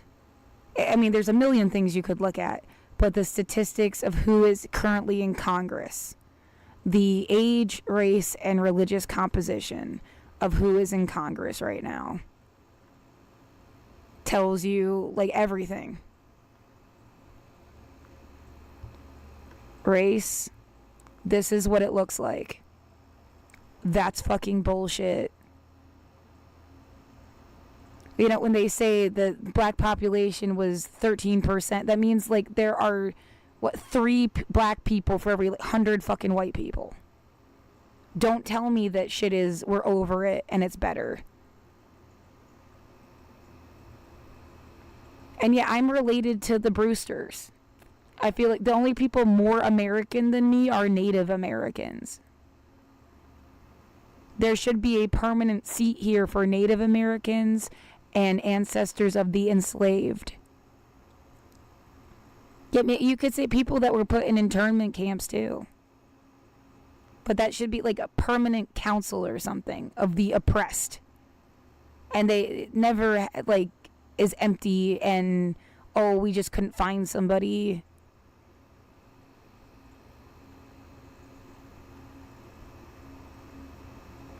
And then this is the religious makeup. Again, I'm a humanist. I've been a humanist my whole life.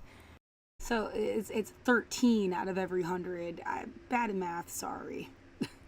You could say I'm a humanistic Jew if you want. It's a whole topic on its own. I'm 50% like genetically Jewish. which I think is awesome. Thank you. Fucking psychos. Go get a DNA test yourself and see how complicated life is. Get the fuck out of my face.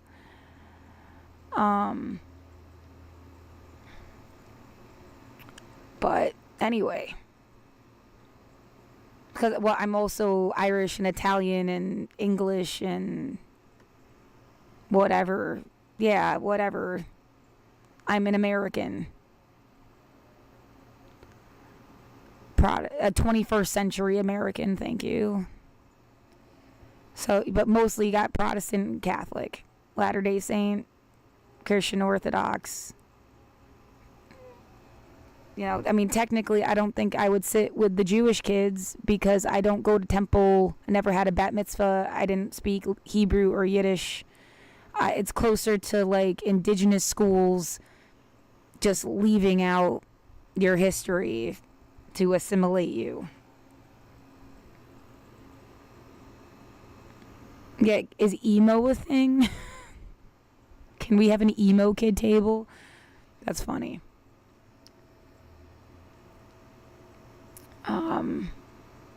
But I'm a humanist. That is my chosen specific. That's what I am. Now you can look it up. Yeah, it's a kind of atheist. You know, there's also like nihilistic atheists that don't give a fuck about anything. I'm not like that. I'm a humanist.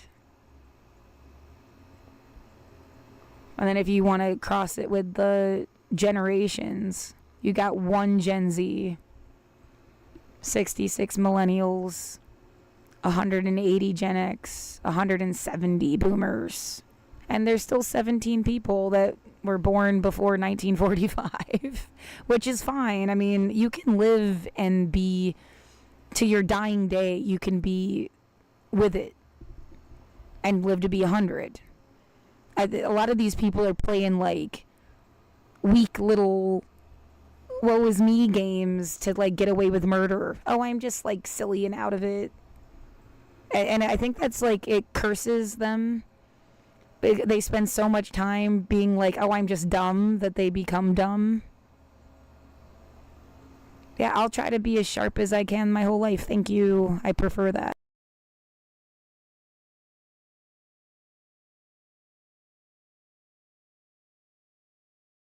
Ikaria, a Greek island known as a blue zone due to the longevity of its inhabitants, presents a fascinating case study when it comes to smoking habits among its elderly population.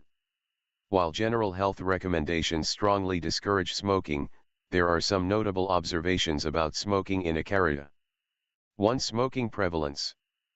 In a study involving Icarians aged 90 and over, 7% were active smokers, while almost half had smoked in the past.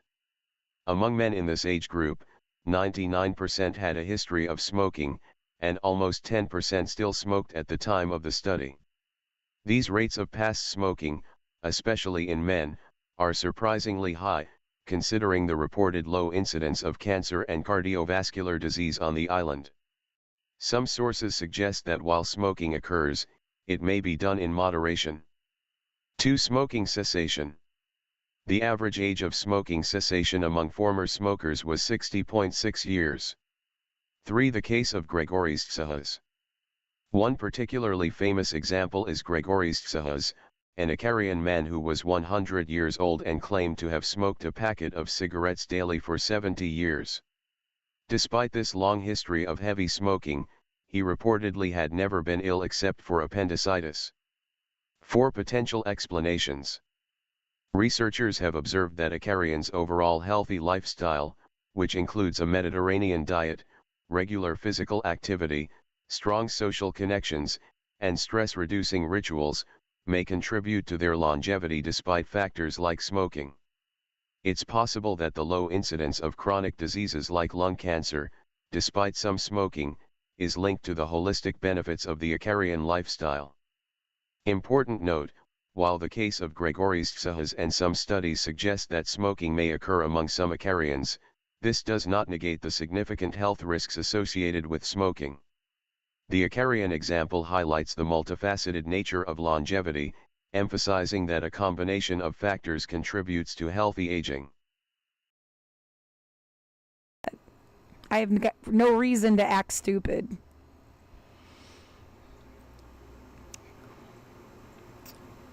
Millennial Gen. So, yeah. And this is the current Congress. So, you know, just before they go and say, like, oh, no, we're over. No, you're not. You're not over fucking anything. All right. That's another good way to put it. As long as there's still the first black person to do this or that thing, you're not over it. And then, I mean, yeah, you have many races. Some future where most people will consider themselves multiracial even. Well, you keep having the first of something, you're not over it. Yeah, the race, class, sex, gender, age, ability, national origin, you know, the whole thing. Contradiction, right? They're going to stick with the misinformation, disinformation campaign, right? Asking them a very simple question. Well, if $300 million a year doesn't help you do all of these, right, curb crime, so what will? Because we are entering into the presidential season, the next presidential season right now, and her governor and Trump, right? The law and order drumbeat and all of the violence that we felt in 2015, 16, 17, 18, all of that race hate, right, and women hate and gender hate and sex, that is all going to continue to amplify and get worse. And so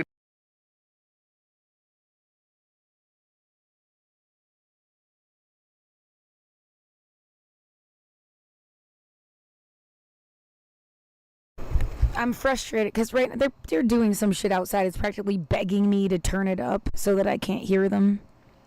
And then it's like, dude, they just want to be enabled to do fucked up things. So they're making you do stuff and then they hide behind you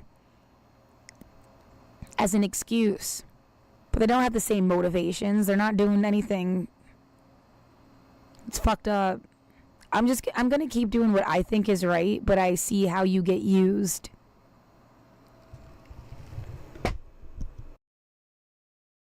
simple question. Well, if $300 million a year doesn't help you do all of these, right, curb crime, so what will? Because we are entering into the presidential season, the next presidential season right now, and her governor and Trump, right? The law and order drumbeat and all of the violence that we felt in 2015, 16, 17, 18, all of that race hate, right, and women hate and gender hate and sex, that is all going to continue to amplify and get worse. And so we better figure out how we keep ourselves safe. That's it. That's my. I've given, like, they just try to make you, whoever tries to make me feel like I'm not safe, as if there is a safe place to go. So, I mean, nothing is safe. Can't really fuck with me anymore, can you? It's not like I have some expectation that there is, like, a better place.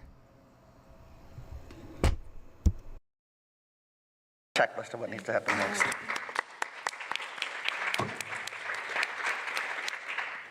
So one of the reasons why I felt like challenged by this question is one of, I think, the things that the abolitionist movement needs to work on is having like a clear economic analysis and an analysis around capitalism. And I think that one of the things we need to be really clear about is you can't defund the police under capitalism, because the purpose of police is to protect capital, and capital is going to figure out how to protect itself regardless if the police exists. And I think there's like a concrete example of this. I'm from Oregon, and in Portland there's a huge shortage of police officers.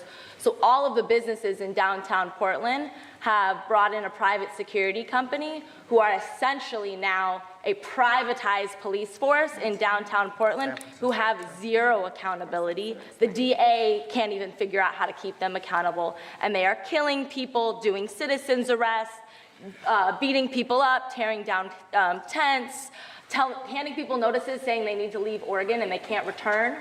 And so, and if we look at the continent of Africa, that's actually like heavily happened on the continent, where the largest employer on the continent of Africa is Geo Group. That is because private companies have brought in private security companies to protect their capital. For us, healing justice is what has to happen next, and healing justice not in just the woo-woo, right? The impact of our trauma, actually, on our work, on our ability. On this question of what feels winnable now. And to try to get as concrete as possible, we've heard a lot from all of you and in the plenaries about the need to organize and do base building.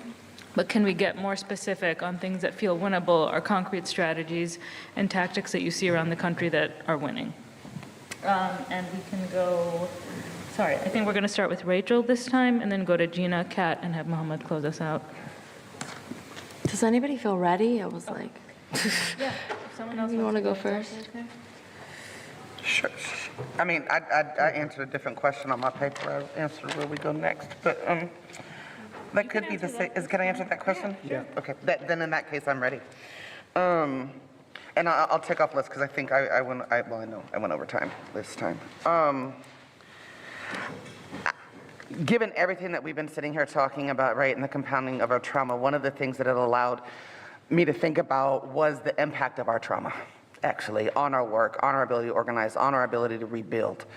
And where we're sitting with right now is in the same vein that the Panther Party understood, the Black Panther Party for Self-Defense understood, if you were hungry or you were worried about your light bill or you were sick, it made it that much harder for you to fight for liberation. Trauma acts in the exact same way. And that actually black folks, brown folks, indigenous folks, right, if we actually sat in everything that white supremacy has done to us, we wouldn't be able to function.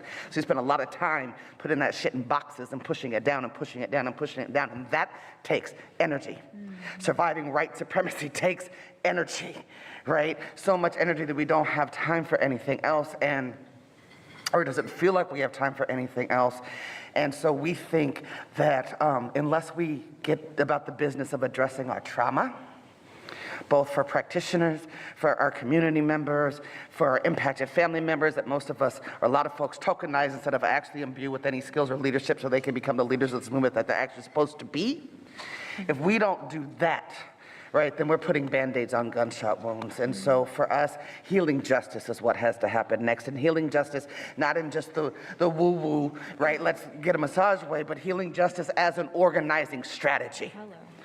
As an organizing strategy, not an afterthought, but the core basis for everything else that we do. Next thing that needs to happen, and I didn't mention this the last thing, but one of the things that's happened since 2020 is the rise of violent threats against frontline warriors, particularly black women. So what needs to happen next? Start protecting black women that are putting their lives on the line, right, for the people. We need to be highlighting the contradiction, right? They're gonna stick with the misinformation, disinformation campaign, right? Asking them a very simple question, well, if $300 million a year doesn't help you do all of these, right, curb crime, so what will? Because we are entering into the presidential season, the next presidential season right now, and her governor and Trump, right? The law and order drumbeat and all of the violence that we felt in 2015, 16, 17, 18, all of that race hate, right? And women hate and gender hate and sex hate, that is all going to continue to amplify and get worse. And so we better figure out how we keep ourselves safe. That's it. That's my checklist of what needs to happen next.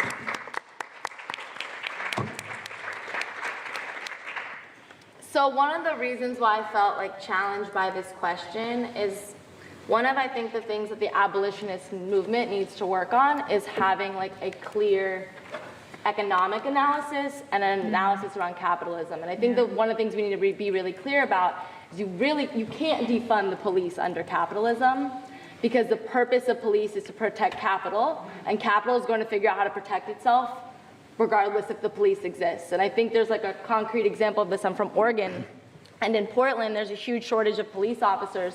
So all of the businesses in downtown Portland have brought in a private security company who are essentially now a privatized police force in downtown Portland who have zero accountability. The DA can't even figure out how to keep them accountable. And they are killing people, doing citizens arrests, beating people up, tearing down tents, handing people notices saying they need to leave Oregon and they can't return. And so, and if we look at the continent of Africa, that's actually like heavily happened on the continent, where the largest employer on the continent of Africa is Geo Group. That is because private companies have brought in private security companies to protect their capital.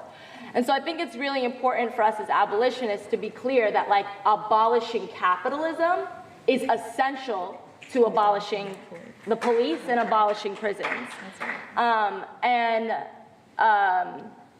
So our path to abolition, it's a long-term path, and it needs to be connected to a path to dismantling capitalism. And I think too often our movement is very siloed, kind of we go from campaign to campaign, but we actually don't have a long-term vision and strategy for revolution. And that is really what our movement needs. COINTELPRO, the FBI's counterintelligence program, significantly harmed various communities by employing tactics aimed at disrupting and discrediting organizations and individuals perceived as threats to the established order. Targeted communities and examples of harm. Black Liberation Movement, COINTELPRO specifically targeted the Black Panther Party, BPP, and leaders like Martin Luther King Jr., aiming to prevent unity and discredit their efforts. The FBI sowed mistrust between groups like the Black Panthers and United Slaves, U.S., leading to violence and deaths. The FBI also used surveillance, misinformation, and other methods to harass and discredit leaders like Martin Luther King Jr., even attempting to push him to suicide. Civil Rights Movement, the FBI actively sought to disrupt and discredit organizations and leaders of the civil rights movement, using tactics like surveillance, infiltration, and the dissemination of false information. The Poor People's Campaign, organized by Martin Luther King Jr. and the SCLC, was specifically targeted. Anti-war movement, the FBI worked to prevent and disrupt protests against the Vietnam War, promoting splits within the movement, encouraging attacks on socialists, and pushing for violent confrontations instead of peaceful demonstrations. Communist and socialist groups, the FBI used COINTELPRO to dismantle groups like the Communist Party USA and the Socialist Workers' Party, often exceeding legal limits and violating constitutional rights. Puerto Rican Independence Movement, the FBI investigated leaders of the Puerto Rican Independence Movement, seeking information about their personal lives and weaknesses to discredit them. Other methods used by COINTELPRO. Infiltration, agents and informants joined targeted groups, aiming to disrupt and discredit them from within. Psychological warfare, the FBI used tactics like fake media stories, forged documents, anonymous letters, and misinformation to spread distrust and create divisions within groups. Harassment via the legal system, the FBI utilized perjury, fabricated evidence, false arrests, and other illegal actions to harass activists and portray them as criminals. Illegal force, the FBI collaborated with local police to threaten and attack dissidents, including illegal break-ins, vandalism, beatings, and even assassinations. Undermining public opinion, the FBI challenged the reputations of targeted groups, denied them access to media, and created negative media to turn public opinion against them. Legacy of COINTELPRO. The Church Committee, a Senate investigation into COINTELPRO, revealed the extent of the FBI's abuses and the violations of civil liberties. While the FBI officially ended COINTELPRO in 1971, critics argue that similar programs continued under different names. The history of COINTELPRO highlights the potential for governmental overreach and its negative consequences for civil liberties and the right to dissent. Not just individual campaign strategy, not just sloganeering. We need an actual strategy if we're going to call ourselves revolutionaries for revolution. So.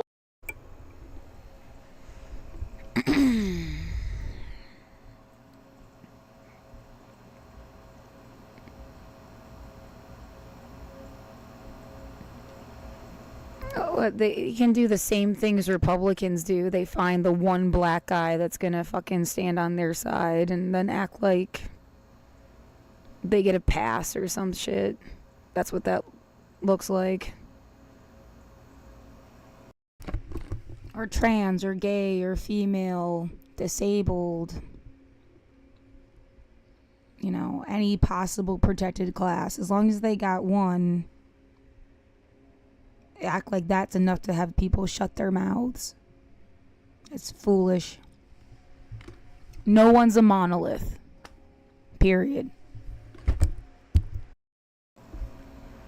I don't know. Was this just a big scam to have people who's going to control the area and then they're like fighting over it? It's fucking gross.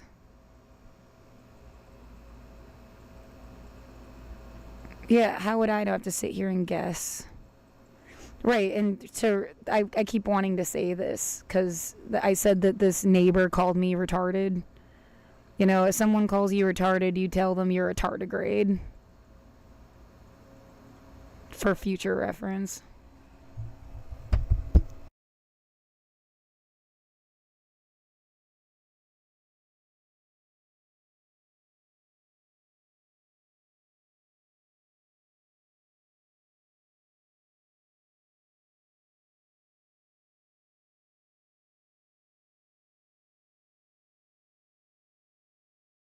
Tardigrades, also known as water bears, are incredibly resilient creatures and are projected to outlive humanity. They can survive extreme conditions like radiation, dehydration, and even the vacuum of space. A study suggests they could potentially survive until the sun's death, long after humans are gone. Here's why tardigrades are so resilient. Extreme survival: tardigrades can survive in a state of cryptobiosis, where their metabolism slows down dramatically, allowing them to withstand harsh conditions. Radiation resistance: they can withstand radiation levels much higher than humans can tolerate. Environmental extremes: they can survive in boiling liquids, extreme pressures, and the vacuum of space. Potential for long lifespans: while their active lifespan is typically short, their ability to enter cryptobiosis can extend their overall survival significantly. Survival through cataclysms: tardigrades have survived all 5 major mass extinction events on Earth. Future survival: studies indicate they could potentially survive even if a large asteroid were to impact Earth or a nearby supernova exploded.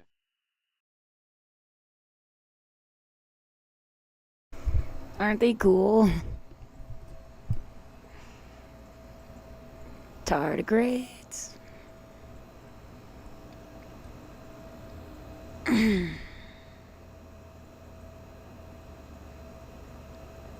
Yeah, this was just them bashing my window. All that you end up seeing is my camera falling over after they yell into my window as if they were there on a ladder or they were directly next door yelling through the window. Yeah, with like a man's voice. She's obviously got... Again, what am I supposed to do here? Prove that someone took over the whole area? And then when they're removed, who's supposed to take their place? The fuck is the point? Yeah, oh right, there's that concept that maybe people already did a lot of damage, and it's like after the fact they want to like they already killed a bunch of elderly, disabled people that they didn't like, and so they're trying to make you think it was like okay to do. It's just a guess, because I mean 2020's already happened. The majority of people died, but in 2021 even, yeah, you can read this. 14 million.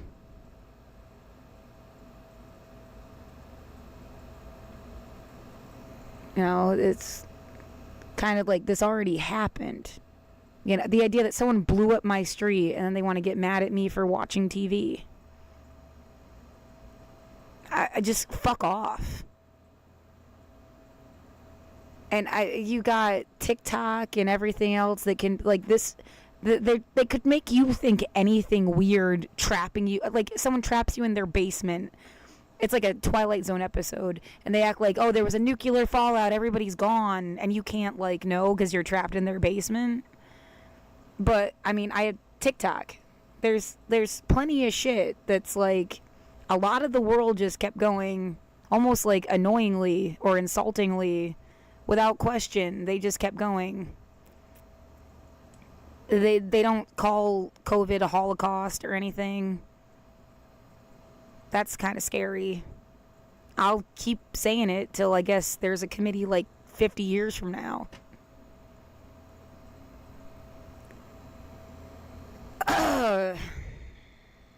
Yeah, what are you mad? You fucked up? That's your problem. 14.9 million excess deaths associated with the COVID-19 pandemic in 2020 and 2021. New estimates from the World Health Organization, WHO, show that the full death toll associated directly or indirectly with the COVID-19 pandemic, described as excess mortality, between January 1, 2020 and December 31, 2021 was approximately 14.9 million, range 13.3 million to 16.6 million. These sobering data not only point to the impact of the pandemic but also to the need for all countries to invest in more resilient health systems that can sustain essential health services during crises, including stronger health information systems, said Dr. Tedros Adhanom Ghebreyesus, WHO Director General, who is committed to working with all countries to strengthen their health information systems to generate better data for better decisions and better outcomes. Excess mortality is calculated as the difference between the number of deaths that have occurred and the number that would be expected in the absence of the pandemic based on data from earlier years. Excess mortality includes deaths associated with COVID-19 directly, due to the disease, or indirectly, due to the pandemic's impact on health systems and society. Deaths linked indirectly to COVID-19 are attributable to other health conditions for which people were unable to access prevention and treatment because health systems were overburdened by the pandemic. The estimated number of excess deaths can be influenced also by deaths averted during the pandemic due to lower risks of certain events, like motor vehicle accidents or occupational injuries. Most of the excess deaths, 84%, are concentrated in Southeast Asia, Europe, and the Americas. Some 68% of excess deaths are concentrated in just 10 countries globally. Middle-income countries account for 81% of the 14.9 million excess deaths, 53% in lower middle-income countries and 28% in upper middle-income countries, over the 24-month period, with high-income and low-income countries each accounting for 15% and 4%, respectively. All right, so what the elderly, the disabled, the poor, and dissidents. A lot like what happened in the Holocaust.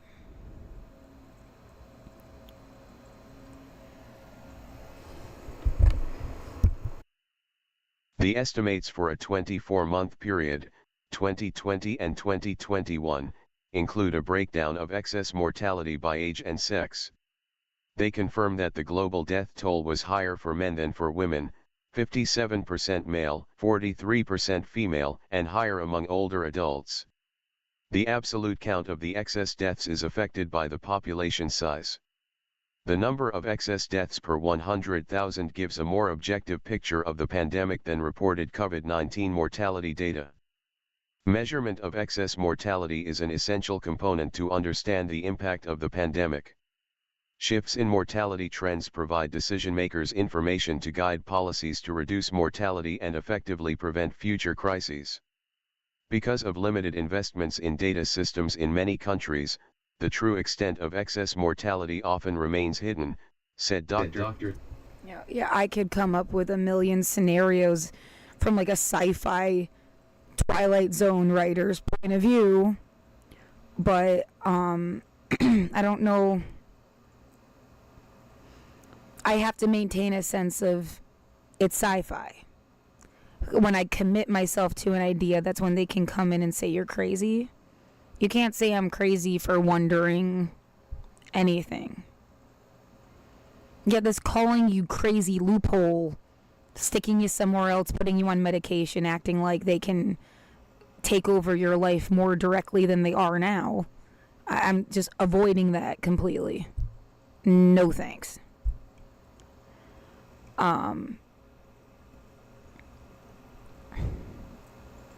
But in 7th grade, I had a teacher. Something they said is that every generation thinks it's the apocalypse. And I mean, if people really thought it was the end of the world, what were they doing they wouldn't have done? And that's part of what they won't speak up now.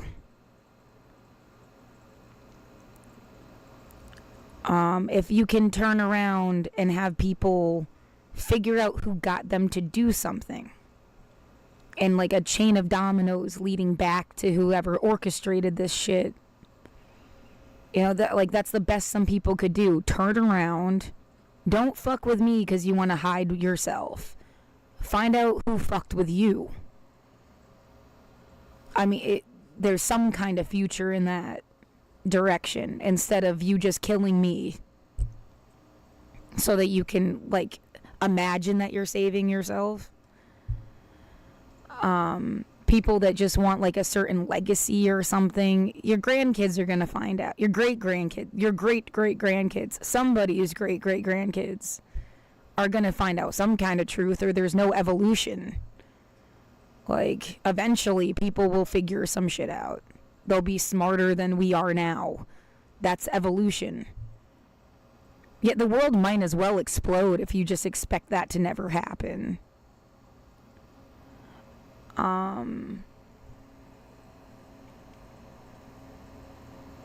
How else can you put it? Like, if I could release you from the cult you're stuck in, and then we can never have people stuck in a cult again. But there's at least a future in that.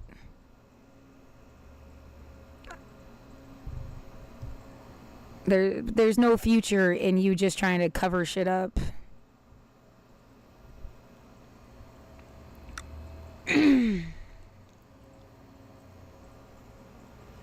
It is, I don't, like, the idea someone is trying to teach me how to talk when there are annoying distractions around or something, which is, like, so unnecessary. I've been giving speeches, like, my whole life. Stood in front of 2,000 people and gave a speech or sang a song since when? Like, 4th grade even. This is just torture. That can't really be, like, a good reason. But it kind of invokes the same thought process, like, okay, you know, whatever, like a heckling crowd or something. Of course, in my room, my private room is not supposed to be like that. The idea that this happened because they're planning on working on the bridge up here too.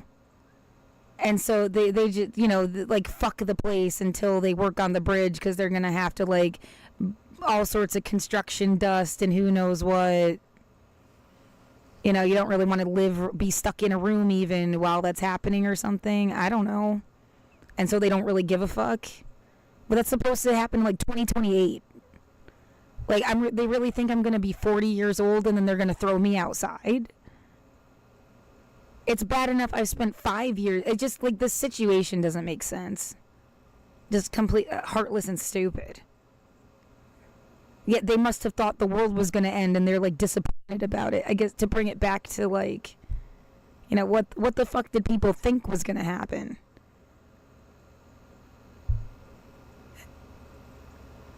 I mean, yeah, we learned in 7th grade, every generation thinks it's the apocalypse. Like, it's a tactic. Who knows how many genocides there have ever been and you don't talk about it. Because they killed anybody that would remember. But again, someone's going to put it together eventually. Or that's evolution.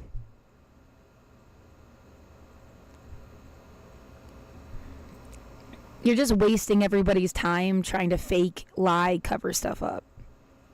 And I mean, then there's, like, it ruins the point of life itself. Everything's fake. It's a ugly but realistic cake. And if you cut into that thing, you realize it's just fondant. You know, what a waste. You know, I wanted an actual watermelon. Yeah, nice illusion, I guess, but the watermelon ones are really good, actually, because I keep trying to find, like, a good example.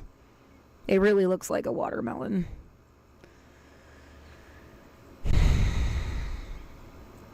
Yeah, watermelon Christmas. That's fun.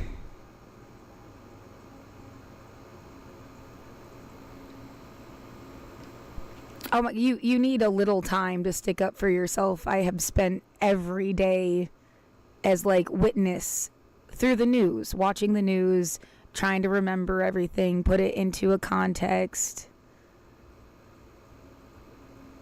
And, you know, you do that, and then it's like, hey, whatever happened to your life, to you personally? Oh my God, you have your whole own thing that would have just been totally conveniently forgotten. That's weird.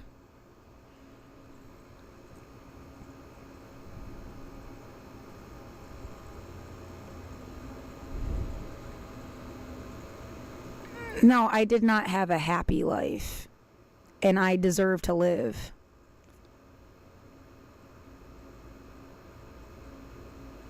That looks fucking awesome. Could you at least give people enough food stamps so they can have salad every day? Please.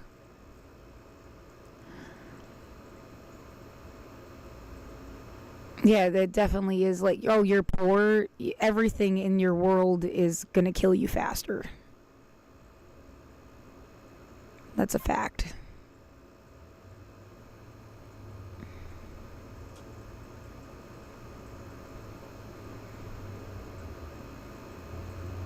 Yeah, you might get some food. It's not the best food. You might get some help. It's not. It's like the generic version. It's like good. It's soap, but it's not like designed for your needs to make sure you live as long as possible. And it doesn't really get monitored the same way. And they act like you just didn't try hard enough. I mean, how many ways am I supposed to prove I have gone above and beyond and I had to do shit you never had to do? My whole life. You guys have family and you take it so for granted. No shit, you went farther than I ever did. My dad didn't even talk to me.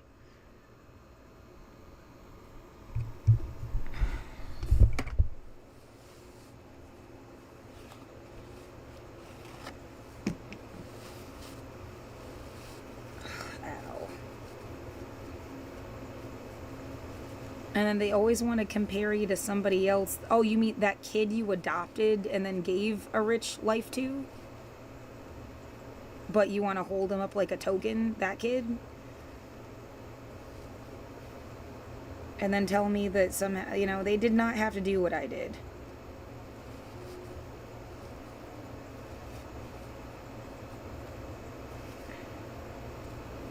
Yeah, whatever it takes to make somebody shut up when they have a legitimate reason to be mad.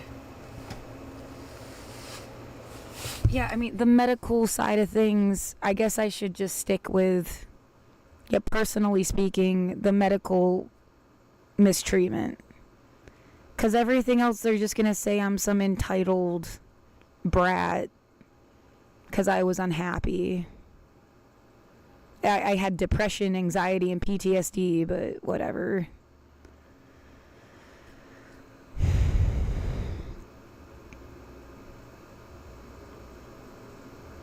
Yeah, that's ableist. You need dopamine to function. I mean, it's weird that, like, you know, 2025 means 2025 years, right? You got 2,000 years of human evolution, and you didn't understand how to feed people or what they needed physically or their sexuality, or you're just still figuring this shit out. How is that possible? I've got a story about, it's a sci-fi story where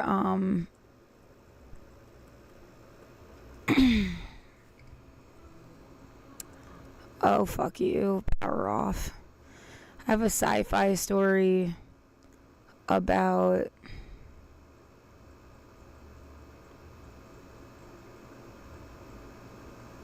they call it The Children of Light. Working title. Kind of sucks.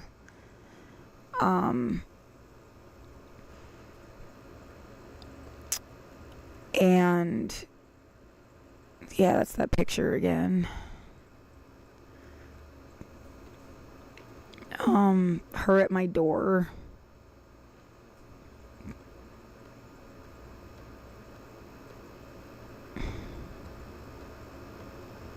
This is my art.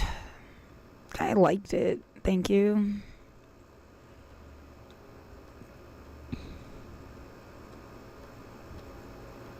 The best day of my life was them liking my story. College.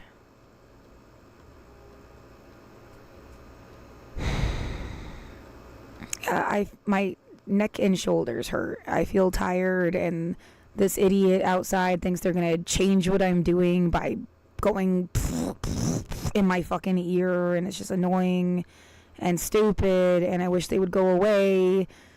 I mean, I'm gonna take my vibrator and strangle them with it someday. Like, it's funny. It's fucking asshole. Fuck off!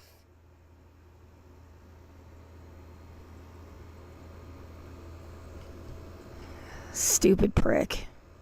So yeah, this is the Children of Light. So, like, they live on a planet. It's kind of a working idea, but they age really slowly or something, so they maintain, like, youthful... It's, like, part of their powers. They stay young longer or something. And they end up getting annihilated, and the youngest ones are kidnapped because they don't really understand how the people even work. They think they're just going to use them for their powers on this other planet that's, like, totally desolate. Yeah, I made all of this with, like, AI. I think AI is awesome. If you use it the right way, you're not trying to, like, manipulate people. It's just, like, storyboarding. You know? Yeah, it makes fast work. It even helped with the idea of, like, the planet being desolate, and part of their powers are to, like, grow things. So anyway, like, because they don't know how to raise these kids, their powers just spontaneously start happening, and yeah, they wear masks because they're all older, and they, like, scare the kids. So this is even scarier, but they were trying to not scare the kids or something by wearing masks, is a idea. And they don't know how to control their own powers, and it's a big task to, like, learn how to control them and use them the way they want. They have to, like, teach themselves. And I'm thinking, like, the kids of the conquerors end up being, like, sympathetic. So, like, when they're working together, it's their kids. They're like, yeah, my parents are assholes. Sorry. And then there's a future in that. They make stuff grow on the planet. Everything is cool in, like, UV light world. I love that shit. I wrote a story in college that had a similar... There was, like, an underground, and above ground everything's in UV light thing. Anyway. And so, yeah, they learn how to control their powers and grow stuff.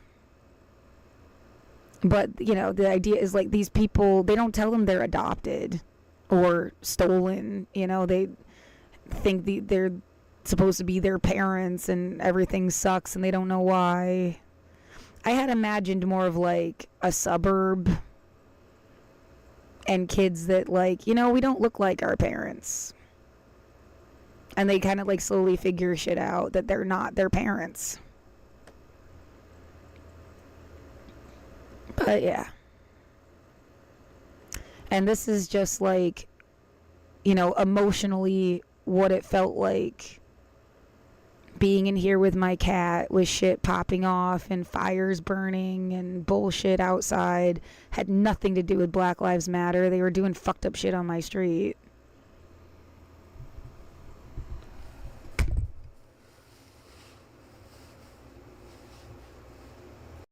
Now just memo, you know, this was from last night, 11:53 p.m. on the 23rd. It's in real time, it's 7:27 p.m. on the 24th. There isn't really a lot of hullabaloo for some reason right now.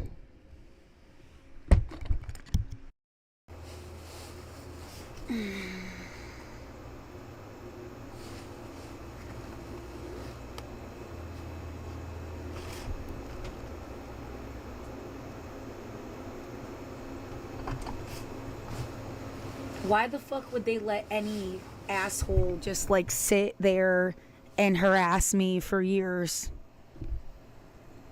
Why would you even let it happen? It makes no fucking sense. Like, this was designed for you to like go someplace and complain about it and then take control of the situation because of you. I'm not playing a part here. You can't use me like that. Fuck off. I'm never leaving. Portland has specific protections for non-believers. I'm never leaving. Don't you fucking get that by now?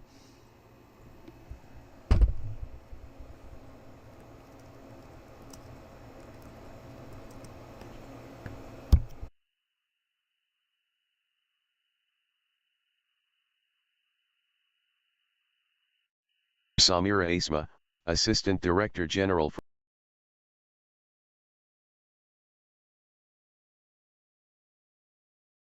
Portland, Oregon, protects non-believers from discrimination in employment, housing, and public accommodations. This protection extends to atheists, agnostics, and those who do not believe in God or gods, recognizing non-religion as a protected class according to the City of Portland, Oregon.gov. This was achieved by amending the Portland Civil Rights Ordinance to clarify that religious discrimination includes discrimination based on non-belief. Key points. Protected class, non-religion, including atheism and agnosticism, is now explicitly a protected class under Portland's civil rights laws according to the City of Portland, Oregon.gov. Scope of protection: the protections apply to employment, housing, and public accommodations. Purpose: the amendment aims to ensure equal opportunity for all residents and remove discriminatory barriers based on religious beliefs or lack thereof. Legal basis: the change was made by amending the Portland Civil Rights Ordinance. Historical context: this move made Portland the second city in the nation, after Madison, Wisconsin, to extend legal protections to non-believers.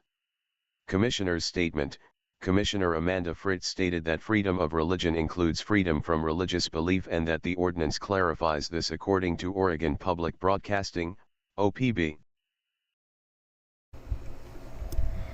It sucks to think that somebody's idea is like, oh yeah, that's great, yeah, keep, you know, we've fucked with every atheist that ever moved here. That's why you never met any, even though it's the most atheist city in the country.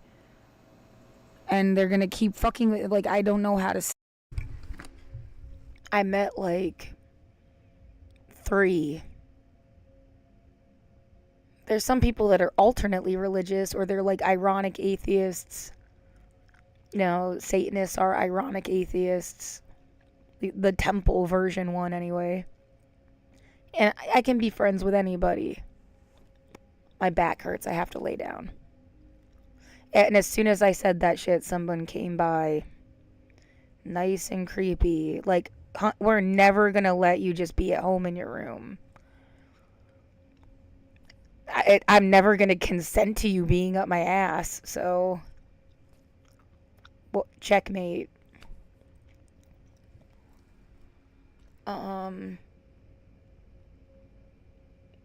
Yeah, you want to subscribe to my fucking feed and have a screen name and follow me like a normal person? If you have a car and gasoline, you can afford to have internet to fucking do shit the right way. I don't know. But no, you can't just sit on my windowsill.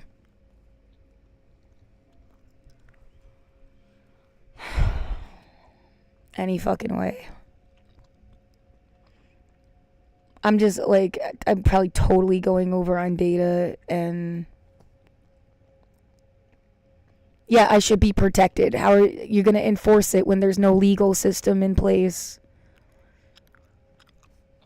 I just feel like I'm being used. So somebody else can be like, I don't know, they get to play hero, and I'm the victim they saved. Can't do shit about it. Stop that. That does seem like part of the equation somehow. But I'm not fucking leaving. I'm a civilian.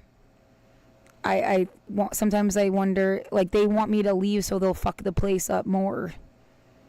And because I'm here, they can't do that because like militarized everybody else. They can act like they're something else. If I'm here, it like protects people somehow. That's why they want me to leave. I'm not leaving.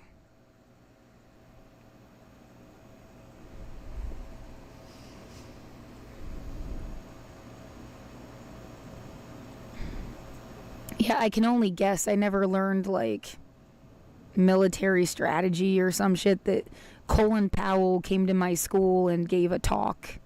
I don't even remember what he said. They assigned me as like photographer for yearbook, and I played like photographer while they were talking. But like that's the closest I ever came to anything military. It's not supposed to be a military. I think the whole fucking world got plunged into some military takeover. Yeah, I can. That's a good transition to this. My Candyland capitalism spiel. I should update this, make it nicer. I don't feel good like all the time. That's not a oh, let's put you out of your misery. Get the fuck away from me, you sick fuck. I'm not your excuse for anything. I mean, it would be nice to have cannabis readily available and cheap. Yeah, there's an idea of, like, yeah, I need to have a certain level of income to get medicine again, or it's kind of, you're just going to roller coaster yourself. You feel good for like 3 days, and then you're gonna feel like even worse. So I have to figure that out on my own. It's frustrating, but it is medicine. Yeah, I think someone's mad because you can get through like anything. And you didn't need their drugs that could kill you. You can't die from weed unless someone was fucking with the weed. That wouldn't be weed's fault. It's the person fucking with it.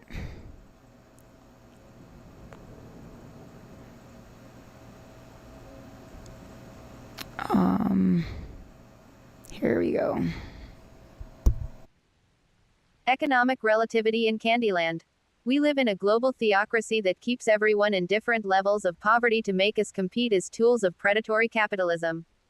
It's designed to always have someone worse off to keep others in line and motivate people to keep working. People are displaced and die in the movement toward a better day, whether being forced to move or always hustling, and if they complain too much or anger the comfortably privileged, they're sent back. We should be living aligned with universal human rights no matter what government, flag, or philosophy.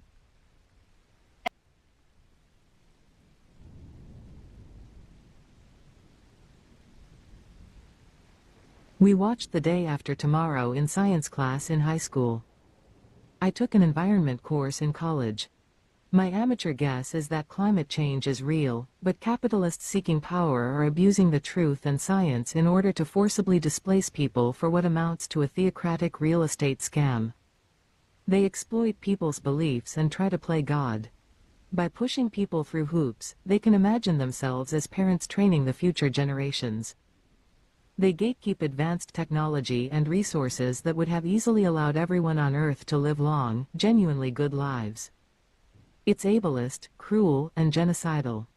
I'm calling it Candyland capitalism, but never expect to actually win unless you've been an asset to their god, their government military, or their money. I, for one, am happy to be bad for business. Alright, so, and then this is the spiel here. The Day After Tomorrow came out in 2004 under the Bush administration. Can't help but feel like Trump was the way for Bush to get forgotten as the worst president we've ever had. They'll make Trump the worst one instead, almost like comically. Like, that's half the point. It's crazy. Yet you're living in a Bandersnatch movie. And you have to pick a different option every screen. And every time you pick Trump shit, you get a bad ending. And I mean, that's not the world you're supposed to live in. That's not democracy. That's not real. It's an orchestrated period until they get to, I guess, a generation they like. Which, feel genocidal and scary. But I think this is closer to at least a metaphor of the current situation. The concept. Choose your own adventure death camp.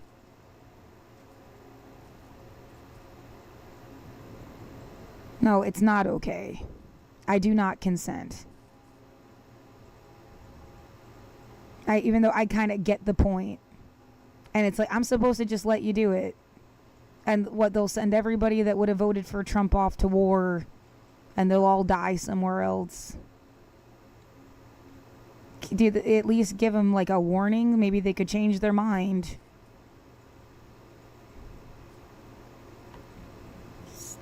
I mean, you can train any kid to think all sorts of stupid shit. Giving up on them and sending them off to die seems unfair.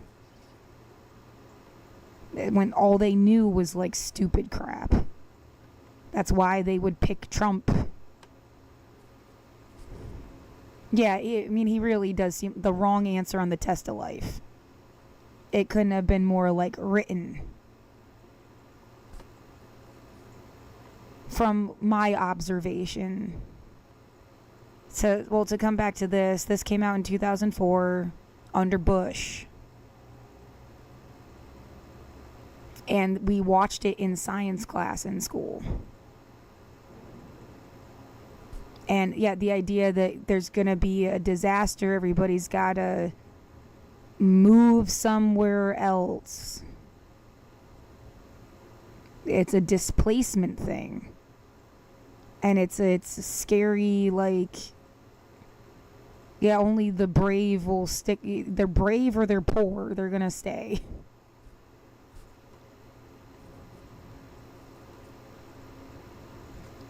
That's fucked up. How many people did they just displace from Palestine? 2 million? And that's just like one example. There's so many conflicts. Global conflict tracker. These have been going on for years.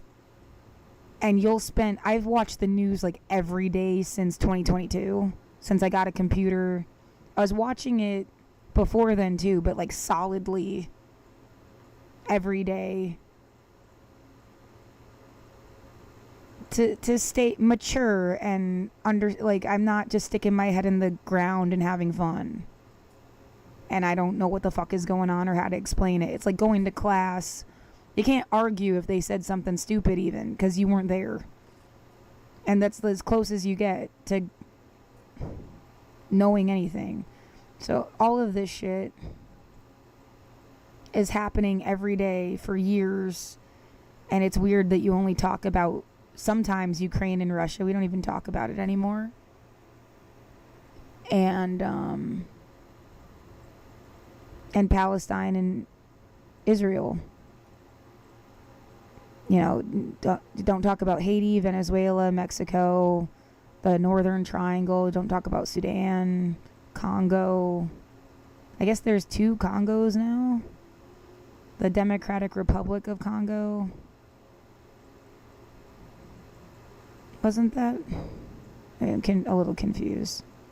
Central African Republic. Sorry, they do change countries on this continent. Sudan, Ethiopia, Somalia, Yemen. I wasn't stupid. Someone just banged on my wall again, just for note. The Democratic Republic of Congo, the DRC, and then the Republic of the Congo. Yeah, there are two. Thanks.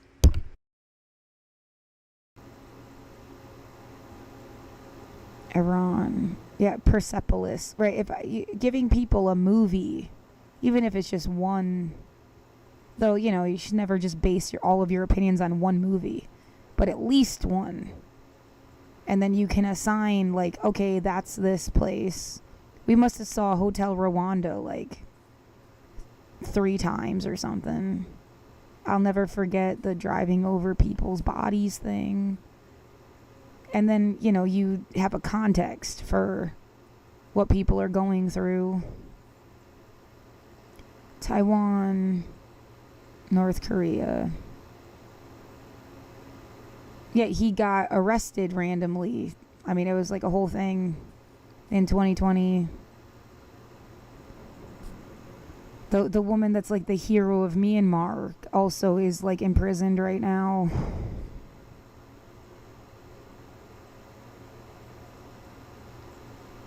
But yeah, no one's talking about it every day. AI overview. Child labor in cocoa production, particularly in countries like Côte d'Ivoire and Ghana, is a significant issue, with estimates indicating a considerable number of children are engaged in this form of labor. These children may be involved in hazardous tasks that can be detrimental to their health and development, such as using sharp tools, carrying heavy loads, or working with chemicals. One significant prevalence, Côte d'Ivoire and Ghana are major cocoa producers, and child labor is a persistent problem in their cocoa farms. To hazardous work, children involved in cocoa farming can be exposed to dangers like using sharp tools, applying pesticides, or carrying heavy loads. 3. Poverty as a root cause. Economic hardship often compels families to rely on child labor, as low cocoa prices make it difficult for farmers to afford adult workers. 4. Impact on children. Child labor in cocoa production hinders children's access to education and perpetuates a cycle of poverty. 5. Supply chain issue. Child labor can extend to products derived from cocoa, such as cocoa paste, butter, and powder, which are used in various items. 1. Industry initiatives. Many chocolate companies have committed to addressing child labor through various programs and certifications. 2. Certification programs. Organizations like Fairtrade, Boots, and Rainforest Alliance offer certifications to promote ethical cocoa production standards, including prohibiting child labor. 3. Child labor monitoring and remediation systems. CLMRS companies like Nestle have implemented systems to monitor and address child labor risks in their supply chains. 4. Government and industry collaboration. Governments and the cocoa industry have engaged in partnerships and initiatives like the Harkin-Engel Protocol to combat child labor. 5. Union action. Unions, such as the General Agricultural Workers Union of Ghana, GAWU, are actively addressing child labor by raising awareness and advocating for fair wages. 6. Supporting cooperatives. Initiatives like the Cacao Project aim to strengthen cocoa cooperatives' capacity to monitor and reduce child labor and provide support to vulnerable families. 1. Complexity of supply chains. The intricate nature of cocoa supply chains makes it difficult to trace the origins of cocoa and ensure ethical labor practices. 2. Limited impact of voluntary efforts. Some reports indicate that voluntary efforts by companies have not been entirely successful in eliminating child labor. 3. Inadequate monitoring and enforcement. Challenges remain in effectively monitoring child labor and enforcing relevant laws. 4. Lack of corporate accountability. There are concerns about corporations' accountability for human rights violations within their supply chains. 1. Choose ethical chocolate brands. Supporting chocolate brands certified as fair trade or organic helps promote ethical production. 2. Educate yourself, learn about the issues and support initiatives working to eradicate child labor. 3. Demand transparency and accountability, advocate for stronger regulations and corporate responsibility. Note, while various efforts are underway to address child labor in cocoa production, it remains a complex and ongoing issue requiring continued attention and collaborative action from governments, businesses, and consumers. 1. Child labor in the production of cocoa. You shouldn't have to worry that the chocolate you eat might contain cocoa cultivated or harvested by a child. Anybody who says they don't give a fuck about what's going on with the entire rest of the planet is complicit in genocide. Because every single fucked up thing, labor, trafficking, exploitation, slavery, ends up being genocidal. People die. And they have miserable lives, they don't get what they need, and they die. That's what it always amounts to. So yeah, you're genocidal maniacs if you just don't give a fuck.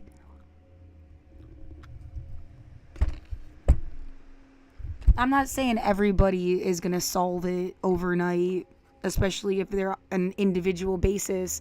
The least you could do is care and not just and say, "Oh, I don't give a fuck." It's like the barest minimum.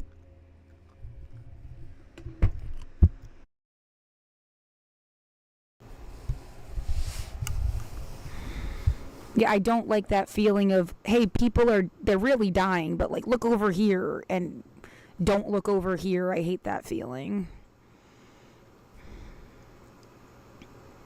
Why not everything all at once? I mean, literally, will it show you that on here? I've been banned from chat. I think it only shows it on my phone.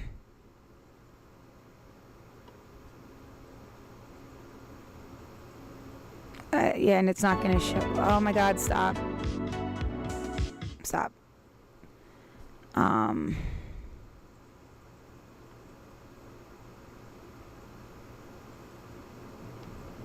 Yeah, maybe this isn't that important. I don't know.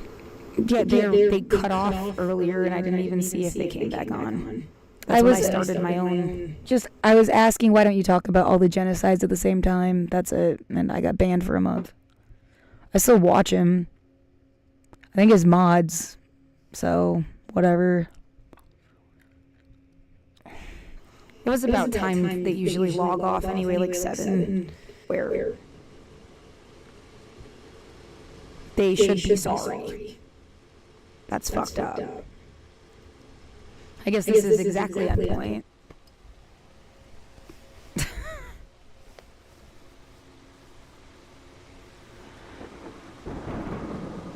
What it feels like, anyway. Yeah, maybe I'll just play my universal view. The more it's like, people were right. And if you can't handle the recent messages you sent. Again, millions are also dead all over the world, but you never talked about 2. Why not talk about all the genocides? Why won't you talk about all the genocides at the same time? And then he said something that, and whatever, was responding. I don't even know what he said. No, stop. And then, I mean, like, he's like 90% right. I respect him. I'm not exactly like him. I wouldn't say things exactly the way he does. But I appreciate that he exists. I'll live, of course, if they don't like me. Whatever, what basis do you have?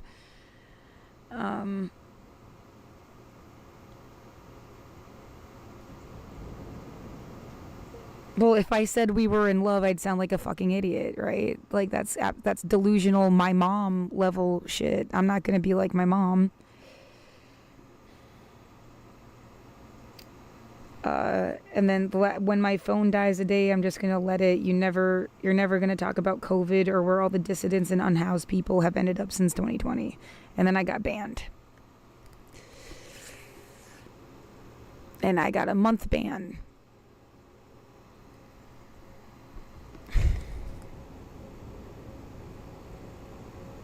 So that's been that. Whatever. The point is still, I mean, relevant. Like, no one is talking about COVID.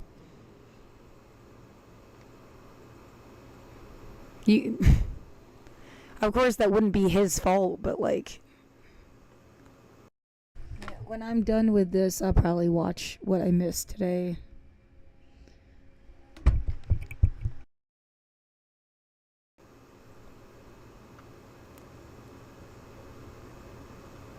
Something is really wrong.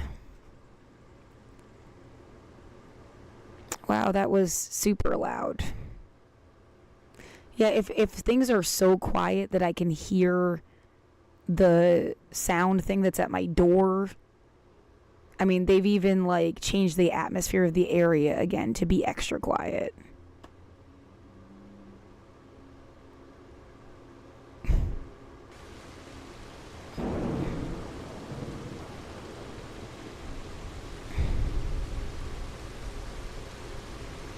And it's like, not only I can't just hear, it's like loud. That there's no traffic around. They've turned everything off. Like, the fuck.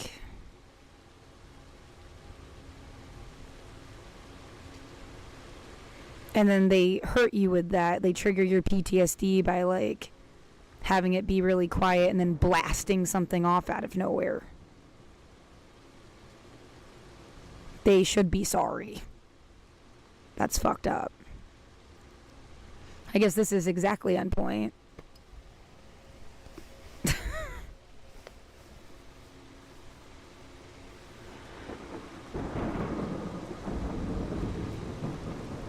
Yeah, 5 hours. 12:13 a.m. Yeah. Never heard of that before. Never heard of ACAB before. But man, the more the cops fuck with you, the more it's like, people were right. And if you can't handle ACAB, you shouldn't be a cop. You should be like, oh no, yeah, I'm going to make sure the other cops aren't assholes. Instead of getting mad at somebody saying ACAB.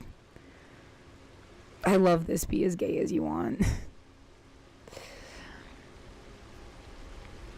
Really feel like my generation was more free. This was my first protest. We blocked Nazis. I'm like super happy this happened. Good. And there was no tear gas. There was no, I didn't even see a cop.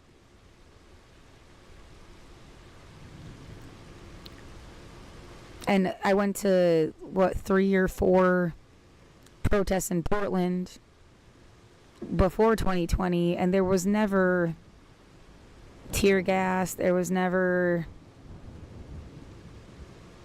an assault by the cops. But I sat in here and watched every single day, like as if I was going to be able to help, I guess. Feels a little bit. Well, maybe 5 years from now when everybody has cancer and they need somebody to say, like, I bet it was the tear gas. The expired tear gas that they flooded people with. Yeah, what James Baldwin said, I'm a kind of poet, and if I do my work when I'm needed, I'll be there. From this one interview that I keep watching over and over again, it's not like I'm a expert, but I really like him. It's like somebody keeps trying to like make me feel like I shouldn't. I don't know why. They're stupid. I mean, whenever you do anything, you need to be like an over-dedicated fan that knows every little detail about it.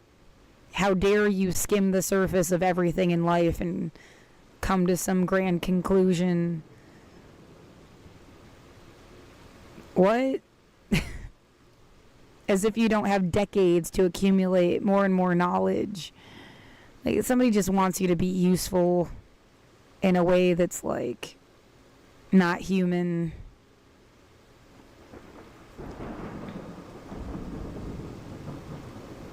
Oh, that's what it feels like anyway. Yeah, maybe I'll just play my universal human rights thing.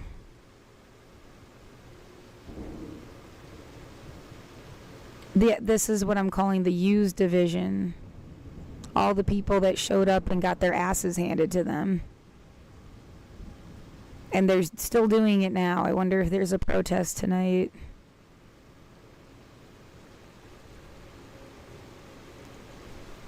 At the ICE building. Yeah, and this is also what I mean. They're like militarizing people. And it does seem like a Portland thing. If you compare it to other places. Is that woke.net guy up? If you compare it to other places, they're not doing the same shit. They're not peppering them with gas. They're not.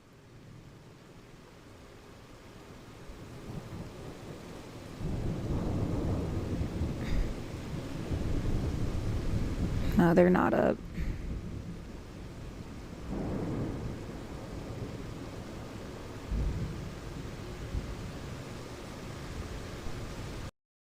What?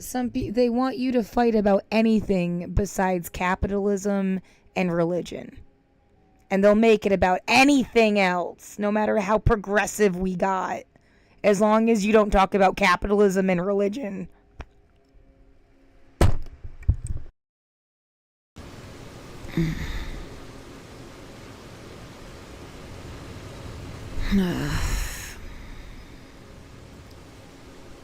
Hold on.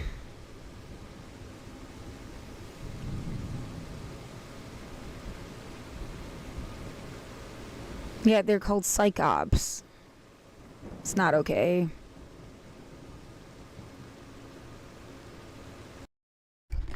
Oligarchy, theocracy, hypocrisy, bitch.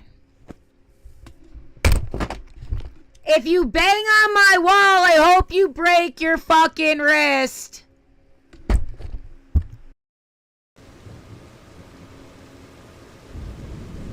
From 3 hours ago.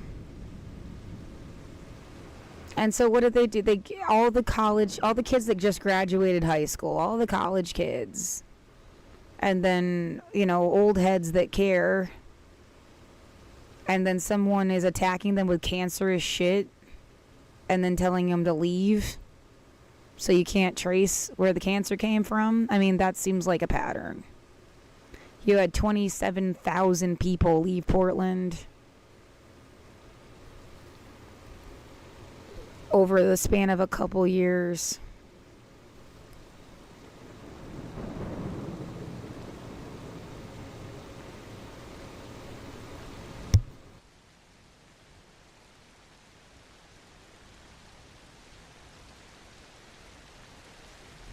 This one says 24,000. It's kind of annoying when all the numbers are different.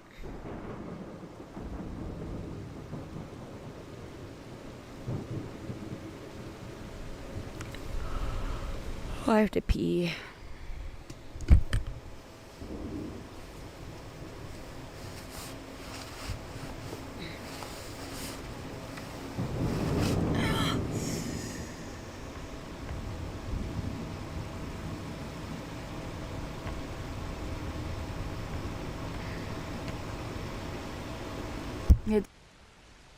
Do like an auto.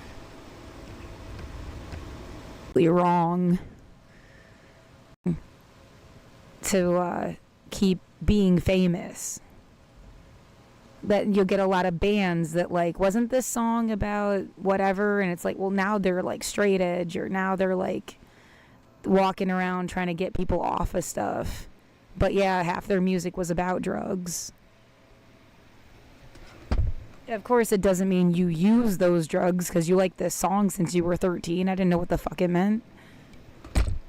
And again, somebody just shut off my fucking speaker. Oh yeah, I have to be a model minority. I have to be a perfect angel person to be taken seriously. If I get mad right now because I feel violated, I'm completely sober and the only thing I care about is cannabis. I don't even care about drinking. But, like, if I get mad right now, someone wants to make shit out to be something it's not, is that why you'd even shut my fucking speaker off? Douchebag. I mean, it is really gross and violating. I don't know how to make it stop. I hate them, and I don't know who they are. Yeah, if anybody ever, like, so much of my generation was supposed to be techie. My own dad was, like, techie. The people could explain this someday, and then say, like, how and who was fucking with me someday.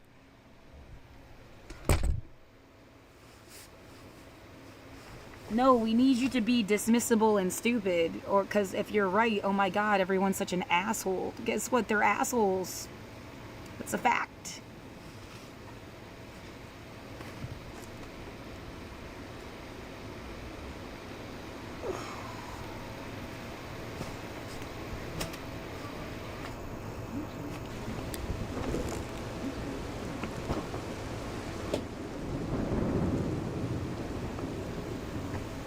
Well, come on, we all decided this was going to be the land of fucking over people we don't know, and we were going to take advantage of people not even knowing that Measure 110 got rescinded for the next, like, 20 years or something. Like, you guys are douchebags.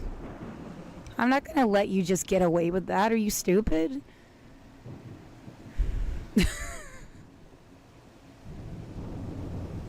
Like, that's all we do. It's like a human recycling center. You're supposed to come here because you think it's going to help you, and then they fuck you over. Well, that's not going to happen anymore as much as I could stop it.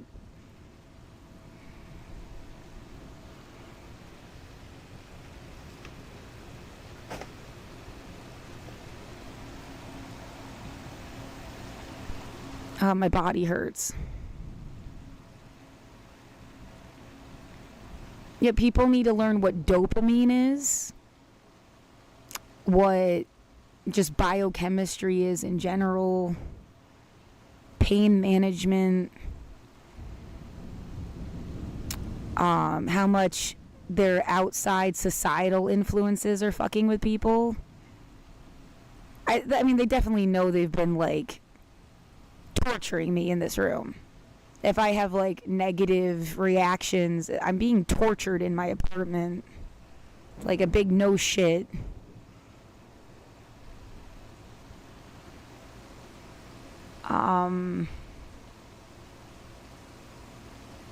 Yeah, if nothing else, some really smart person 100 years from now will completely get it.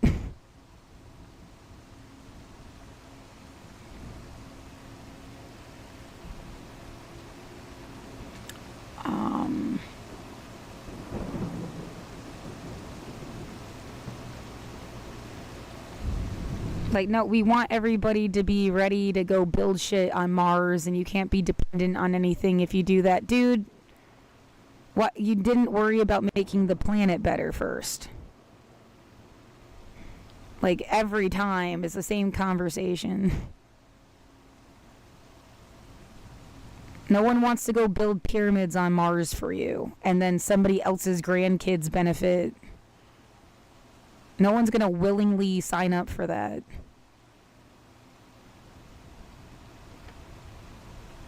Yet you'd have to trick them into thinking it's a better life for them when it's not.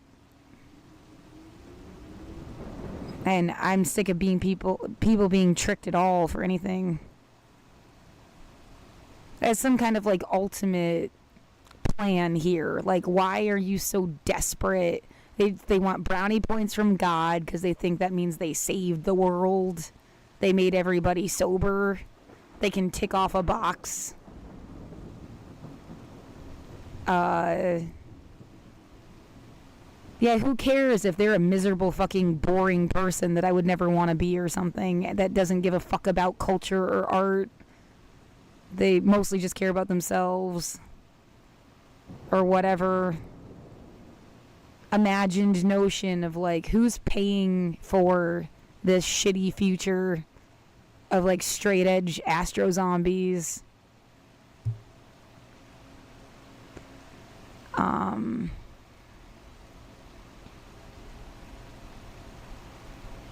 Yeah, the like medical people could see enough people die and just decide it's like, yeah, it's like having my friend die, and then I was supposed to spend the rest of my life being like, oh, my friend,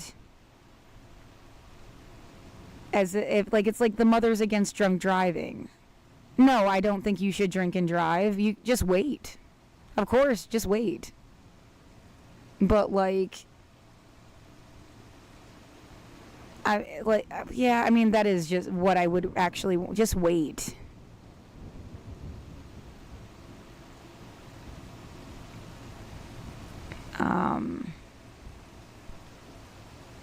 But it just feels like I'm not going to show you car accident. I mean, isn't that why I'm pretty sure you should just wait, though? Because I saw all these car accident videos. Yeah, I guess. Let me put it, like, there's been people that it seems like that's the regular shit that they've done. They aren't totally drunk, but they've driven drunk at some point in their life. And it just like, some people do that. Are they swerving all over the road? Are they stopping on the fucking train tracks? I mean, like, doing stupid shit? Then they should stop. But it's this idea of, like, you're not swerving all over the fucking road. I don't know. Yeah, would you just wait? Maybe that's just not a good example. It's just different to become, like, a Mother Against Drunk Driving and then make your whole fucking life about it, and you go on, like, speaking tours and you try to get money from people to, like, promote stuff, and it's just a totally amplified level of, like, making it your life mission.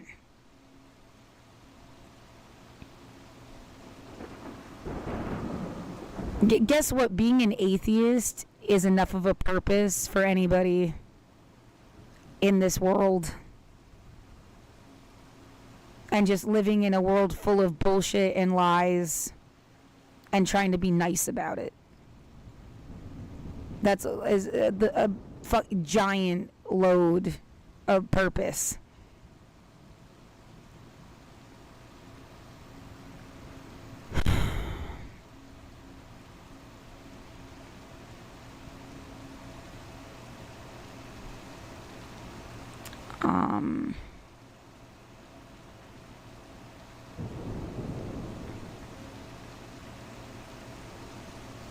Okay, of course I miss my friend. I mean, but I'm not gonna, like,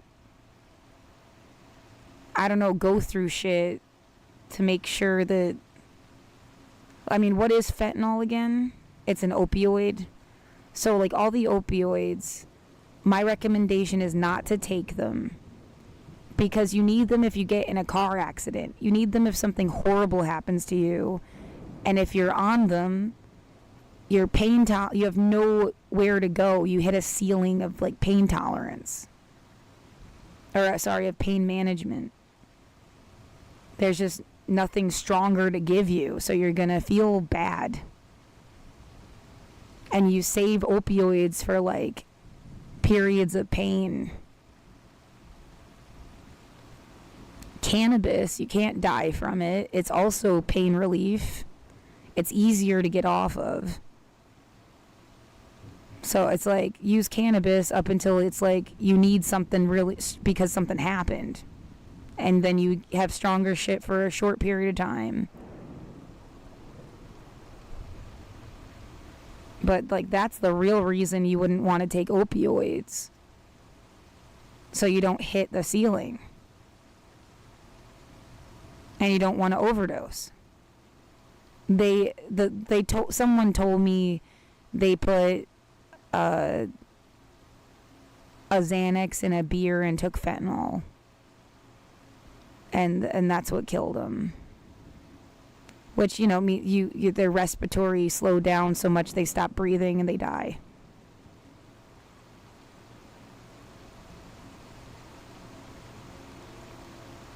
But yeah, I'm not going to stand on street corners and, you know, to act like fentanyl's the new version of whatever so you can keep playing this drug war game.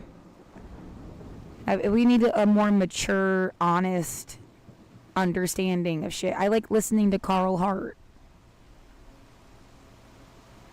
Yeah, I don't like playing games. And they do just pick another drug every decade. It's gotten really transparent. Right, there was this thing, they did a news special. The cop is on the roof watching for the drug interaction, and then they're like, the kids are 18 or 19 selling people fentanyl. You didn't figure out where the kid got the fentanyl to sell to them? Because that's all you had to, like, stop. It just doesn't make any sense. Like, if you found out the kids get the fentanyl from a cop, and then they sell it to the homeless people, and then the cop gets the homeless people, like, does this make sense to you now and how fucked up it is?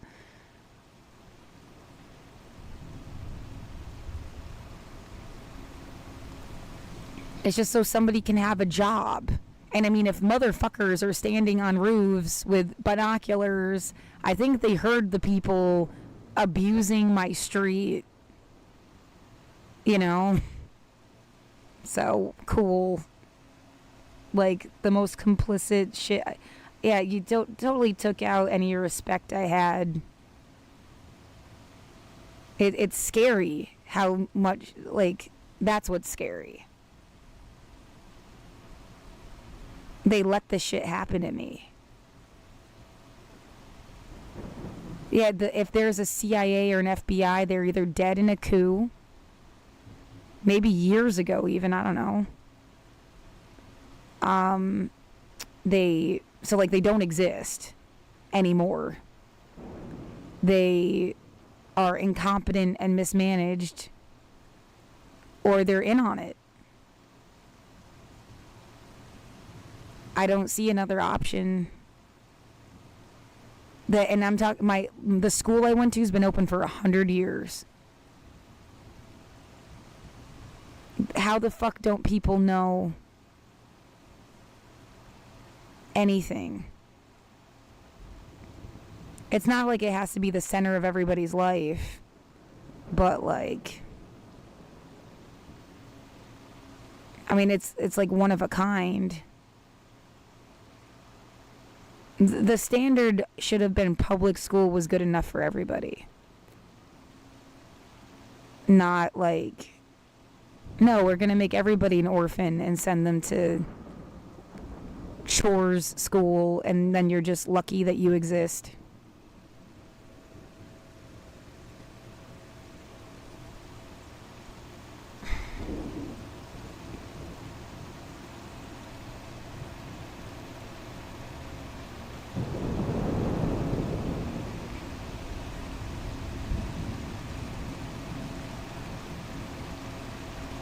Yeah, I'm not allowed to say that. I'm supposed to be way more grateful than that. I know.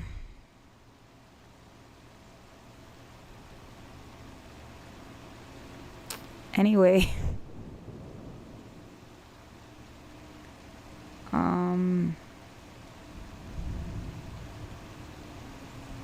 All you have to do is think about your own imagined future family and how you'd raise your own kids, and it becomes really clear, like, what's missing, what shouldn't have happened, how life shouldn't have been, what a family really is or feels like, home. I would never go back there. Somebody was out of their fucking mind if they thought they were gonna go make me live there.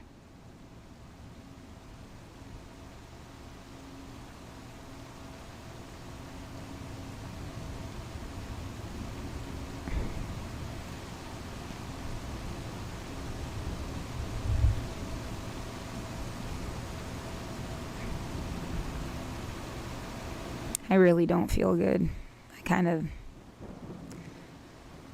Well, we had a zero tolerance drug policy. There was no liquor cabinet. There was no parties. There was no sneaking out of the house. There was no, like, cartoon TV land, regular teenage shit. Didn't exist. We got a thrill out of making oatmeal in the middle of the night when you're not supposed to go in the pantry. We got caught and had to clean the kitchen by me and my roommate. Like, it's like a 7-person chore, just me and my roommate. Like, that's one little example of, like, ooh, big deal. Somebody just banged something upstairs. God, I'm so sick of this fucking crap.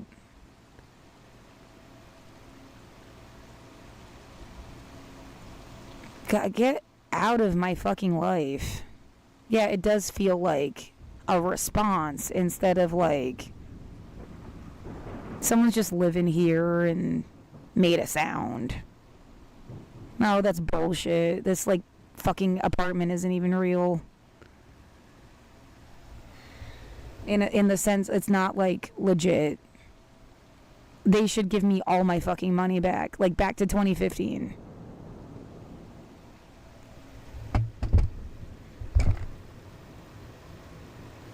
Yeah, I definitely shouldn't have to just wait every few months and then have to beg somebody, like a government organization, to pay my rent.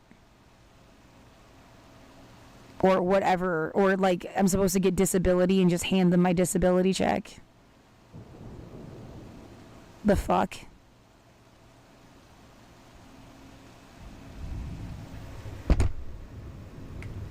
Yeah, after they made me disabled? How does that look?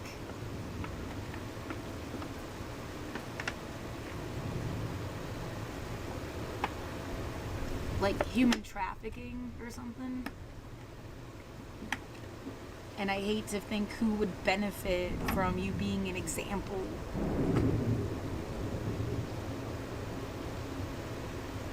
Yeah, that's what I was like. If I was set up as bait, fuck you for taking the bait, and fuck you for setting me up as bait.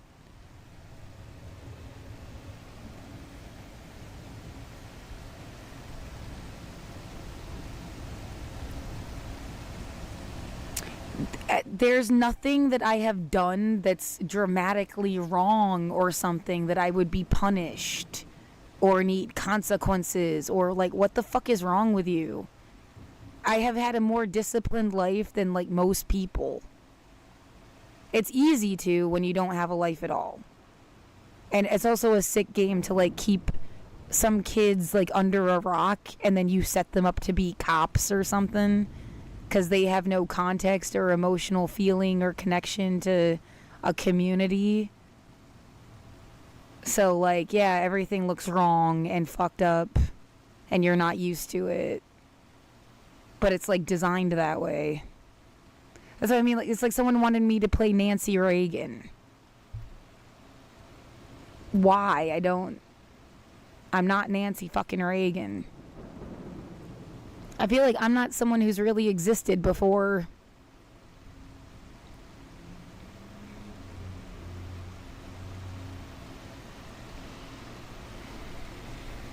Yeah, maybe they never let people like me fucking exist, that's why.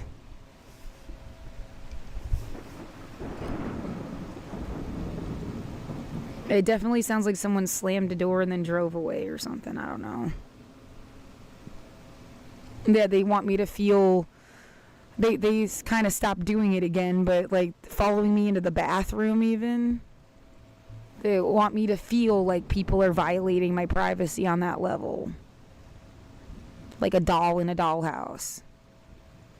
Yeah, I can be the last thing you see before you die. You know?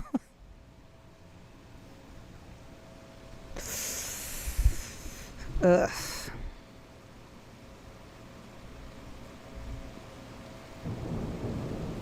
I am, yes, the stream of consciousness, true to its name. I don't know what else to say. I am really tired. I'm just trying to make the best of this. Did I get at least a lot out at once? Because it's not everything.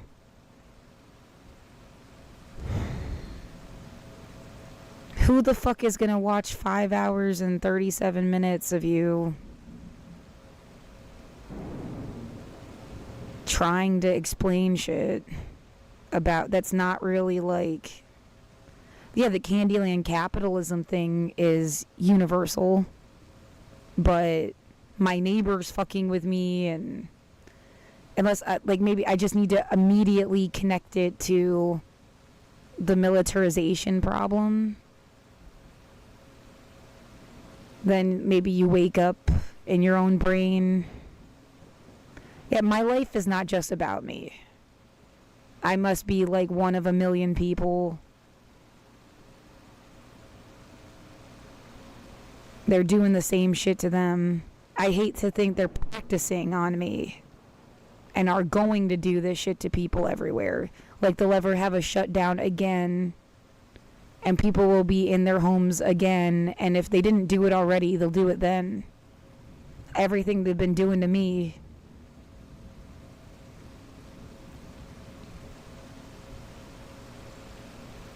And how do you resist? I mean, just middle fingers all the time. Just, you defiantly live your life anyway. Don't let them shut you up or shut you down, 'cause they try. You would just be staring at the wall, like drooling,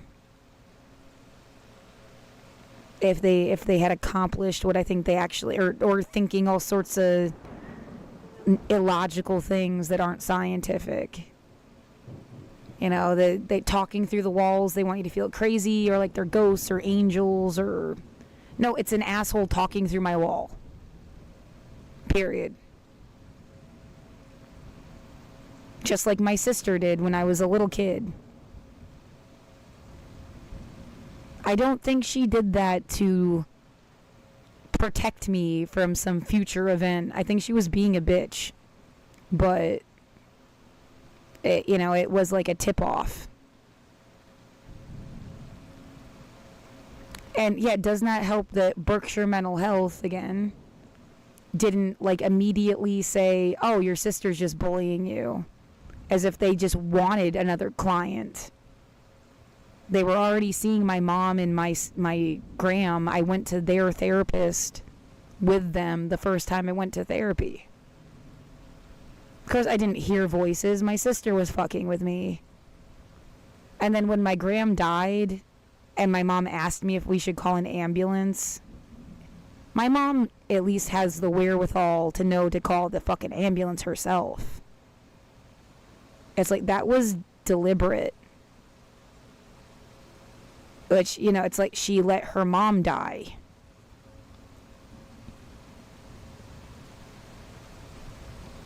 And no one has ever. I have seen like 9 therapists. Nobody has ever been like, oh no.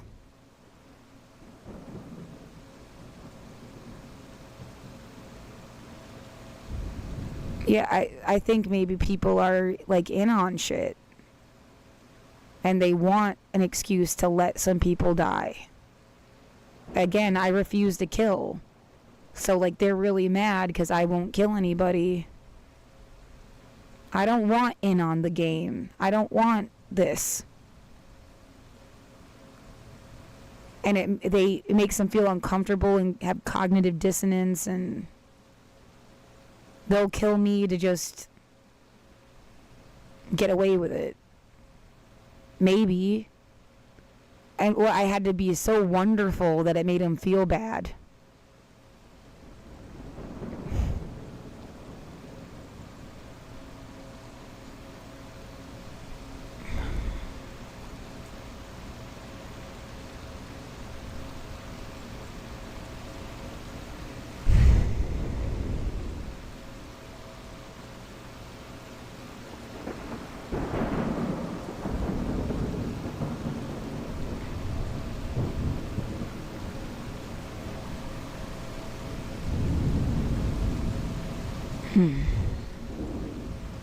Yet learning how to block out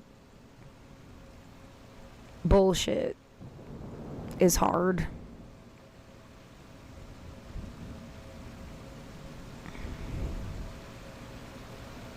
No, yeah, was there any other time in my life where it felt like people were whispering to me or something? No.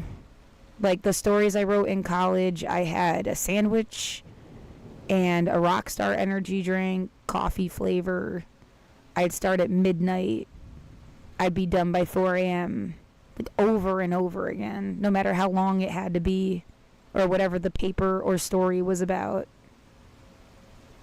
It was like music, flow, and a loom. I start, I write, I go back to the top, I read it again, so there's like an emotional flow to it, yeah. And I mean, I remember, because I read the top of my story 30,000 times. I must have read the ending like 7 times.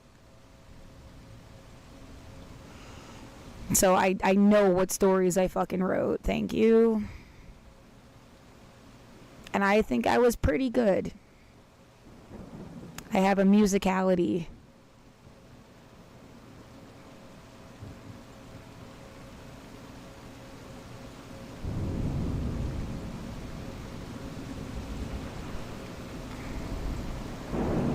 But no one was like telling me what to write or something.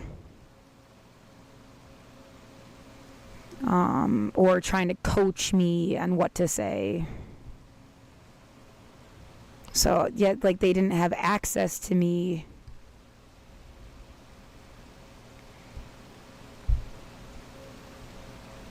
So I just need to get somewhere where they don't have access to me again, but then it's like I'm going to be with somebody that's their bitch. Because the only people they're going to let me be with is like their bitch. I hate that idea. Like, them doing this to me now is because I'm alone. Like, they won't let me be independent.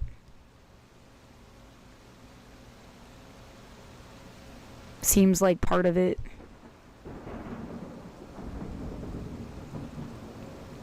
Yeah, maybe that is why some people are living with their family and you're like, what the fuck? Because they can't fuck with you the same way. But I wouldn't want that situation, especially not me personally, but even if I had like a good relationship with my family, I guess like you're living in a totally different part of the house to the point where it's like your own house. 'Cause like, ew.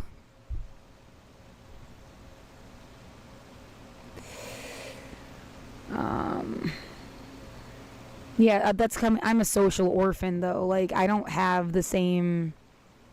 When you think of your parents and your family, I don't have that. It's never going to be the same thing. And not the same level of intimacy, closeness, comfortability, inside jokes. You know, it's just never going to be like that. I feel uncomfortable with other people who have a family. It just feels weird.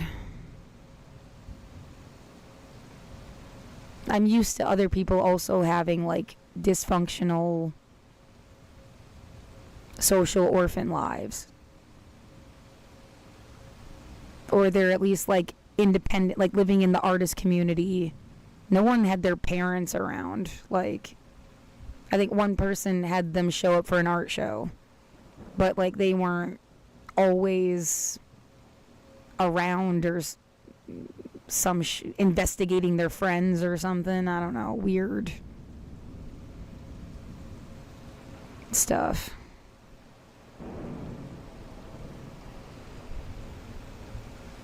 I do think you should know who your kids' friends are, what they're learning in school. But, you know, there's boundaries.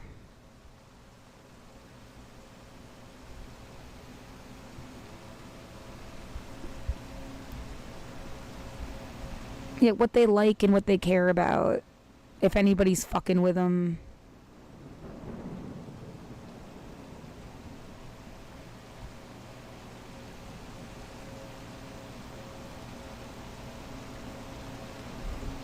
No, come on. Yeah, you can't hold my house parents. There's 13 kids every year. And sometimes during the school year, there's going to be different, like, they have transfers in student homes. You could end up going to a different student home, like, middle of the year. And they're there for 20 years. Like, what the fuck do you expect? It seems selfish to be like, you didn't even know me. But that's why it's like, maybe the house should have like 5 kids in it, max. Maybe like there should be, I mean, if you got a problem with your house parents, easier for you to transfer. And if it's a good match, like, you stay longer, because it's like a relationship. I think it was like a liability thing. You know, the student homes are built, they were set up so you could end up in any house and you had the same furniture, the same shit on the wall, the same sheets, like, they were like interchangeable. The setup of the house might be a little different, but it's like a weird sameness. And I mean, I don't, so I'm trying to give a fair assessment of like parenting or something, but I mean, you guys didn't know me. No one should be calling my old house parents, and like, it would be weird if they remembered shit in a way, because I mean, there's been so many kids. Yeah, for me to get angry to a certain level is selfish. Because, like, what would you expect? That's what I'm also, like, I need to focus on the medical problems. Because there's no excuse for that. I should not have felt violated by my gynecology appointment. My tooth fell out in 2020. When I had braces, that guy did like 5 at least x-rays on I remember that side of my mouth even. Like, they could have fixed my tooth like back when I was 16. I've had the same filling since I was 7. You know, it's like they just didn't, they like let it go. Why? You have more money than God. The whole point is to take care of the kids. Why the fuck wouldn't you make sure I had like the best, that everyone had the best of anything? I had to beg for braces in the first place. And then eye dilation. I mean, why did you dilate my eyes so many times? And then they didn't even give me glasses in 10th grade. They let me go blind because they said I like fucked up they gave me these wireframe glasses. I always get big fucking chunky plastic glasses because the little wireframe things bend and break. And then I have like tilted glasses. They could have given me better glasses. I don't know why they dilated my eyes so much. What's up with my teeth?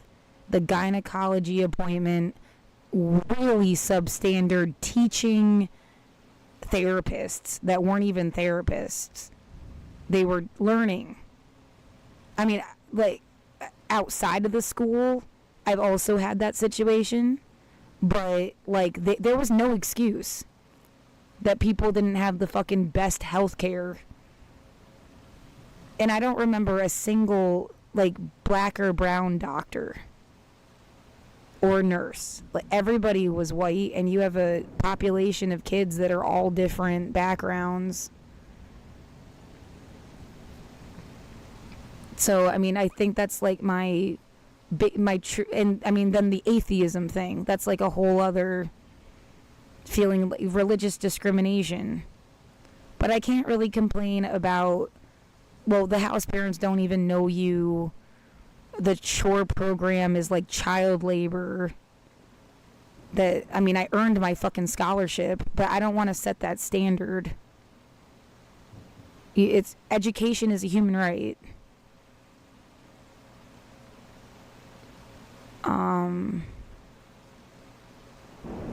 Yeah, feeling like out of my own body and skin because of the school clothes and them giving me, like, and my friends, deliberately, like, oversized. They gave me size 18 pants when I was in 5th grade. You know, you feel ugly because you're a kid, and then I gotta hate this fucking school uniform. You know, yeah, always your shirt tucked in, blah blah blah, belt. God, I to this day, it's like I hate stuff on my stomach. I'll wear dresses all the time. They didn't have dresses or skirts that fit me. I was too big.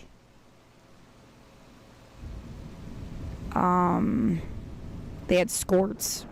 Yeah. It was rare to find a fit.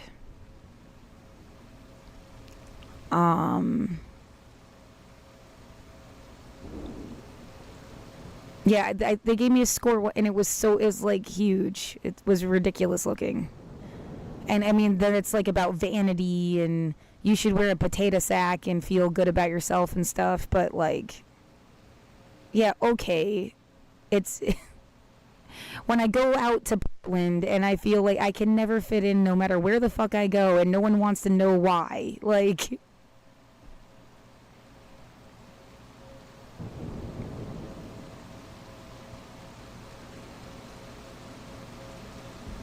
yeah, I practically seem Amish.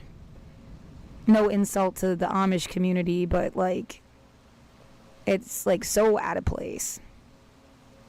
And people don't know how to put, like, you're poor but you went to boarding school. I think some fucking guy thought I knew Oprah. And like, I think they fucked with me because they thought I knew Oprah, which is like racist and stupid. I don't know Elon Musk either. P.S.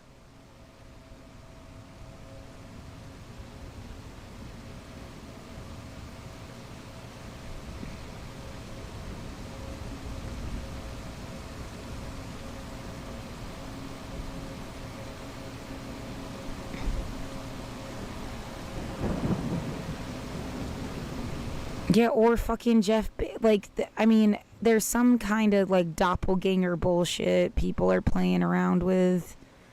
The very last job that I had, I think they hired this guy because it makes no sense it's actually the guy, but had this dude that looked like Bezos show up at my cleaning job. I was watching the training video. He walked behind me.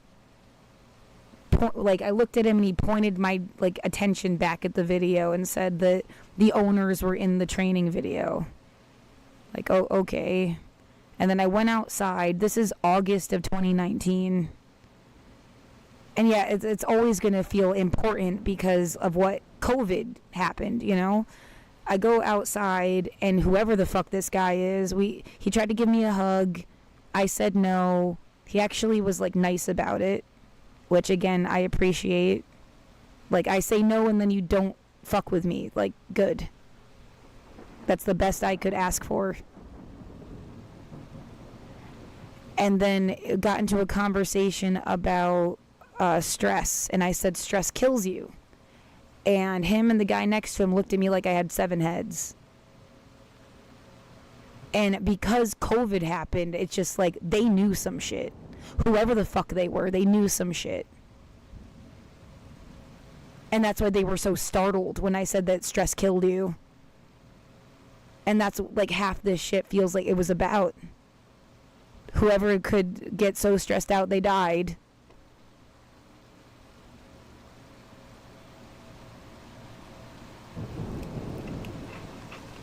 Every time I tell this story, I remember telling it before and somebody set a sleeping bag on fire outside when I was telling this thing. I mean, that's how memory works, you know, like, yeah, fuck you. I didn't need more trauma. I already had some.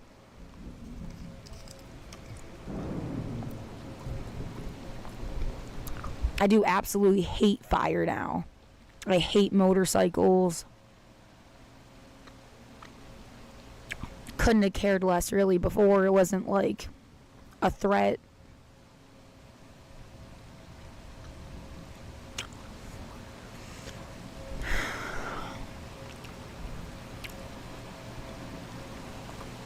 And yeah, the point being, I think they hired somebody. Because when I tell this story again, I'm supposed to be convinced it was actually him. Playing off like some King Candy, Wreck-It Ralph thing. Yeah, the wizard, I was always supposed to go to the wizard and like bitch at them or something. Or tell him like, hey, you should help people. And then they're like, okay, I'll save the day now that you asked. On behalf of the Hershey girl. And then they take over the world that way. Like, they needed someone to ask. And I'm like, not playing this game.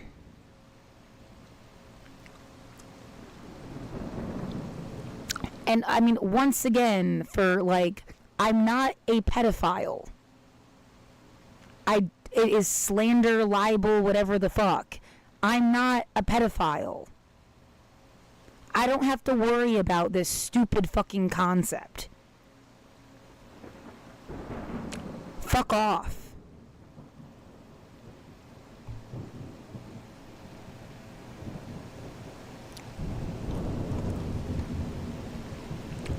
It's like they told this blanketed thing of like, we'll just call everybody a pedophile now. And if you're not one, they're going to make you try to kill one to prove that you're not one. Like, overcompensate. And I refuse to kill anybody. But, like, they wanted everyone to either be a pedophile or a murderer so they could say fuck you to them all. That you're all, like, bad people.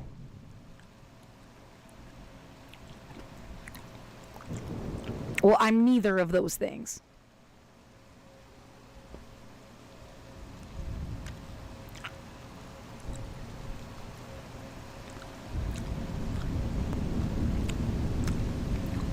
Yeah, some idea, honey, they can, oh, don't say honey, ew.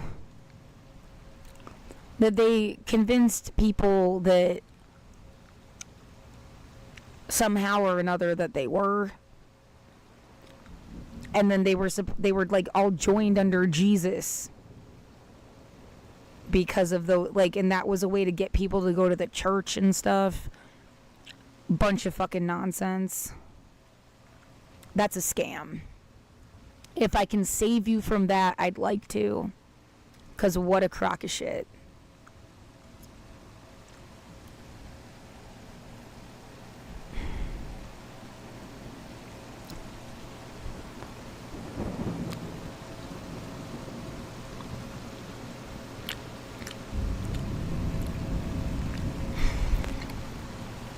Right, slander is when you say a lie.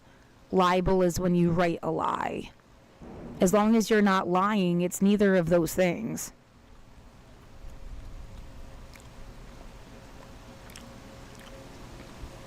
Again, my own dad was like in on this because he gave me the tip about like slander. I don't, he died in 2022. I don't know what the fuck, dude. It feels like I'm trapped in somebody else's story. And it's a bad, stupid story. Right, I'm supposed to think of Trump and them being accused of shit, and it's like they made it everybody's problem. Like, where the fuck did this come from?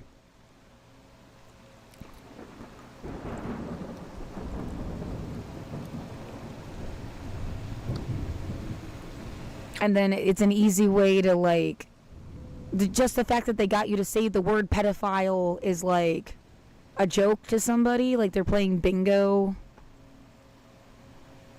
What can they make you say or talk about? I mean, I'm a scientist. I don't have time for this shit. Obviously, I'm just speaking in a whole different dimension than this idiot that's playing games.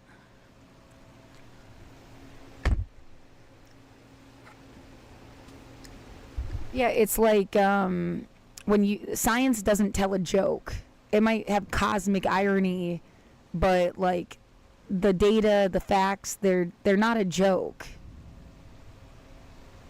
Somebody that's being poetic or making shit up or like having puns and stuff, like, you know, that's just a totally different language, a different,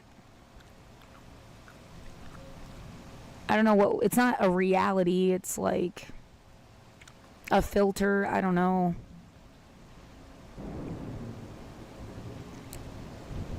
It's just, it's its own thing.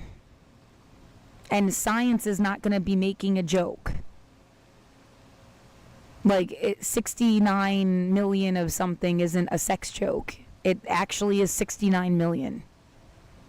You gotta, like, be able to use both parts of your brain.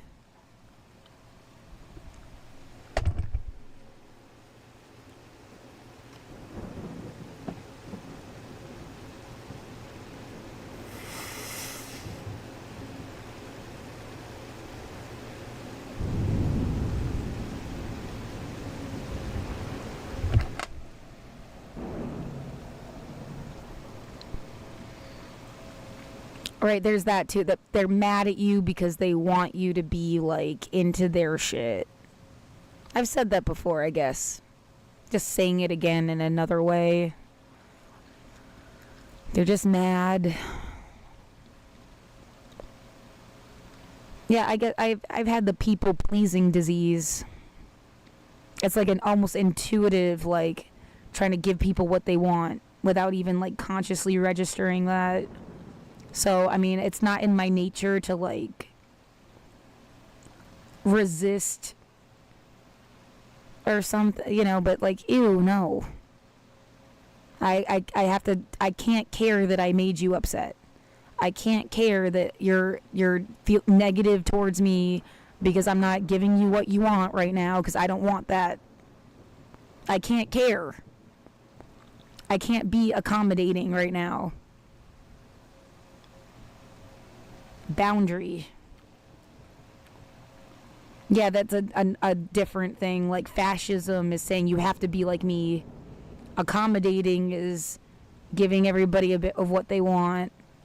And then a third thing is, like, boundary. You do you, boo. Well, not really. If you fucking touch my kids, I don't care if you go missing. But yeah, and I would prefer if you didn't kill anybody. But there's no real way to make you be like me, though, is there? I can just make the boundary very clear.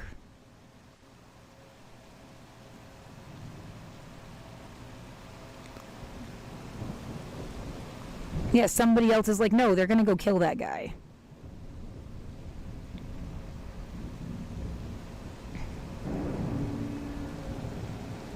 That's noise. Thanks for the PTSD response. I fucking hate you too.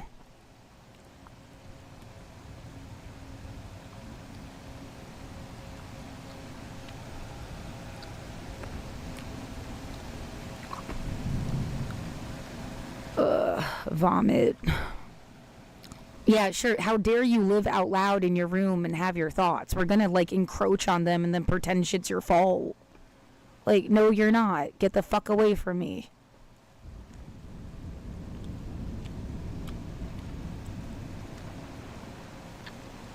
All they've ever been trying to do is, like, ruin my life so they can get away with their own stupid shit.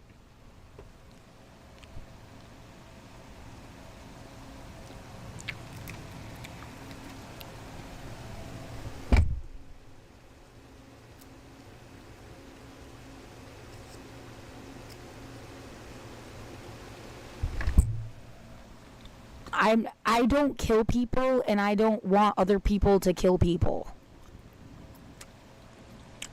I've never consented to something like that.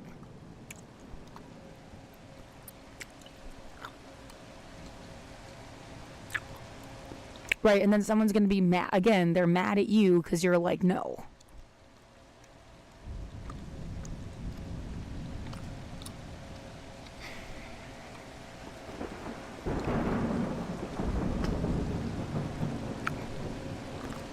Stupid fucking boat sound. Yeah, they can make a train sound too, but it's like a car that's just sitting outside.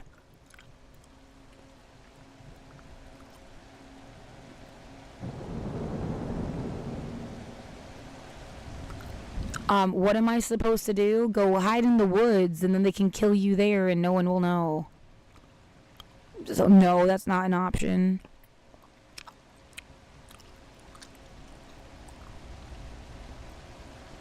It does feel gross to feel like surrounded by idiots all the time that are trying to deliberately like take you out of context or something.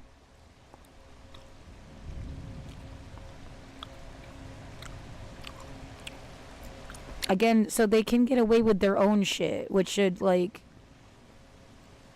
there's got to be some scientific way to prove who's full of shit and who's not.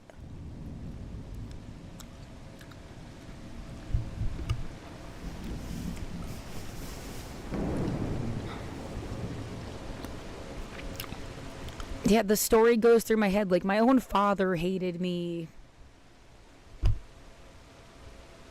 Half of this shit is something about him.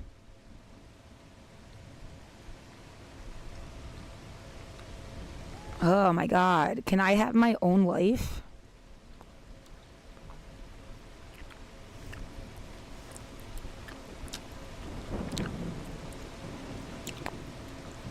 Yeah, really. Why don't you make your own movie and speak for yourself?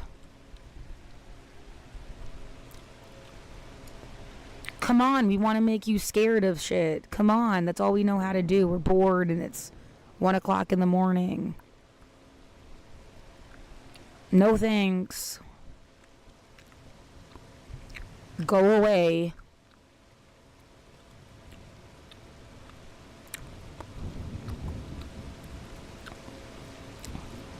I mean, what, I'm just gonna be a trap for idiots until they're all dead? Are you trying to run a scam or fuck with people? Get the fuck away from me.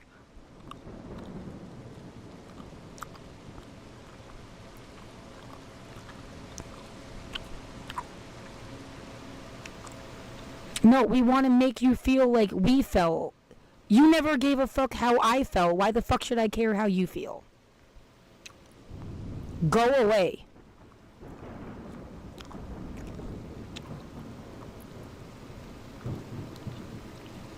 Go write your own fucking movie. Star in it yourself.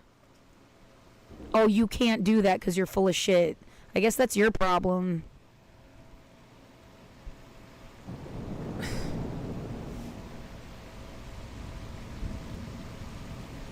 Oh my god, whoever the fuck Clockwork Orange, like, go find someone interesting to watch.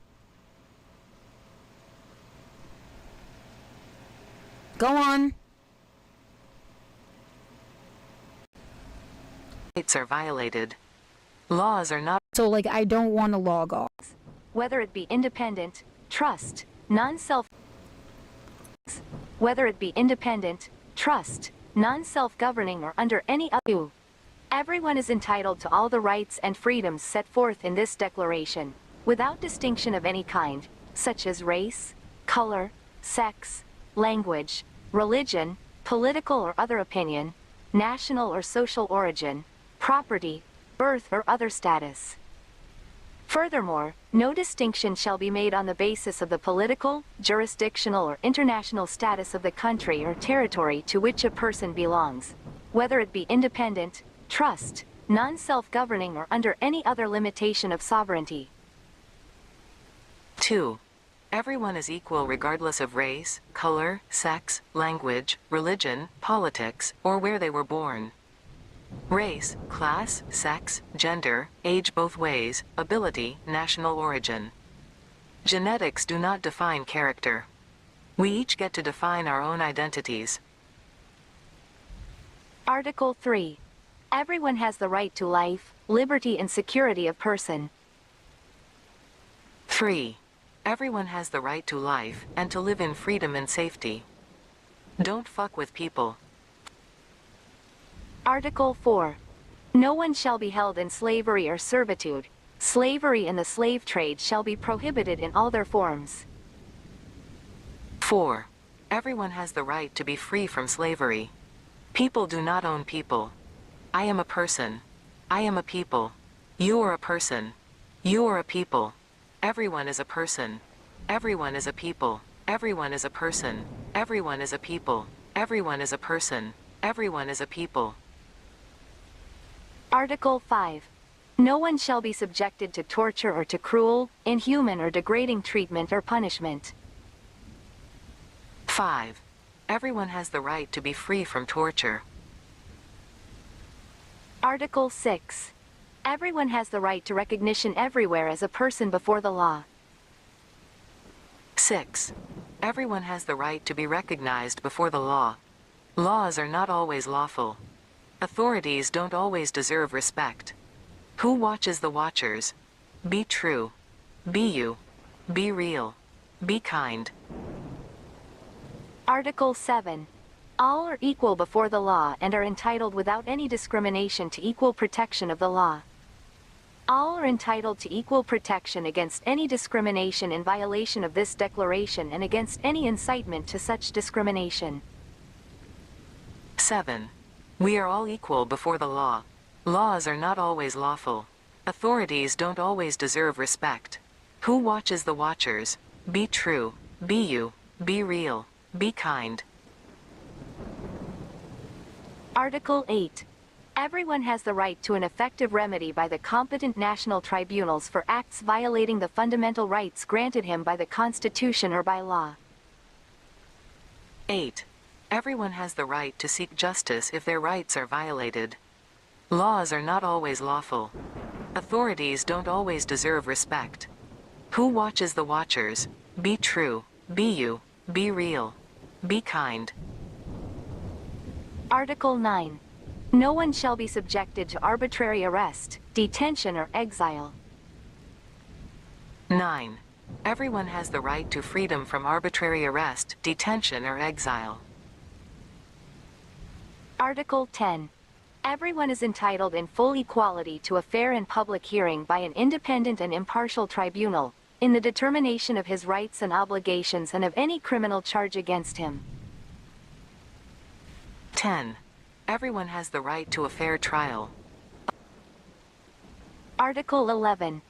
Everyone charged with a penal offense has the right to be presumed innocent until proved guilty according to law in a public trial at which he has had all the guarantees necessary for his defense. No one shall be held guilty of any penal offense on account of any act or omission which did not constitute a penal offense, under national or international law, at the time when it was committed.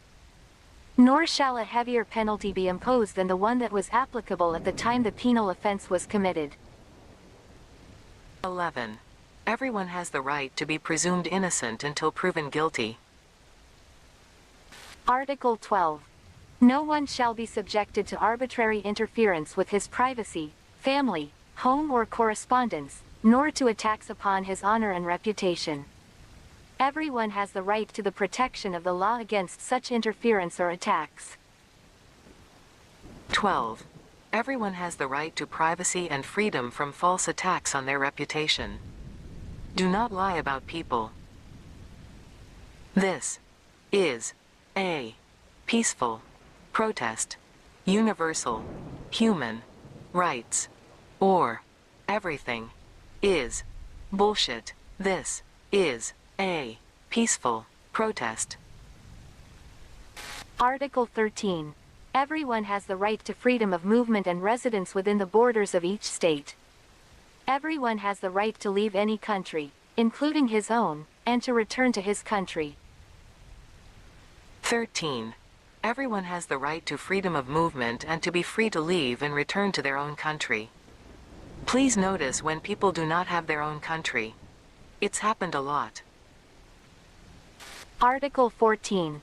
Everyone has the right to seek and to enjoy in other countries asylum from persecution. This right may not be invoked in the case of prosecutions genuinely arising from non-political crimes or from acts contrary to the purposes and principles of the United Nations. 14. Everyone has the right to seek asylum from persecution. Article 15. Everyone has the right to a nationality. No one shall be arbitrarily deprived of his nationality nor denied the right to change his nationality. 15. Everyone has the right to a nationality. Article 16. Men and women of full age, without any limitation due to race, nationality or religion, have the right to marry and to found a family. They are entitled to equal rights as to marriage, during marriage and at its dissolution. Marriage shall be entered into only with the free and full consent of the intending spouses. The family is the natural and fundamental group unit of society and is entitled to protection by society and the state. 16. Everyone has the right to marry or not marry as they choose and to have a family of their own. Article 17. Everyone has the right to own property alone as well as in association with others. No one shall be arbitrarily deprived of his property. 17.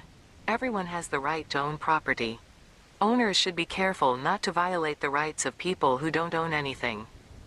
Never let the only option for survival be destruction either way. Article 18. Everyone has the right to freedom of thought, conscience and religion. This right includes freedom to change his religion or belief, and freedom, either alone or in community with others and in public or private, to manifest his religion or belief in teaching, practice, worship and observance. 18. Everyone has the right to freedom of thought, conscience and religion or non-religion. Article 19.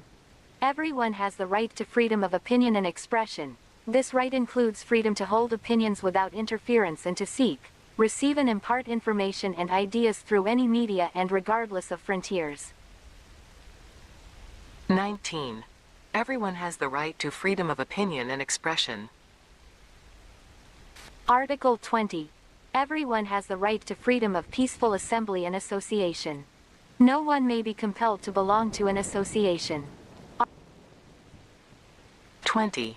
Everyone has the right to freedom of peaceful assembly and association. Fuck cults.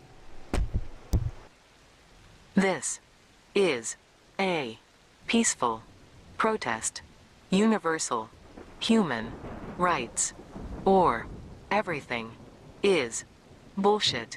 This is a peaceful protest. Article 21. Everyone has the right to take part in the government of his country, directly or through freely chosen representatives.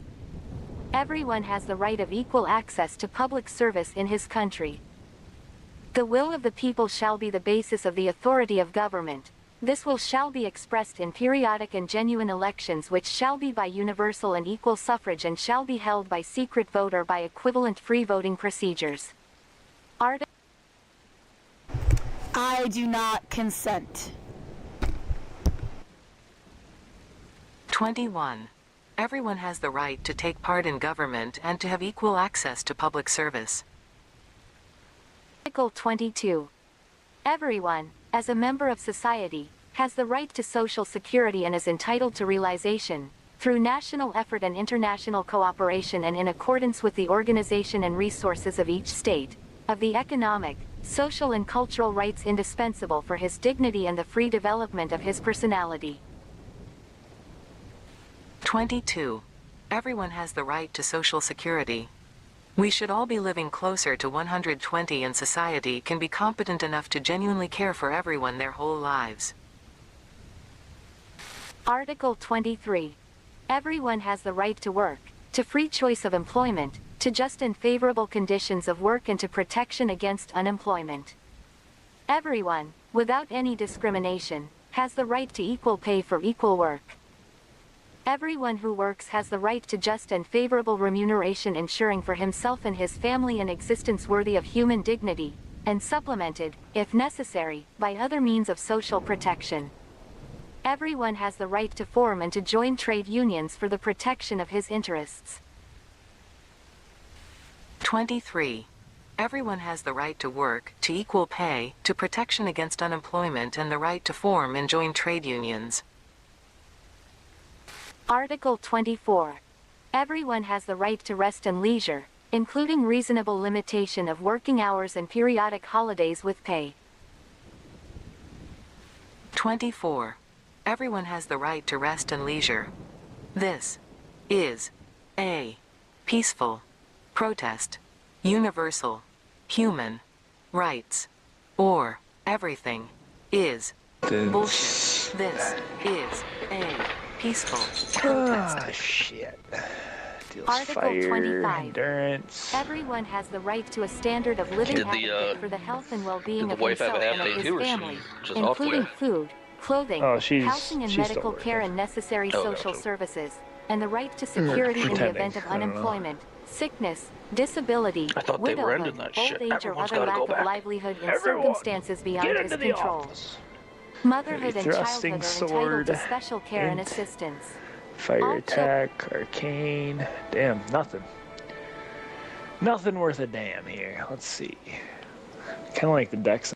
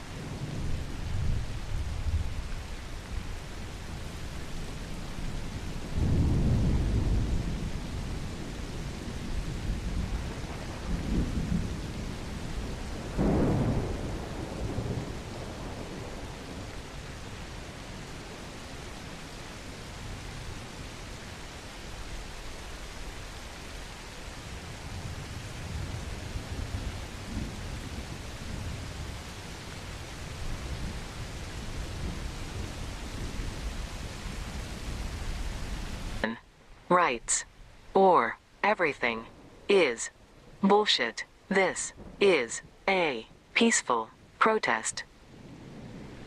Article 25. Everyone has the right to a standard of living adequate for the health and well-being of himself and of his family, including food, clothing, housing and medical care and necessary social services, and the right to security in the event of unemployment, sickness, disability, widowhood, old age or other lack of livelihood in circumstances beyond his control. Motherhood and childhood are entitled to special care and assistance. All children, whether born in or out of wedlock, shall enjoy the same social protection. 25. Everyone has the right to a decent standard of living, including food, clothing, housing, medical care, and social services. Article 26. Everyone has the right to education. Education shall be free, at least in the elementary and fundamental stages. Elementary education shall be compulsory. Technical and professional education shall be made generally available, and higher education shall be equally accessible to all on the basis of merit. Education shall be directed to the full development of the human personality and to the strengthening of respect for human rights and fundamental freedoms. It shall promote understanding, tolerance, and friendship among all nations, racial or religious groups, and shall further the activities of the United Nations for the maintenance of peace. Parents have a prior right to choose the kind of education that shall be given to their children. If you should find any of these rights to be faulty, you have a right to criticize, analyze, and fix it under any flag, philosophy, or authority. 26. Everyone has the right to education.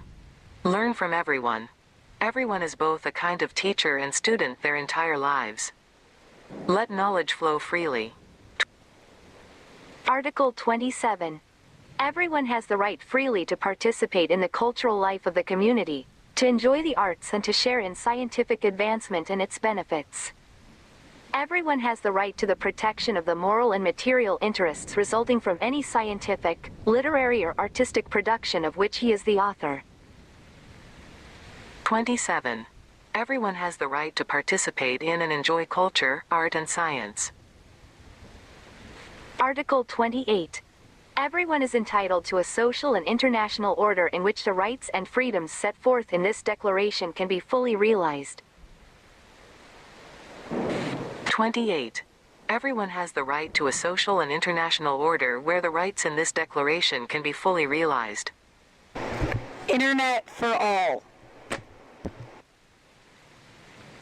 Article 29. Everyone has duties to the community in which alone the free and full development of his personality is possible. In the exercise of his rights and freedoms, everyone shall be subject only to such limitations as are determined by law solely for the purpose of securing due recognition and respect for the rights and freedoms of others and of meeting the just requirements of morality, public order and the general welfare in a democratic society. These rights and freedoms may in no case be exercised contrary to the purposes and principles of the United Nations. 29. We have a duty to other people and we should protect their rights and freedoms. Never let someone convince you to kill another or violate their own rights for this purpose. Article 30.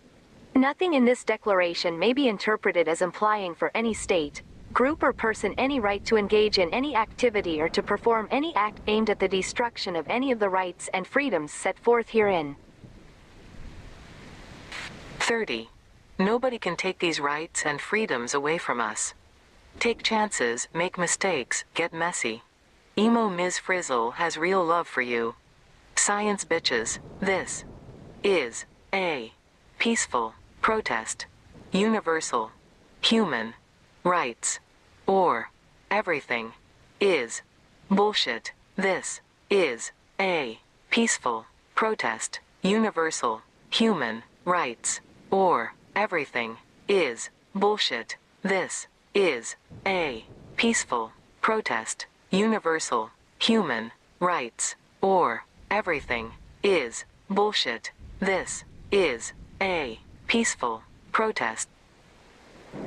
Universal human rights or everything is bullshit.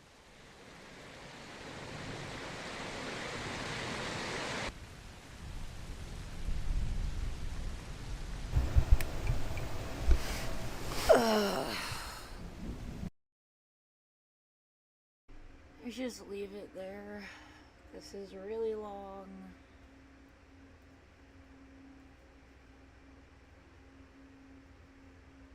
It's another rough draft. Can't fix my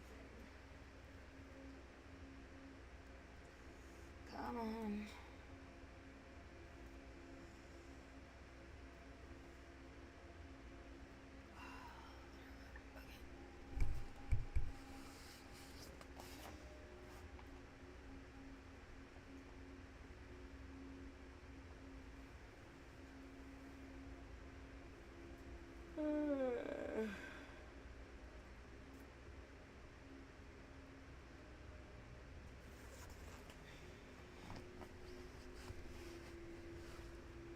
Oh, I have just been every day for so long.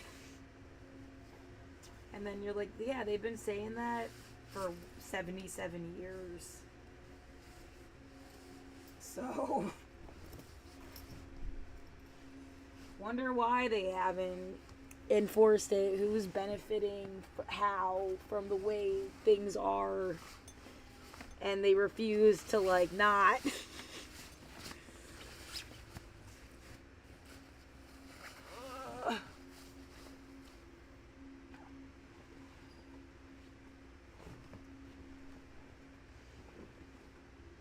Yeah, I kind of wish I knew where everybody in the world was.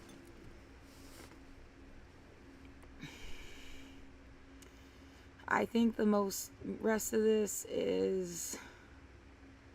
Oh yeah, here's this concept. Like, if you put all the money in a compound interest account, and you're just gonna have more than enough money for housing, college, food, healthcare, whatever you needed, just from the interest that you could skim off the top. And that's like, people could stop paying individual taxes and... Oh, fuck. Every time I hear a siren, you know, it's some asshole, right? It's not a natural event. They just, like, buzzed my building.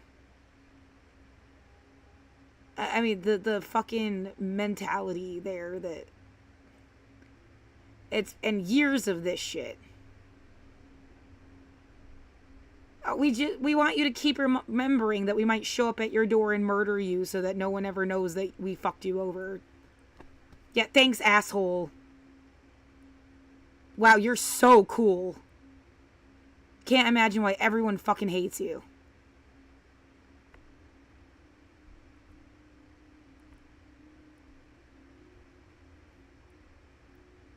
Yeah, the only people that'll be left to benefit are dicks. At some point. I went to sleep. And we're looking for when somebody shut off my electricity. It's gonna get dark. At some point.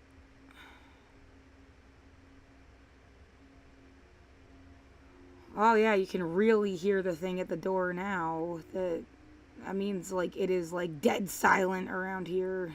That's crazy.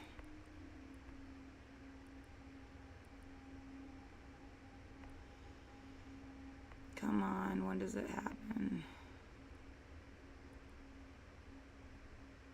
There. 9 a.m.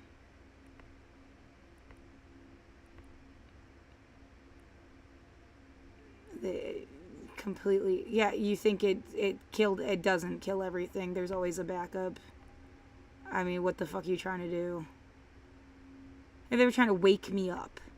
Because I made it so they can't, if I play the rain sound, they can't fuck with me outside like they used to. I wear earplugs 24 hours a day. So they just keep trying to find a way to wake, like they're bored and want to wake me up. Get the fuck away from me.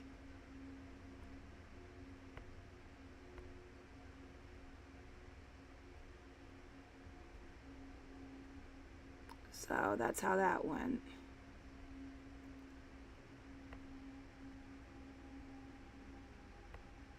$10 a.m.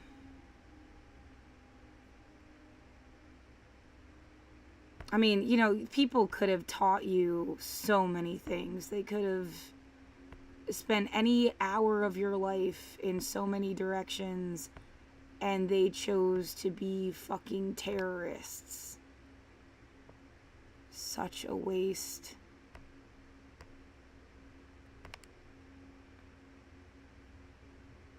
Who is this? I mean, and then is this a joke? Whoever this random person is, did they watch the stream? Because you wouldn't ask this question. Whatever. Yeah, they just want you to feel like annoyed and put off and not helped. It makes them happy. How dare I be right and vocal about it? How dare I exist? Whatever, dude. Find something to do with your own fucking life.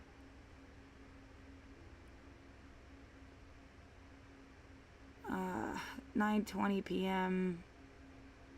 Yeah, universal human rights are everything is... Wait. Bullshit.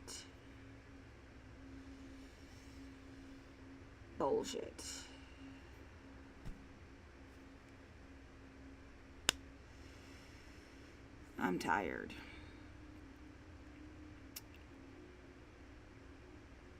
Yeah, hopefully. This will at least be there, so there's evidence. I existed. I am myself. Laura Linda Gamari, 35 years old in 2025. And, I have no intention of dying. So, there's that.